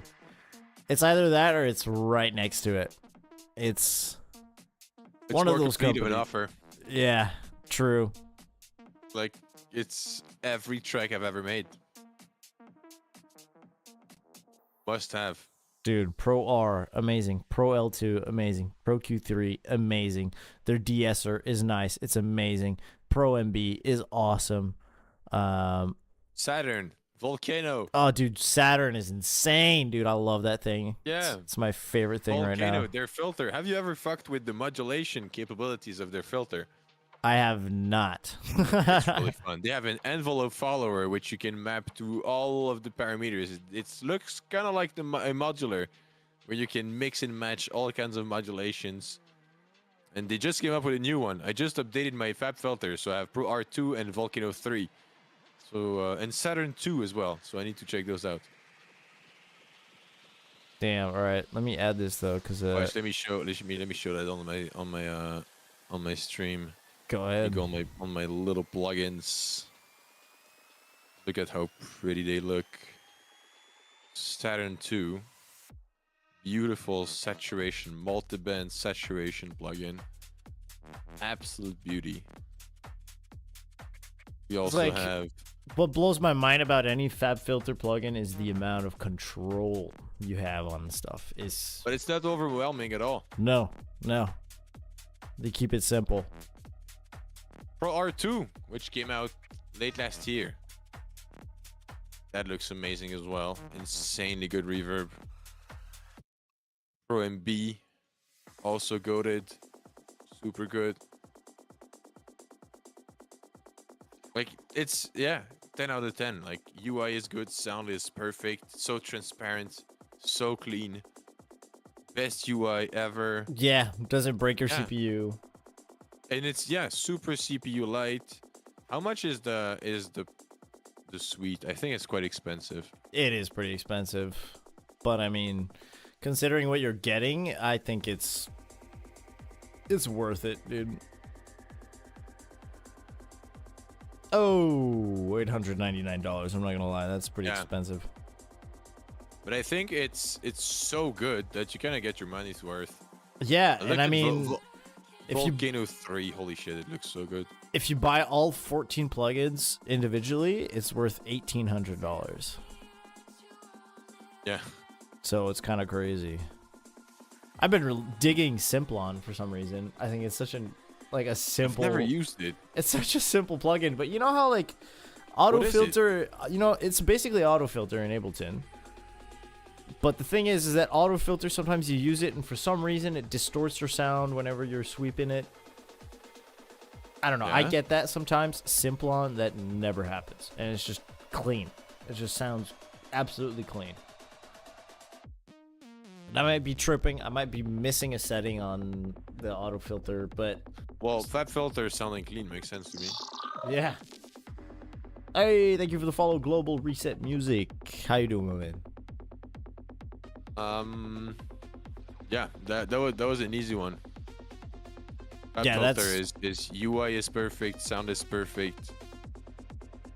And I mean, it is I mean, pricey, but you're getting your money's It has worth. everything. It has everything. I mean, I could get to 98% of what I'm doing right now with just samples and Fab Filter plugins, really. Oh yeah, you can definitely oversample the autofilter. It's the one I couldn't live I've never without done the it, most. but I don't know Like, if that's gonna if we fix remove it. Although Fab I've never Filter now, tried, so I maybe. feel lost. If you remove ProQ now, I'm lost. If you remove Pro MB now, I'm lost. Well, you know, Finito. yeah. Ever since I have gotten Pro Q3, I try to not use it all the time. Because Why not? I mean, I like it. I love it, but I don't want it to become a crutch. I don't like it when things become a crutch. And I say that, and I'm an absolute Serum fanatic. But I feel like, for me personally, sometimes I don't need Pro Q3. You know, I could just slap an EQ8 on there and do a little dip right there, and boom. Yeah. But whenever I'm doing a little, resonances, trying to shape a sound a little bit more, put that on my master now, and all that shit, Pro Q3 is there all the time, for sure. It has a linear phase mode too, which is great. I also use the standard EQ8 sometimes. I don't always. If I just need small dip in the mid-range, for example, when I'm sound designing in between two plugins, Yeah. I mean, I'll just reach for EQ8 and that works. But I mean, Pro Q is just nice. Yeah, it just feels good. You open it and you're like, ah, yes. Yeah, Ah, feels yes. like home. As Ghost is putting it in my chat, if I can buy only one bundle, Fab Filter is the one. For sure. And I think 100%. that's the best way to put it. If I had money to buy like $700-800 to buy one very solid plugin bundle, and I had the choice on all of the market, and I needed only one, let's say I could choose only one, I'd go blindly into the Fab Filter. Like literally, it's that good. It's that good. Yep. Oh, yeah, for sure. 100%. I think just for me, Yeah. I mean, obviously it's little tiny details where I'm at now, but I feel like just since like the past couple months that I've had Fab Filter, it's been changing all of my mix downs. Like, it's crazy. Yeah, And, it's so and efficient. I was so late to the party. You have no idea. I've never really used dynamic EQ on an individual track. I always used that on like my master, for example, and then now I can put it anywhere I want, make it react to different pieces of audio and shit like that. And now it's just like my mix downs are getting so ridiculously clean and way more precise than they've ever been. Multi-band sidechain as well. Yes. Yo, yes. That's a game changer. Yep. Because you literally have all of the benefits of sidechain, which is moving shit out the way when your kick drum is hitting, or something else. Because sidechain is not only for kick drum and bass, Exactly. or kick drum and something. You can sidechain your synth, like your, I don't know, synth to another synth or vocal or something like that. Yeah, for vocals, I think that's amazing. Moving certain frequencies out of the way only when the vocal hits, just because, sometimes you have a synthesizer that plays in the same frequency range as your vocal. I mean, basic mixing stuff, to be fair, but the fact that they make it so easy, it's just crazy. Sooth is really good for this. Yes. Yep. You can use Sooth with the sidechain input, and for moving shit out the way for a vocal, it's amazing. Very That's factual. where Sooth really stands out. You add Sooth on like your main synthesizer, and if you want to run a vocal over it, just run your vocal into the sidechain input as Sooth. It's just going to move like dynamically the frequencies of the vocals within your main synth, and it does it very transparently, very cleanly. It doesn't sound phasey at all. It's so good. But yeah, Fab Filter, easy number one. Of Easy course. number one. Yep. I've been telling you guys for a while. Togu audio line. You know what? I'm gonna add one image, which is Ableton stock. Yes, that's a good idea. That's a good idea. Someone named Sudden Death in my chat came in. Dude, honestly, if that's the real Sudden Death, I don't know if you know who Sudden Death is or Space Laces. Space Laces most probably, but I don't know about Sudden Death. But if those, I doubt it, but you know, it would have been pretty funny if those two just came into my chat. Dude, Space Laces headlines tours all over the fucking globe. Sudden Death just wrote a track with Marshmello. I am. Showed up in your kick stream. Yeah, they just showed up. They said hey and left. Add Hey. FL stock. Yeah, we could add native. Thank I you could for the add FL follow, stock. level 100 Gaslight. Yeah, I'm gonna add Ableton as well.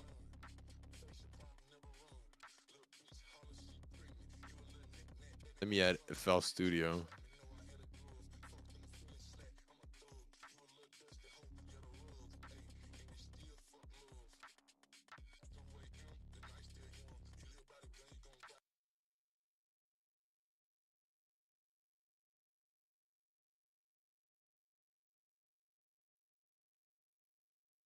I'm doing good, man. How about you?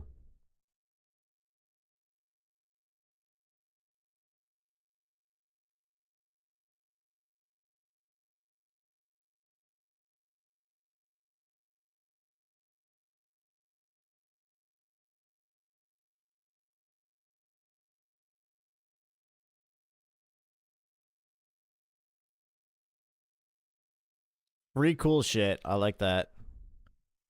Let me add these to the choose files. FL.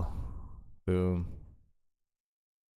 Yeah, I think we're doing pretty good. I think we, you know, at first we said we'd change a lot of stuff, but for me so far, I think we're doing pretty well. We're taking our time. It's been already 4 hours. I'm having a lot of fun. This just flew by. I know. Same. It's Global fucking Reset dark says, here can't now. disagree with any of it. Beautiful. Yeah, at least the top one here, to me, is it's the holy team of plugins up there. You give me those, I make the same music I make right now. All right, let's take a look at Tau. I'm liking the interfaces already, dude. It's easy stuff. They have a bunch of free shit. Chilling. I was watching on they the have a wave cool stream for a reverb, they have minute. very nice chorus as well. The Awesome, chorus man. sounds great. Cool. Thanks for popping up. Didn't know I streamed. Now you know. What's the overall price? I think those are fairly cheap. 59 for a modulator. Jupiter 8, $80. Fairly okay for. I know those sound good. I mean, I've heard very good things. I've never used those, but I've heard very good things on their Juno emulation and Jupiter emulation. I think I do have some Tau free stuff actually. Now that I think about it, I think I do. I'd have to look in Yeah, my Ableton. A lot of people but- have the chorus one. Yeah, I think that's what I have. The chorus or it might be the reverb. I think I have the reverb. I don't know. I was just stocking up on, you know how it is when you go on sprees sometimes and you're just like, fuck it, I'm gonna go get a bunch of free plugins. Why not? Because I really like the UIs so far. I think they're very cool.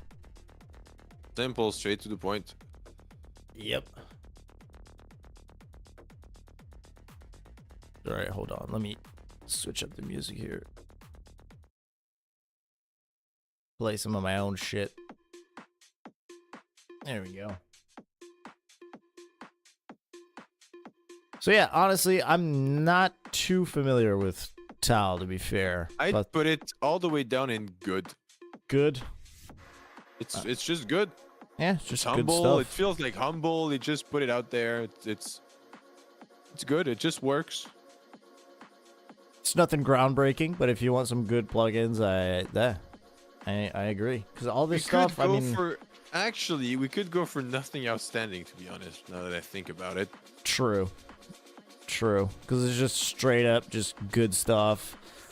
Good value for your money. I mean, good bang for buck. I mean, most of these are 60 or like $80 Canadian. I mean, It's still quite a bit of money. it is still quite a bit, but I feel like, there's some companies that would overprice a lot of these things, Yeah. Slate Digital.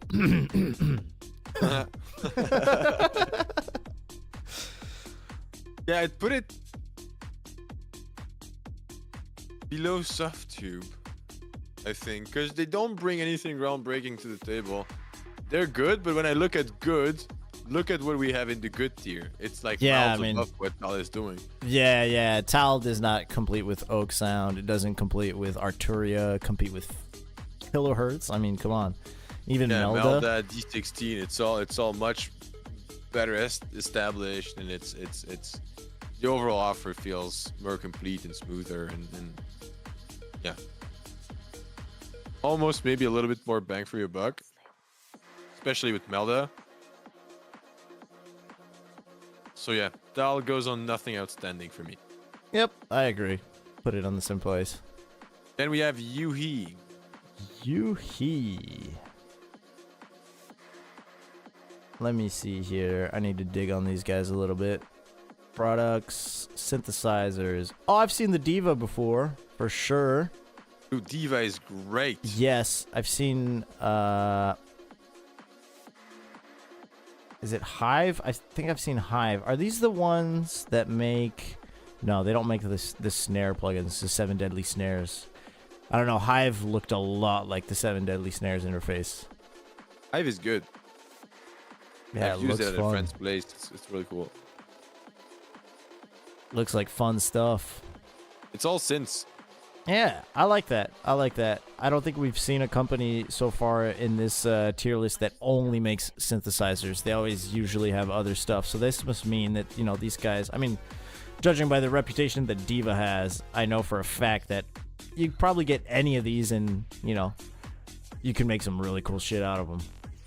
Oh, a lot of free shit your money's too. worth out of all of them, and they have free stuff too. Yeah. Yeah, 3 of them. Triple Cheese, Podolski, Zebralet. I think Tyrell is free as well. Let me see. Learn more. Show me. Free. Yep. Zebra CM is free. Basil is free. Beatzil is free. Compact version of our monster modular synthesizer Basil, although its condensed feature makes it the little brother. Okay, cool. Analog style filter and flexible patching will keep you busy for a good while before thinking about tackling Basil. Do they have a bundle? I don't think so. I'm surprised that a lot of these companies, we've come. Oh yeah, bundles. Oh, okay. Because we've come Wait, by they like have effects? They do. All effects. Oh shit. Oh yeah, they make Filterscape. That's right. Yeah, they have effects. I've seen Filterscape a lot. Ultra flexible delay, Filterscape. Ooh, Filterscape looks cool. Yeah. Like the UI looks a little steep to learn. Press work. What is press work? Compression with musical soul. Okay. Ram says that he used to have Zebralet back then. Do you like it? Like, how does it feel? Does it feel like... Because I feel like these guys are, like, going for, like, the analog feel for sure. Does it feel like an analog synth, like, jammed in a digital world? Because if so, I think that's probably really good. Because I think that's really what they're going for. And if they're going for that vintage feel, then all power to them. Well, with Diva, they nailed the analog feel. I don't know about the rest of it. With Diva, they nailed it. He says, some presets were nice, but some sounded a bit cheap. Okay. I think gut feeling is down in the good category. Because yeah, sometimes that's kind of what you're going for. You know how Rave Generator kind of makes it feel like that too.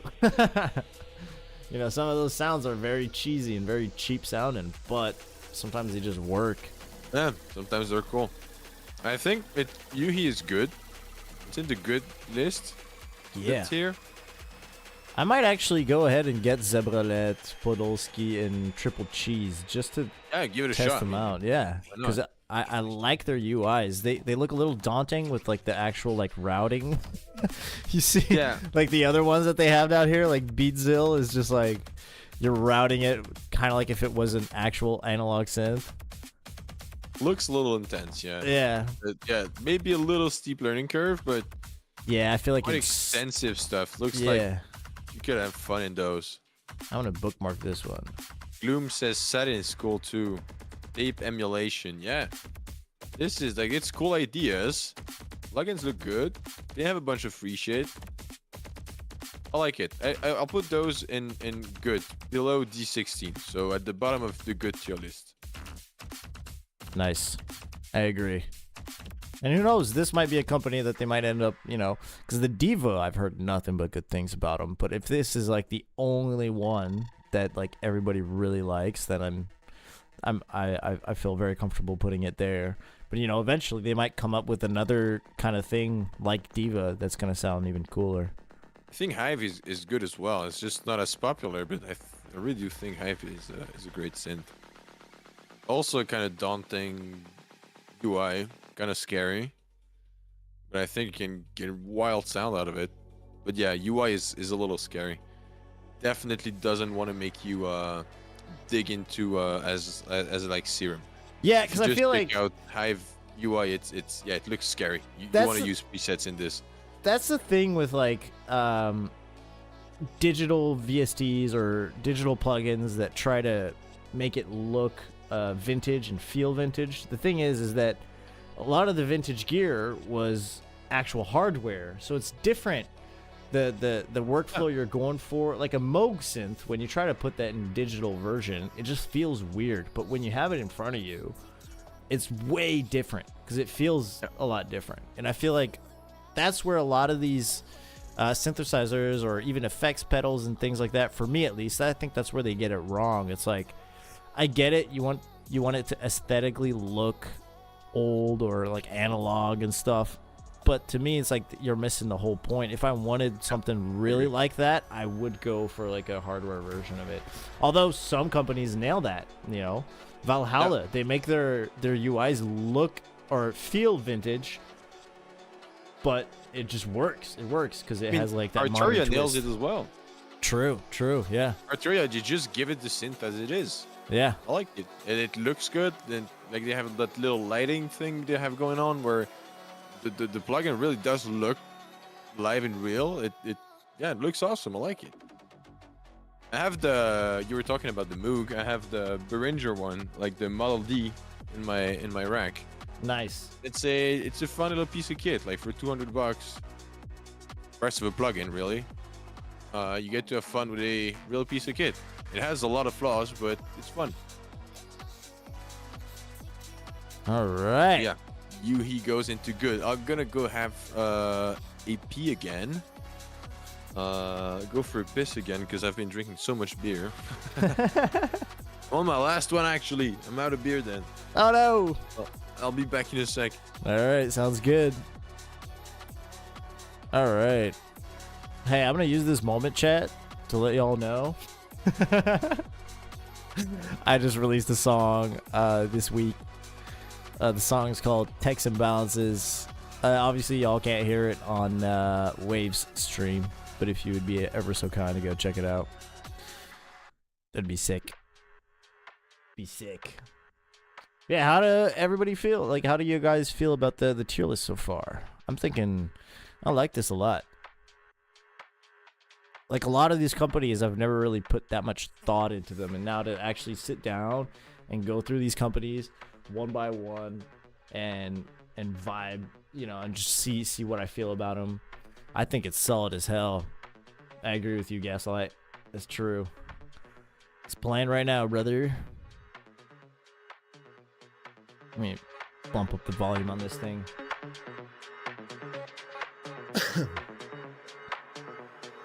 But yeah, this is good shit. I'm back. Maybe a little bit high on the rankings distribution, but that might just be me. I mean, because to be fair, it's hard. Like a lot of these companies, they have a lot of good stuff going for them and a lot of other stuff that maybe not so much. So it's hard to like place them, you know, in a tier list. I don't know. In my opinion, it's like a lot of these, it's like maybe, for example, Autotune is a really good company for anything vocal related, but it's definitely not as good as of a plugin as like, I don't know, Carzog for mixing or Brainworks for mixing. So we're kind of like, you know, ranking and comparing apples and oranges and bananas all together. So, you know, we're kind of just going one by one and, you know, seeing if what we come up with. What's next? UAD. Ooh. Big one. Yeah, UAD. Yeah, indeed. UAD. I know UAD is very pricey, though. Yeah. But it's one of those now companies. They finally started opening up to like like before you needed to have their own interface, otherwise you cannot run their plugins. And now they've opened some of them to everyone.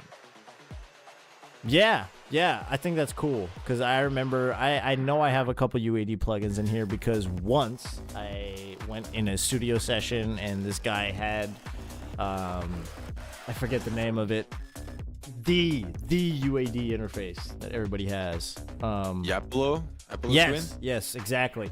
He had one of those, and for me to like work with it, I was just like, fuck it, I'm gonna go get some plugins, and he tossed some over to me, so we worked on it. So I have a few of them on the computer, but yeah, they don't work without the UAD system on it. I think they've opened up that system. I don't know how extensively they opened up, but yeah, this was a long time ago. So they've done a little bit of marketing where now I don't think you need the DSP on all of them or most of them. The complete plugin bundle is $5,500, and it's on sale from $11,000. Each and every plugin is like $200-300. Yeah, that's what I'm seeing here. That's UAD wild. Custom 6 bundle is usually $1,000, and they're selling it for $299. That's actually, I mean, if there was a time to go buy these plugins, it would be now. Even the Ultimate 12 bundle is usually $4,000, and now it's $999. What is happening? What, like, am I missing some kind of like world event? They're always on sale. They're just always on sale. Oh, they have a mini moon. Didn't even know. I mean, I'm very strongly tempted to put too expensive for what it is. You know what? I think I would agree because I mean, there's. I'd have to look at their list of plugins. I can live without it. Definitely, yeah. I mean, I've never really used it except for that one time in the studio. Oh, I'm already in the plugins list. Fuck. It is amazing, but getting a whole UAD Apollo sound card and all that just to make it all work. I mean, there is alternative for almost all of the plugins elsewhere on the market, which work close to as good. An Apollo Twin is like roughly $1,000 Canadian. So just before you can even have access to these plugins and use them, you're gonna have to spend $1,000 on an interface. And this is like an Apollo Twin. You know, this is 2 inputs. For $1,000, I can go to Focusrite and buy like a 24 input sound card. Like, what the fuck? Like, Jesus Christ, I could run a full studio with this amount of money. Like, and you haven't even touched the plugins yet, and then you got to spend another, like, you know, at least $400 or $500. Studios, I guess. Definitely. And I mean, I would totally understand if I were running a professional studio. I mean, why not? If you have the budget for it and you can go get it. I'm fairly certain that a lot of these plugins sound great and they sound amazing. But, you know, it's just that for people like us, I mean, I'm a fucking bedroom producer, bro. I don't need all this shit. Exactly. That was about to be my point. Is that for us now, it doesn't really make sense. The thing is, you can also buy their DSP card that goes like inside of your computer. I don't know if I said thanks, Gaslight, but thank you And for so you can run different software. You just have the DSP Thanks. card inside of your computer that also works with their plugins. But it's still like 540 or something like that. So it's really, really expensive. And you as I've said, you have alternatives that are much cheaper that get really, really close to UAD quality. It is Yeah. objectively great quality, but to me, it's far too expensive for anyone like us or anyone like someone in chat to even Definitely. consider. And I didn't Doesn't even know make any this, sense to but it looks like Apollo, they own Ampeg, and Ampeg, they make great bass amps, by the way. Yeah, It's my dad has one. yeah, my sister has one. Let's go. They're great. Yeah, They're make actually great really bass. good. Yeah, it sounds good. Yeah, I'll put UAD above Slate Digital, of course, but on too expensive for what it is. Oh yeah. Slate Digital is too expensive for it is, but for not for the same reasons. It's because Slate Digital feels gimmicky. UAD is just way too expensive for literally what it is. Like, why would I pay an EQ $400 or $500? You know. And it's not even Ooh, like yeah. dynamic. It's not even like there's just you know. It's just recreation of old stuff, basically. Yep. So it speaks to Pro Tools guys. Oh yeah, those guys. Next one, we have a touchy one. Oh god. Yeah, this is a double-edged sword. Waves. Let's go on their website. It's been a while. I haven't used any of their plugins, but Smack Attack for years now. Yes, that's the only plugin that I still use. Smack Attack It's and one of Waves the Tune. best trends and designer on the market, to be honest. Yep. I love it. Oh yeah, I was on here earlier looking at the price of Waves Tune. Look, everything on sale because it always is on Waves. Yeah. I don't know if it's Let's still look at like their this, bundles. but I think when you buy a new plugin on here, you still need to open the Wave Central on your computer and everything. I hate have it when this companies separate- do yeah. that, dude. I hate it. It's like you're just adding more steps. Ugh. Just for them to gather more data out of you. Yep. IP address and such. Well, Waves is kind of a weird company because it's kind of like Plugin Alliance, where on their website it seems like they sell a lot of plugins from other companies, like the CLA It's just theirs. stuff. Really? CLA is they develop it. Yeah, it's all their stuff. Okay, never mind then. Okay. Just a powerhouse of shit ton of plugins. Where's their bundles though? Yeah, there it is. Bundles.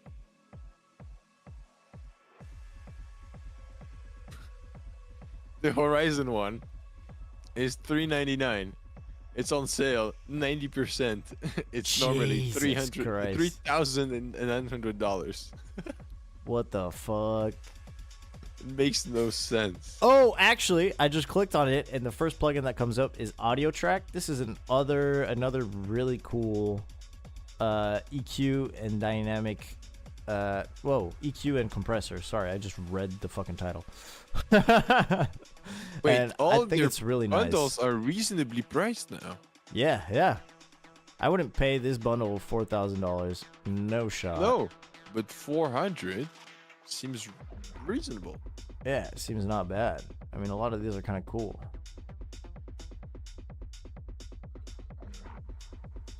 Yeah, but they're all outdated. There is a lot of them that Yeah. are super outdated.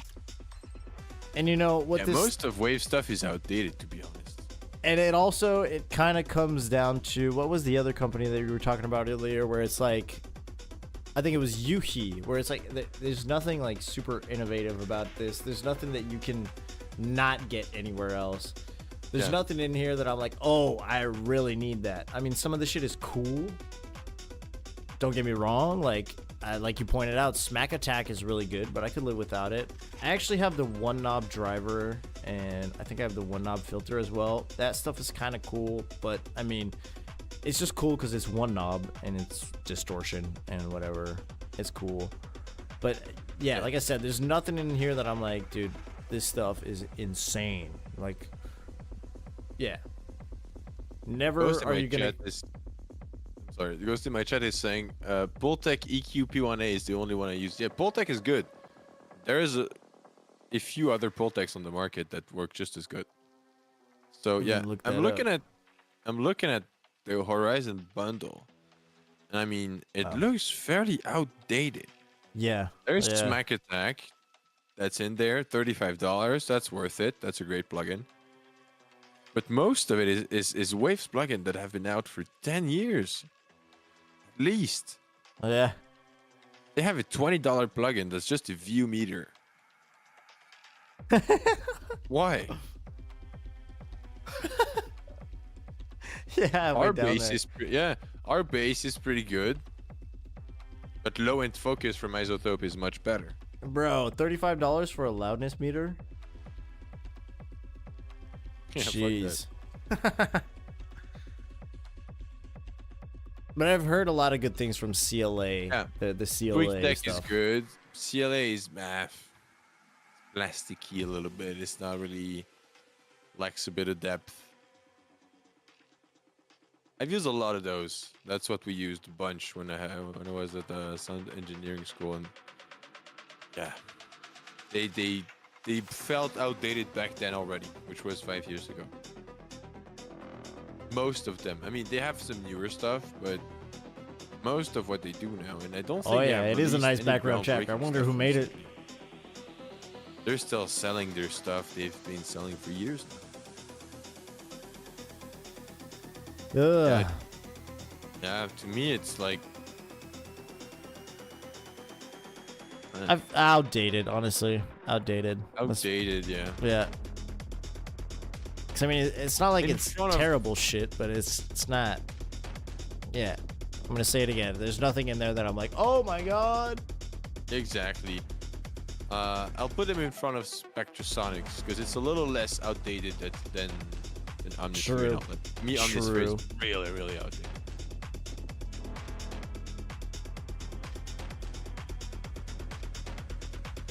Tokyo Down Alright. Records. TDR. They What? have a bunch of free shit that's really Oh. good. Yeah, okay. I didn't even add that one. TDR. Did I? Oh, I didn't even add it. I don't know what the logo is, so I'm just gonna grab any fucking logo that just says TDR. They have a bunch of new ones with a really, it looks like really good UI. They stepped up their UI since the last time I checked them out. Because yeah, last time with this TDR Nova, TDR Slick Mastering, Kotelnikov, which is great as well. Yeah, it's a good compressor. The Nova I really EQ. liked, to be Yeah, fair. Nova is a free dynamic EQ, and it's really good. It's being used by some of the top mastering engineers in the world. It's a great EQ.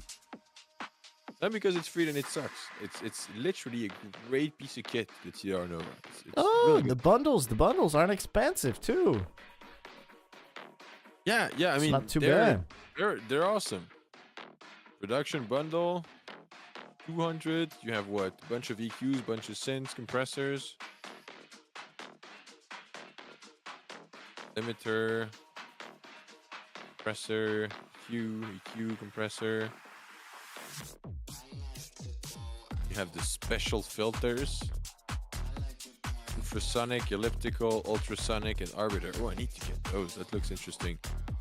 I love filters. I'm all about filters.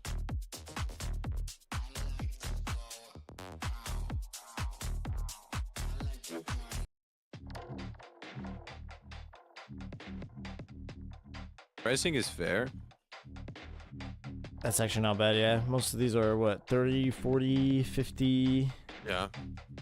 And they sound great. I mean, I've watched a lot of top engineers talk about what they use, and I've seen them mentioned quite a few times. TDR. Then again, nothing groundbreaking, but I think what makes them so special is their free products. Their free products make it very, very good. That steps you up in the tier list for sure. Having free good shit actually moves you up the list. Alright, add it to my stupid tier list. Then you Hold have on. TDR Nova, Slicky Q. Oh yeah, Prism. They have a whole bunch of free shit. I put it in good. All the way down good. Below huge. Where the fuck is this thing? I thought I downloaded it. What are you looking for? The picture of the logo for TDR. Nah, doesn't matter. TDL. I'm going to put it at the bottom, actually. Actually, nothing outstanding. Alongside Tal, which makes sense to me because it's kind of the same thing. It's good, but it's nothing amazing. It's nothing great, right? It's good. But if you don't have those, you definitely can live without them. There is easily findable alternatives. I mean, yeah. Changed my mind last second. Nothing outstanding. No stuff tube. Oh, found it. Yeah. Jesus. Okay. Because I watched it, it doesn't make sense to put it above Isotope. It doesn't make any sense. Nah.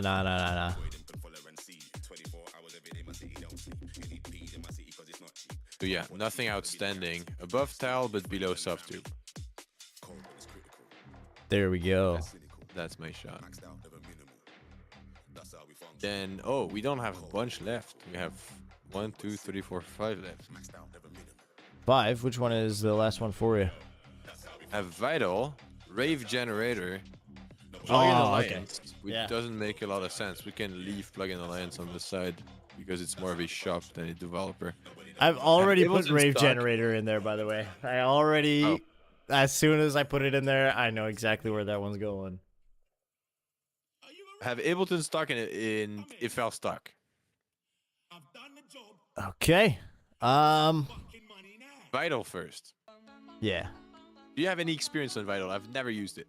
I have never used it, but everybody Anyone that in I've chat? everybody I've seen use it likes it, though. Yeah, I've also heard great feedback because first, it's free. Yeah. That's a huge point.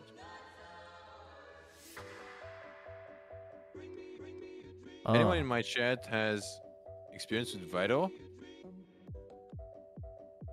Yeah, same here. Ghost Anybody in my chat says- has it? I've gone through some tutorials. I like it. Okay. What do you like about it?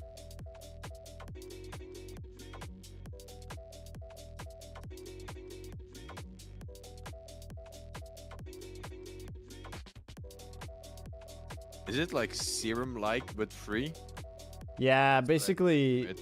Yeah, basically most people say that it's basically free serum, and most people I know who use it, they just don't like serum for some reason. You know, those kind of people who just hate on serum because they can. Why? Oh, I've met a lot of people like that. I mean, I get it. I mean, because serum, it's like it's one of those plugins where we always hear about it. We always hear about it. Everybody says, "Oh, get serum, get serum, get serum," and then people kind of get fed up about it, and they're like, "Meh." It's cool to hate. Yeah.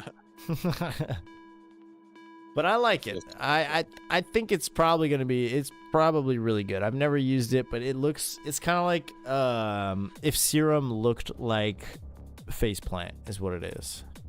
I feel like. Oh, yeah, okay. That makes sense. I think I put it in good. Yeah, I definitely think it's good. For sure. I'd put it right below Kilohertz because I do think Faceplant is better. Oh, definitely. Yeah. I don't But think I put it anything above. free could beat faceplant. Yeah, the fact that it's free puts it above D16 and Yuhi. Right below Kilohertz to me. Yep. But above, D16 and Yuhi. Oh, Ramses just said something pretty good. He said, I've used it before, but I prefer Serum. Text-to-speech built-in, though, is pretty nice. I didn't even know that. Have text. What does text-to-speech does? Yeah, what does that do, though? Can you, like, put it in a wavetable? Because I know there's a way to do that in Serum, too. I watched a video on that, like, a long time ago. I mean, it sounds like garbage in Serum, but it's funny. You can get Serum to talk. A ghost in my chat says it's so hard with a tier list though when you got free versus paid. That's a fair point, but I mean in the end we're just comparing tools, right? And commercial offerings upon tools. Vital has a great commercial offering because it's free, and it's a great tool for free. Meaning what they offer as a brand, as a company, is strong. So that's why they deserve good to me. Because what they are offering as a company or as a synth maker, developer, whatever, is strong. Whereas Softtube is selling all of their plugins for really expensive and nothing is really groundbreaking. Whereas Vital, a lot of people are using it and making a whole bunch of cool sound design shit with it. I've seen a lot of people do cool shit with Vital. I've seen much less people do cool shit with Softtube. I'm sure there are people do cool shit with Softtube, but I haven't seen as much. Ramses just said, you type in a phrase, word, or whatever, and you end up with a voice, and you can use it as a synth afterward. Or just for vocals, and there's many different voice types. That's cool. That's a really cool feature. Yeah, especially for free synth. Like, I bet you could probably, you know, layer different vocals with, like, a synthy vibe on the vocal, too. That could be nice. I don't know. I think that gives it some more points, in my opinion. But it stays where it's at. I think it's in the right spot. Yeah. Then we have Rave Generator. Oh. I mean, there is a tier that's screaming for Rave Generator to be put in. What do you think it is? I put it in goofy but useful. Exactly. Yeah, because it's goofy as fuck, but sometimes I've made cool shit with it, and I've made stuff that I hated within 20 seconds. Oh wait, hold on. This might make Vital lose some points. Ramses said, "You're limited on the number of times you can generate per day when using the free version of Vital."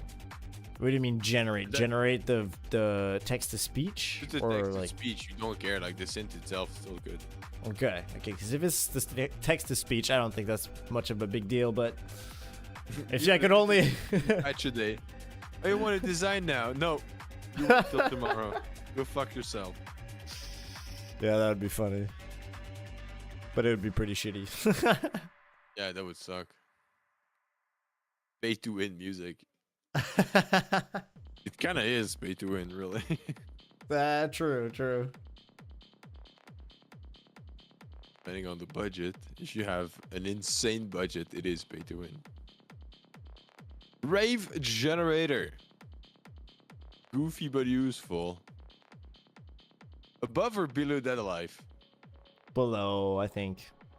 Below, yeah. Yeah, 'Cause Rave- Sausage Fattener yeah. has that more impactful Yep. on the whole scene, because like Rave Generator is just like hard techno dumbasses like me that just like a whole bunch of distortion and repetitive synths. Have more repetitive patterns. But bro, you showed it to me, and I'm about to use it a little bit more probably. I mean, it's fun with enough processing. If you use it with a lot of filtering movement, it's really fun, to be honest. Because it has those, of course it's called Rave Generators, it has those ravey, those sounds you're familiar listening to techno and techno-related sounds. So if you use that as a building block to build then sound design with a whole bunch of effects like filters, delays, and all that, then it's really cool because it definitely feels like a familiar sound. So it's quite easy to sit in a techno mix. If if you use it just like dry, just MIDI dry out, little reverb, yeah, it sounds a little cheesy. But if you use this just as a building block for sound design, what you're using as essentially what would be your waveform in synthesizer, you're just using it for tone, really, and then you're shaping it with a whole bunch of processing, like just delay, reverb, and all that. That's when Rave Generator really gets fun to me. I agree. Couldn't agree more. Because Alright. if you just use those by themselves, it just sounds like, because they're all out of tracks that are already made, already out there. Yeah, like it's just a tracks, sampler, wave you know. tracks. So if you just use them like this, it's nothing really creative. Yeah, I mean, it's But- just a sampler, but you know, you can use that to flip a sample like you would flip any other sample, you know. Exactly. And the fact that you can use it kind of like as a synth and build melodies out of it, and then out of those melodies, you fuck with it beyond belief with filters and distortion and all that. You have a familiar tone that you made your own, which is cool. It's a blend of a familiar tone and your own signature on the sound, which I like. That's usually what I use it for. Boom. Yeah, goofy but useful. Below Dead Alive. That makes sense. We have 2 more to go, man. 2 more. Yeah. And these are the hardest ones because it's a good thing Mr. Bombax isn't here. He would really hate my opinion on the Fruity Loops plugins. Ableton, all the way up top on Can't Live Without. Yeah, for me, I mean, I guess if you were producing on FL Studio, that person would probably put FL Studio all the way up there. But objectively course. speaking, and I don't want this to turn into an argument with all the people who use FL, I think Ableton puts a lot more value in their stock plugins. They make them way more useful than FL. I mean, FL has a lot of good ones, don't get me wrong, but stock FL, I don't feel like there's that much you can do. Stock Ableton, you get the suite of Ableton, and you can make tracks right off the bat. You don't need to buy other plugins. Tracks. Dude, yeah. Get Oh. effect tracks. That's the most powerful thing out of all of this. Yeah. Effect tracks in Ableton is just insane. It's insane how powerful they are compared to what you could do in FL, for example, or any other one. Dude, Just FL, how you can combine all of them together with macros and then modulate them with LFOs and Max for Live devices. I mean, wild. it is And wild. Yeah. And with the new updates on Ableton, they're closing the gap with Bitwig, which used to have a little more modulation capabilities. Now with Ableton and a few Max for Live devices, really getting really close to what Bitwig is able to do. And Bitwig, from what I heard, stole a little bit of code from Ableton because it was employees that left Ableton and created their own DAW. And apparently there was a little drama because some code got leaked and got used to create the basics of Bitwig. I'm not sure about this. Don't quote me on that, but that's what I've read a while ago. And I know that in FL, there's ways to get more slots for your effects on your mixer by, but like initially you're only limited to 10 slots, and the only way to add more than 10 effects on on a single track is if you route that same track to another track and use 10 more slots from there. And to me, that's an extra step of like, it's holding you back from the actual creative process. In Ableton, you can scroll to infinity and add more and more and more shit to that track. It does not matter. As long as your PC can handle it, then you're good to go. And to me, that's a huge component. To me, as someone who loves to sound design just for fun or, for tracks and whatnot, I mean, there's something freeing knowing that I'm not limited in any sort of way. And if I want to add more effects to that one track, I just add them to that track. I don't have to route that track to some other track unless I'm trying to do something really fancy, for sure. you know, like There mod. we're talking more about the DAWs than the devices, really. True. Yeah, you're right.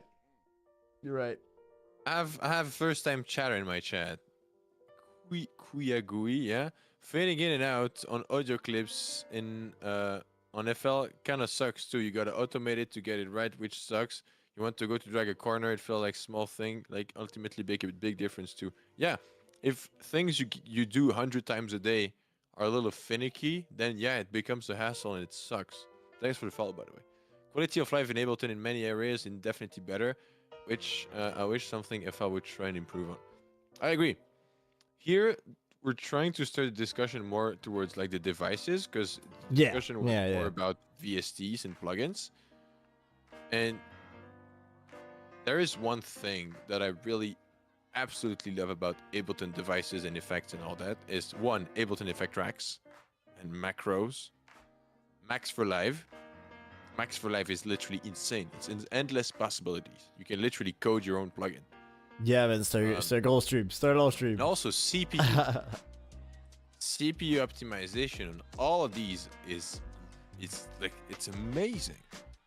If you only use like native Ableton stuff, your CPU would never get above like 10-15%. It's so well optimized. It's really, really good. And you could definitely make great music with only stock Ableton. Operator as a synth is amazing. Oh, dude. Wavetable is amazing as well. Like, Oh, yeah. Operator is so underrated. It's so good. Yep, and now- I make sub bass. I make a whole bunch of shit with it. Dude, we saw Virtual Riot make a video on this recently where he basically turns Operator into a random patch generator, which is crazy. Yeah. You know, and that's built into fucking Ableton. Like, there's no, you know, there's Not a nothing plugin. like, there's not anything in FL remotely close to how powerful that thing is, which is a shame. But, you know, and what you said about CPU is very true. I used to run into CPU issues all the time in FL Studio back when I started. And now that I'm on Ableton, it's like, granted, I have a much more powerful computer now. The only times I ever run into CPU issues is because I'm streaming, and that's not because of Ableton. That's because of OBS. You know, that's completely unrelated to the plugins or to the optimization in Ableton. And I just feel like Ableton, like I said earlier, Ableton, you buy the suite and you're set up. They set you up. You've got everything you could ever want. Everything else is just bells and whistles. You know, as to where FL, I feel like, you know, what's that synth they give you? Harmor. They give you another one, I think. Silence. It's decent actually. Harmor is Silence pretty good. Not FL, I think. No. Silence is another separate company. 'Cause I It's thought. all- if we had to rate Silent, I would put it in the outdated. Yeah, definitely. well. Yeah. But you know, I feel like FL they don't give you as much. They don't give you as much stuff to work with and to start making music immediately. Although I do miss their EQ. The EQ is really nice. I really like that. I like the interface, and it seems more precise than the stock Ableton EQ. I was about to say it's the trashiest EQ I had ever seen. Really? I hate the just lines and all that. I want to see the spectrum. I don't care about your red lines and all that. It's like shit. It's not precise at all. I don't know. I liked it. I think it's the only, maybe not the only plugin in there that comes stock with FL that I really like, but it was one that I just, you know, you'd give it to me now, and I'd probably use it from time to time. Ghost asks, do you people still use Reason? Guess so. Yeah. There's a rhythm artist called Infect, and he's actually really, for rhythm, I think it's really cool shit. I like him a lot, and yeah, he's all on Reason. Or Never tried it. he might have moved on to, I think it's Reason. I don't even know if it's Reason Studio One or Bitwig. Can't remember. But I think it's Reason. I know for a while he used Reason. He's one of those producers where he uses a bunch of different DAWs. He used Ableton for a while. He used Reason. and that I respect a lot because that's cool. It's like, you know, you take the time to learn a bunch of different DAWs. You kind of become a jack of all trades. Yeah, means you really understand the craft above like which DAW they use. Really understand the craft of making music. Yeah. All right, so yeah, Ableton sits all the way up top, I guess, because for the price of a bundle of plugins, you have literally a DAW in which you make music. Use all of those, and the standard plugins are, even the standard plugins themselves would be and can't live without. I mean, it's just that good for close to 500-ish. It's Ableton is amazing. Yep. German. No, I agree. Best. Yeah. Then FL. Ooh. I would say Sure. good, but has flaws. I just think, because the problem is I don't think we have a category for it. I mean, we could add it, but it's good, but it's missing so much. I feel like, you know, I can't. Oh, I would put it in don't recommend.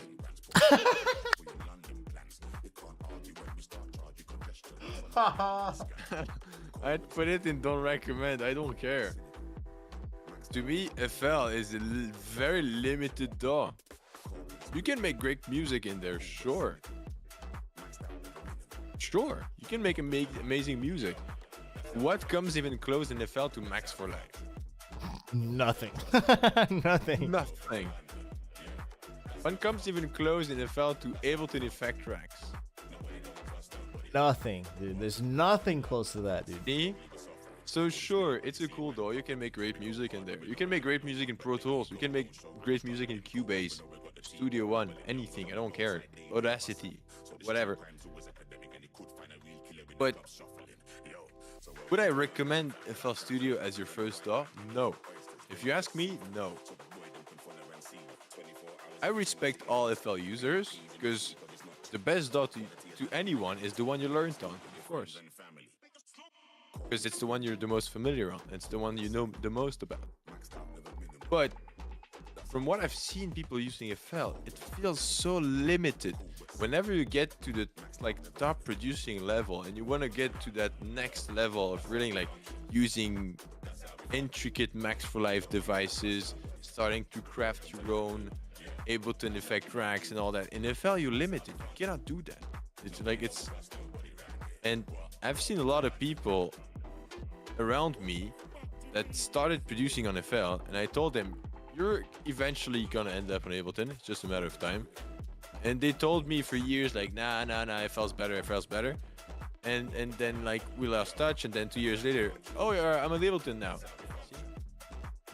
That has happened a lot of times. Yep. And to me, FL would be don't recommend, because whenever you're progressing, you're going, in the end, if you like sound design, you're going to be limited at some point.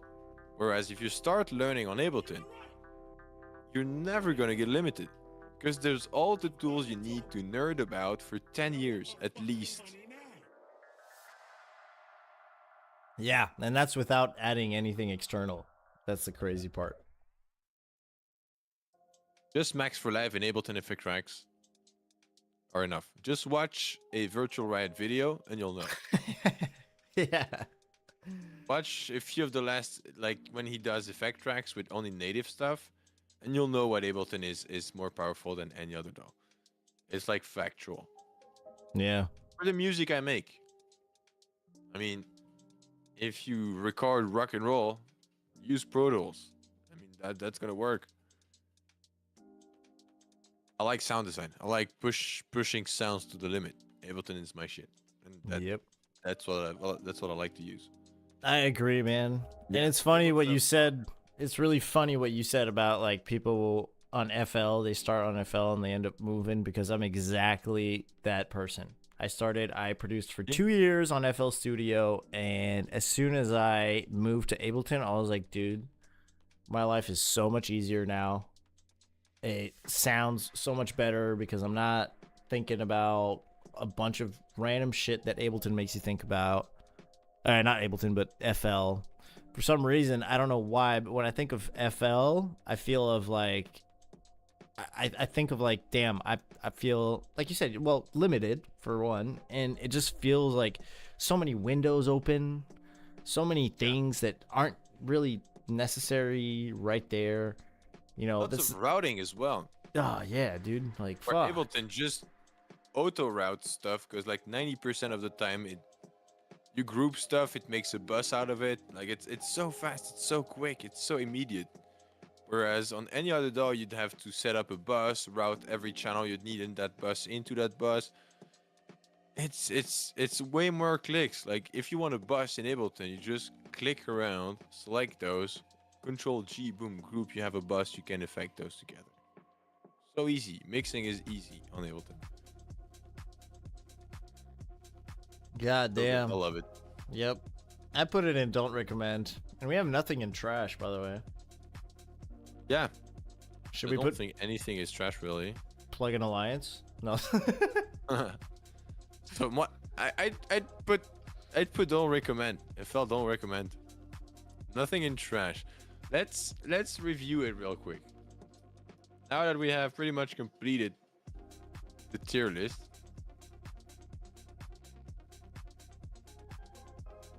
Let's start at the bottom. Started from the bottom. Now we're here. Start at the bottom. So outdated. We have Spectrasonic and Waves. Yep. Outdated. Don't bring much to the table in 2024 anymore. They have some cool shit, but nah. Not worth spending a few $100 on it. Then, don't recommend. I have personally FL Studio. Because if you want to start learning to make some music, you better off starting on some top of the line software.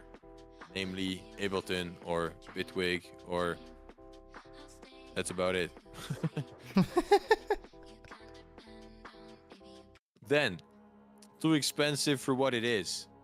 Slate Digital, who went into a slightly weird marketing tangent, which is hard to understand because it felt like they had it more tied together when they were just making some old school vintage stuff, and now they are trying to make some turbo ultra steroids OTT, which doesn't make any sense.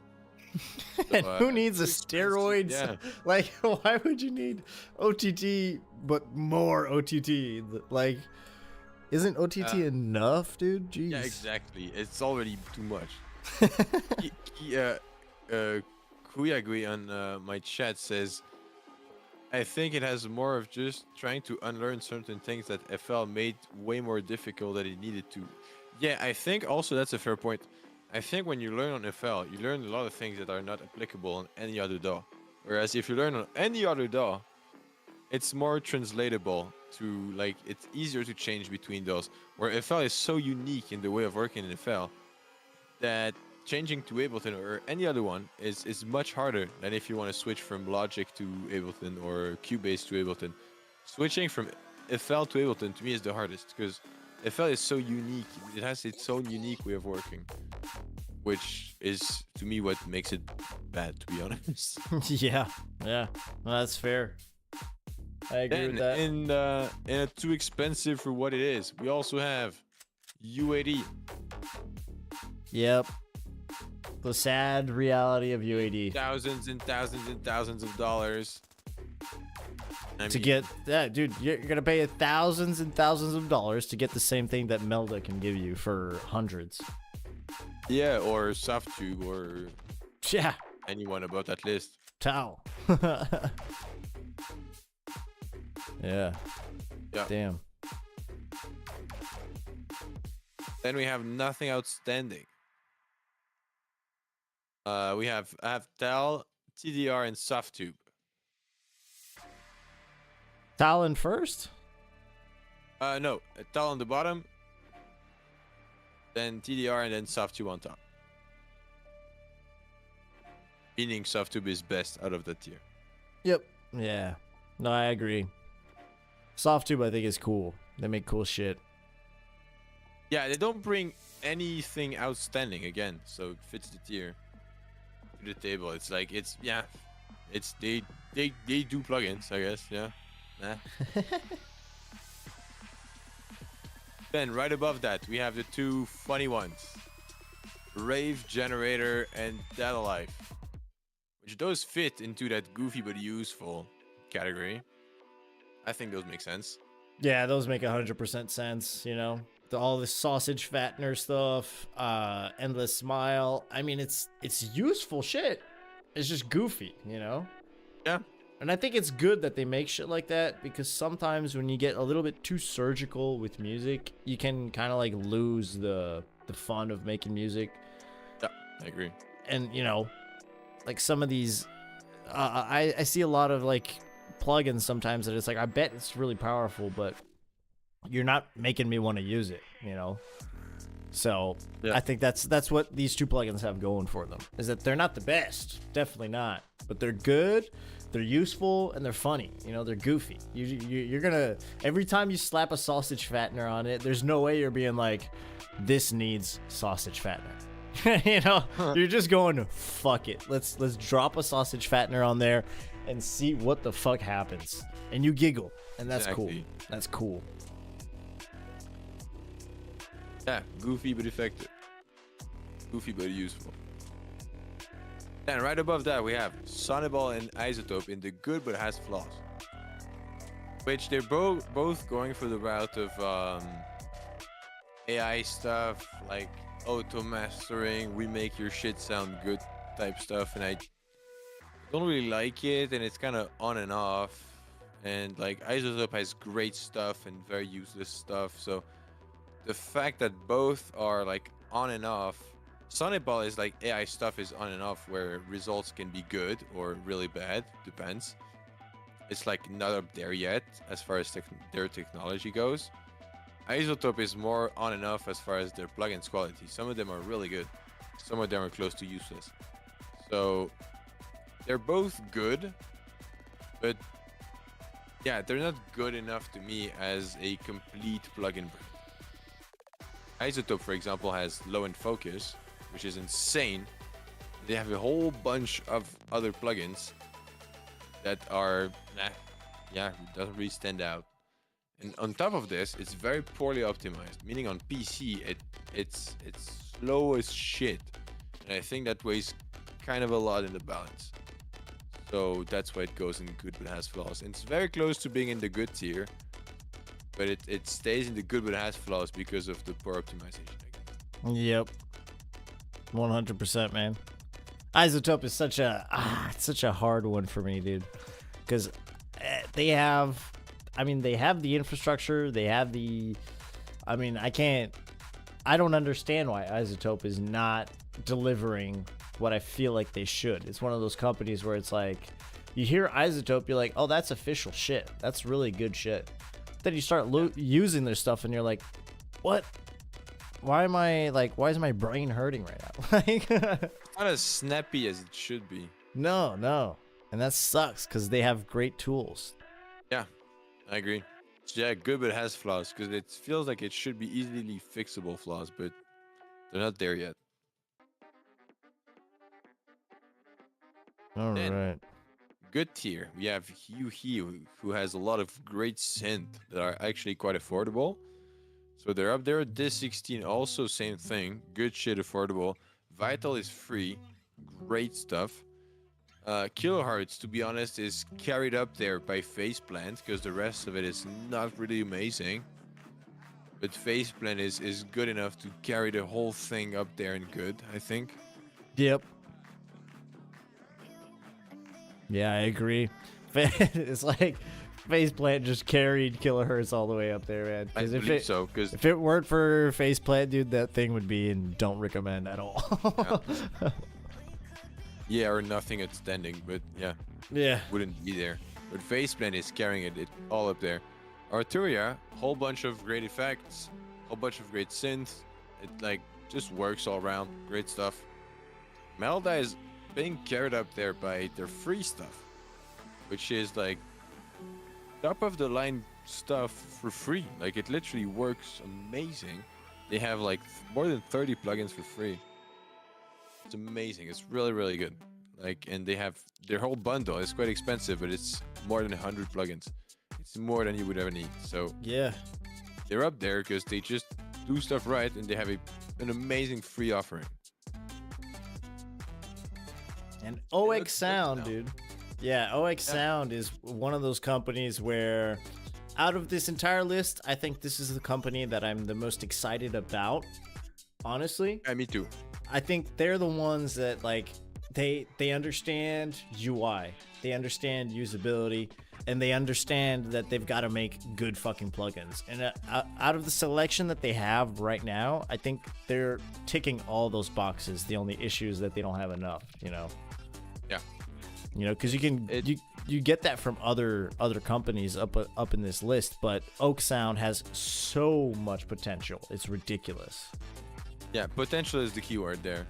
I think they're at the potential stage, and they need to have a little bit more on their catalog and just bring a little more to the table, and yeah, they're gonna be there. But yeah, you summed it up perfectly. They're up there. In a few years, I think they'll be in the amazing tier, because I like their approach. They bring something unique to the table as well. It's not like they're mimicking anything else that's already out there in the market. Soothe is kind of similar to Golfos, but it does the job in such a more surgical way that it's still unique in itself. Yeah, that's true. I don't think there's anything on the market that does quite what Oak Sound is trying to do right now. Golfos is much more broad, like it works very nicely for mastering, whereas Oak Sound is really surgical and goes right in there if you wanted to. I have Kuyagui also asking, does Oak Sound make some good plugins for vocal mixing, mastering? Never tried their plugins before. Yeah, you should try Soothe for vocal. SOOTHE. Soothe, it's really good. For vocals, I think you might like this one. Works very nicely. And anything for that matter, Soothe is cool. Yeah, Soothe just works Bro. on anything.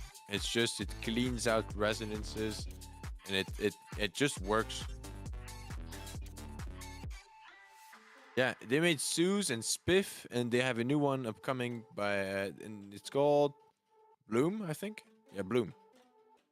I don't know what Bloom's doing, but Spiff is a multi-band transient designer. It's really cool.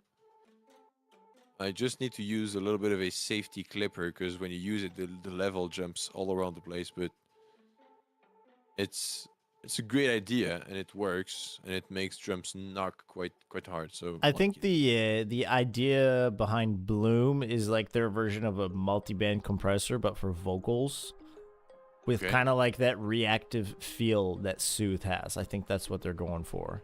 Oh, that's interesting. Might not be as useful for me as Soothe or Spiff, but the idea is interesting. Yeah, I feel like someone who, you know, you mix, any music that's very vocal heavy, I'm pretty sure that's going to be like a one plugin that's like a go-to for a lot of people. Yeah, definitely. Then in Amazing, we have Cable Guys with Shaper Box by itself, carrying them all the way up there. I think it makes sense. Shaper Box is an insane plugin for not that expensive. Yeah. You can do so much with one thing. And it's crazy because it feels like it's weird because to see Cable Guys at an amazing tier, right? It's like it's one of those plugins where you don't really think that it's going to be that good. You know, it for some reason it doesn't quite compete with, like, you know how Serum is like god tier shit, right? Well, Cable Guys Shaper Box doesn't feel like that, but you start using it, I start seeing what people can do with it, and I'm like, dude, this thing, it's irrefutable how handy the Cable Guys, like the Shaper Box, the Halftime, all that stuff. It's like, it's one of those plugins you kind of forget that they exist, and then you see someone use it and you're like, oh damn, that's actually such a cool, handy plugin. And it's one of them, like 2 years in, you still figure out some new shit. Yeah, for sure. It has so much, and again, their whole social media approach is really cool as well. Like, they highlight their own plugin inside of educational content, which is really nice. So I really like that about what Cable Guys is doing around Shaper Box. So They really educate people around using their plugin, but also around just making music all around, which I really like, and they do this for free. So yeah, I think it's well-deserved place in amazing plugin company because they just do a well-made, honest job. Up next, Valhalla, classic one, also deserves to be on there. It's just It's just in good, dude. everyone's arsenal. Everyone has it. Who doesn't have Valhalla plugin? I mean, And it's one of those companies that it just transcends over genres, you know. I'm good friends with these guys that play in an alternative rock / metal band, and they use Valhalla all the time, you know. Yeah. It's not like a super specific thing that only EDM guys use, you know. And I think that's a very really good point. Yeah. that's very powerful. That says a lot about their plugins. Yeah, and it's like cheap, easy to use. It's I don't know. It feels like humble. It's just like here's simple to use reverb. They're not trying to be super fancy about it. They're just like here's a few reverb and delay and modulation plugins. Have fun. $50 for each. Really honest offer. Amazing sounding stuff. It's in every studio in the world we're close to. So yeah, well deserved on amazing tier. Eventide, same thing. I mean, Yeah. quality is so top notch. They have this super wide offering. It's so top notch. The pricing is actually okay for the quality of it.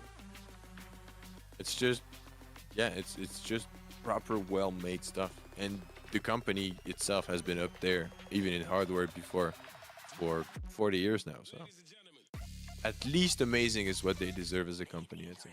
Yeah, at very least. All right. Out of tune. Yeah. Tune. I mean, just for what they represent in music history recently, at least in the last 10-20 years, autotune has to be up there just because it's one of the most influential, if not the most influential plugin ever. It's hard. It's hard to beat, bro. They just took the industry by storm. It's kind of like how Fab Filter just took over the EQs and the multibands and all that. These guys were just like, dude, we're gonna do auto tunes and we're gonna do them the best you've ever seen. You know. Yeah, but weren't they also the first? I think so. Yeah. I think they were. So they really like changed the game with their technology. They really shaped new ways to make music. Just for this, they deserve to be amazing. Yeah.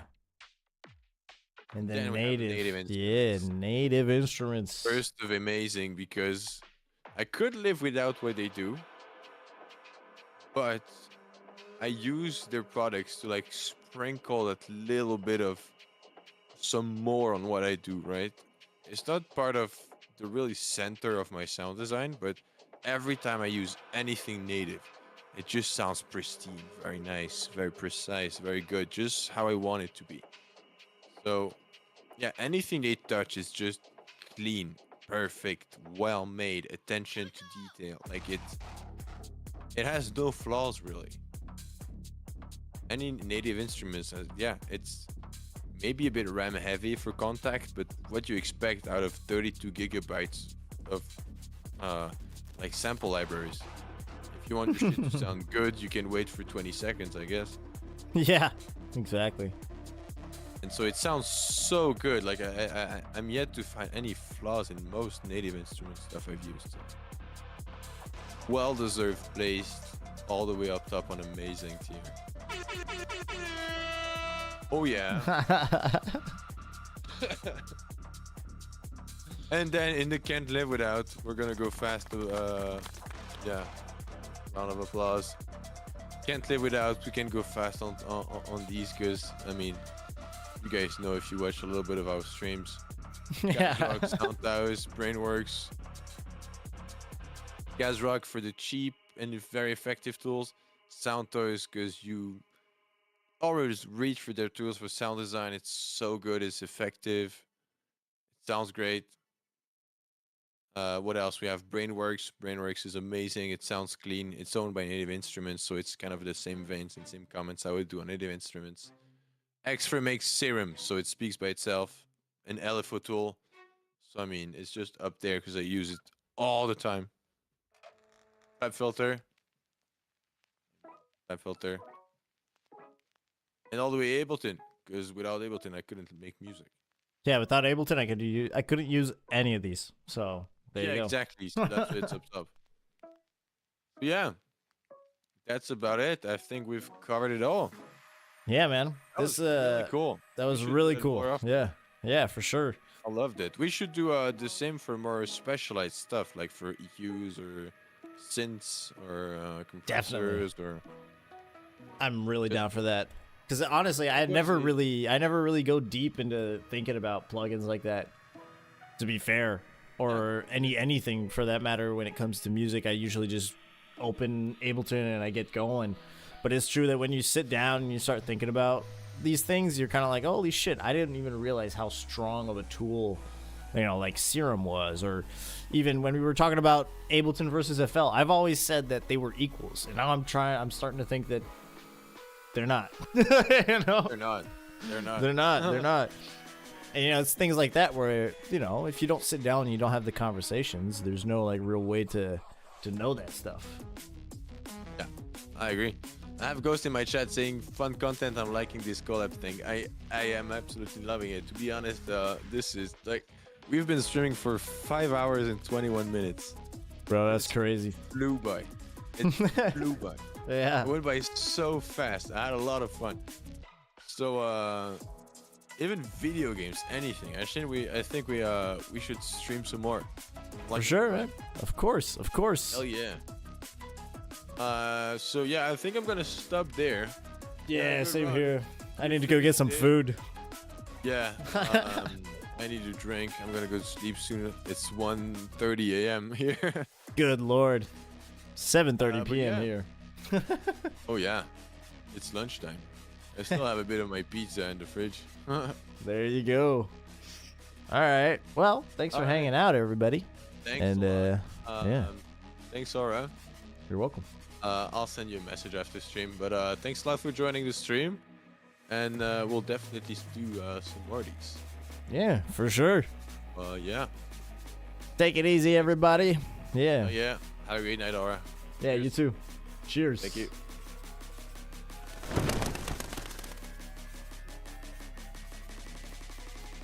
That was fun. That was really fun. We're definitely gonna have to do that more often and check more shit out.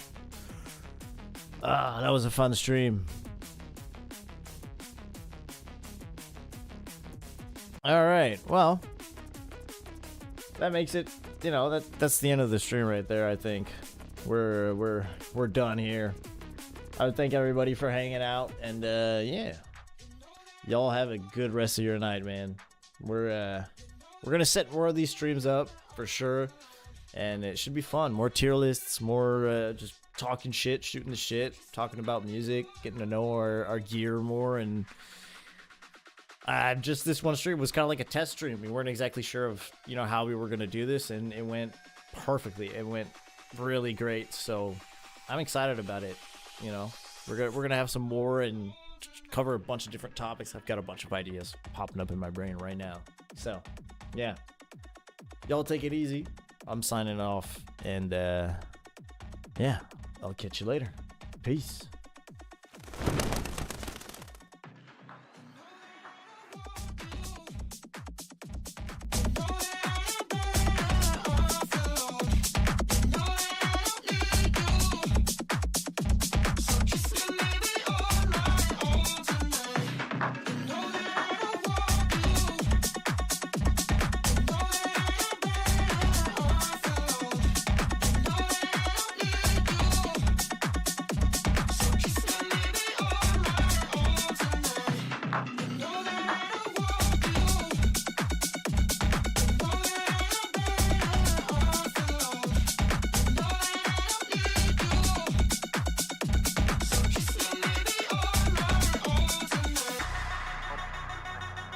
Government officials this an isolated incident that will attack it for him.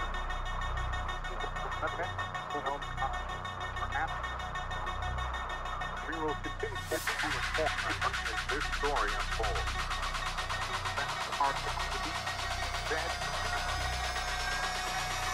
The dead are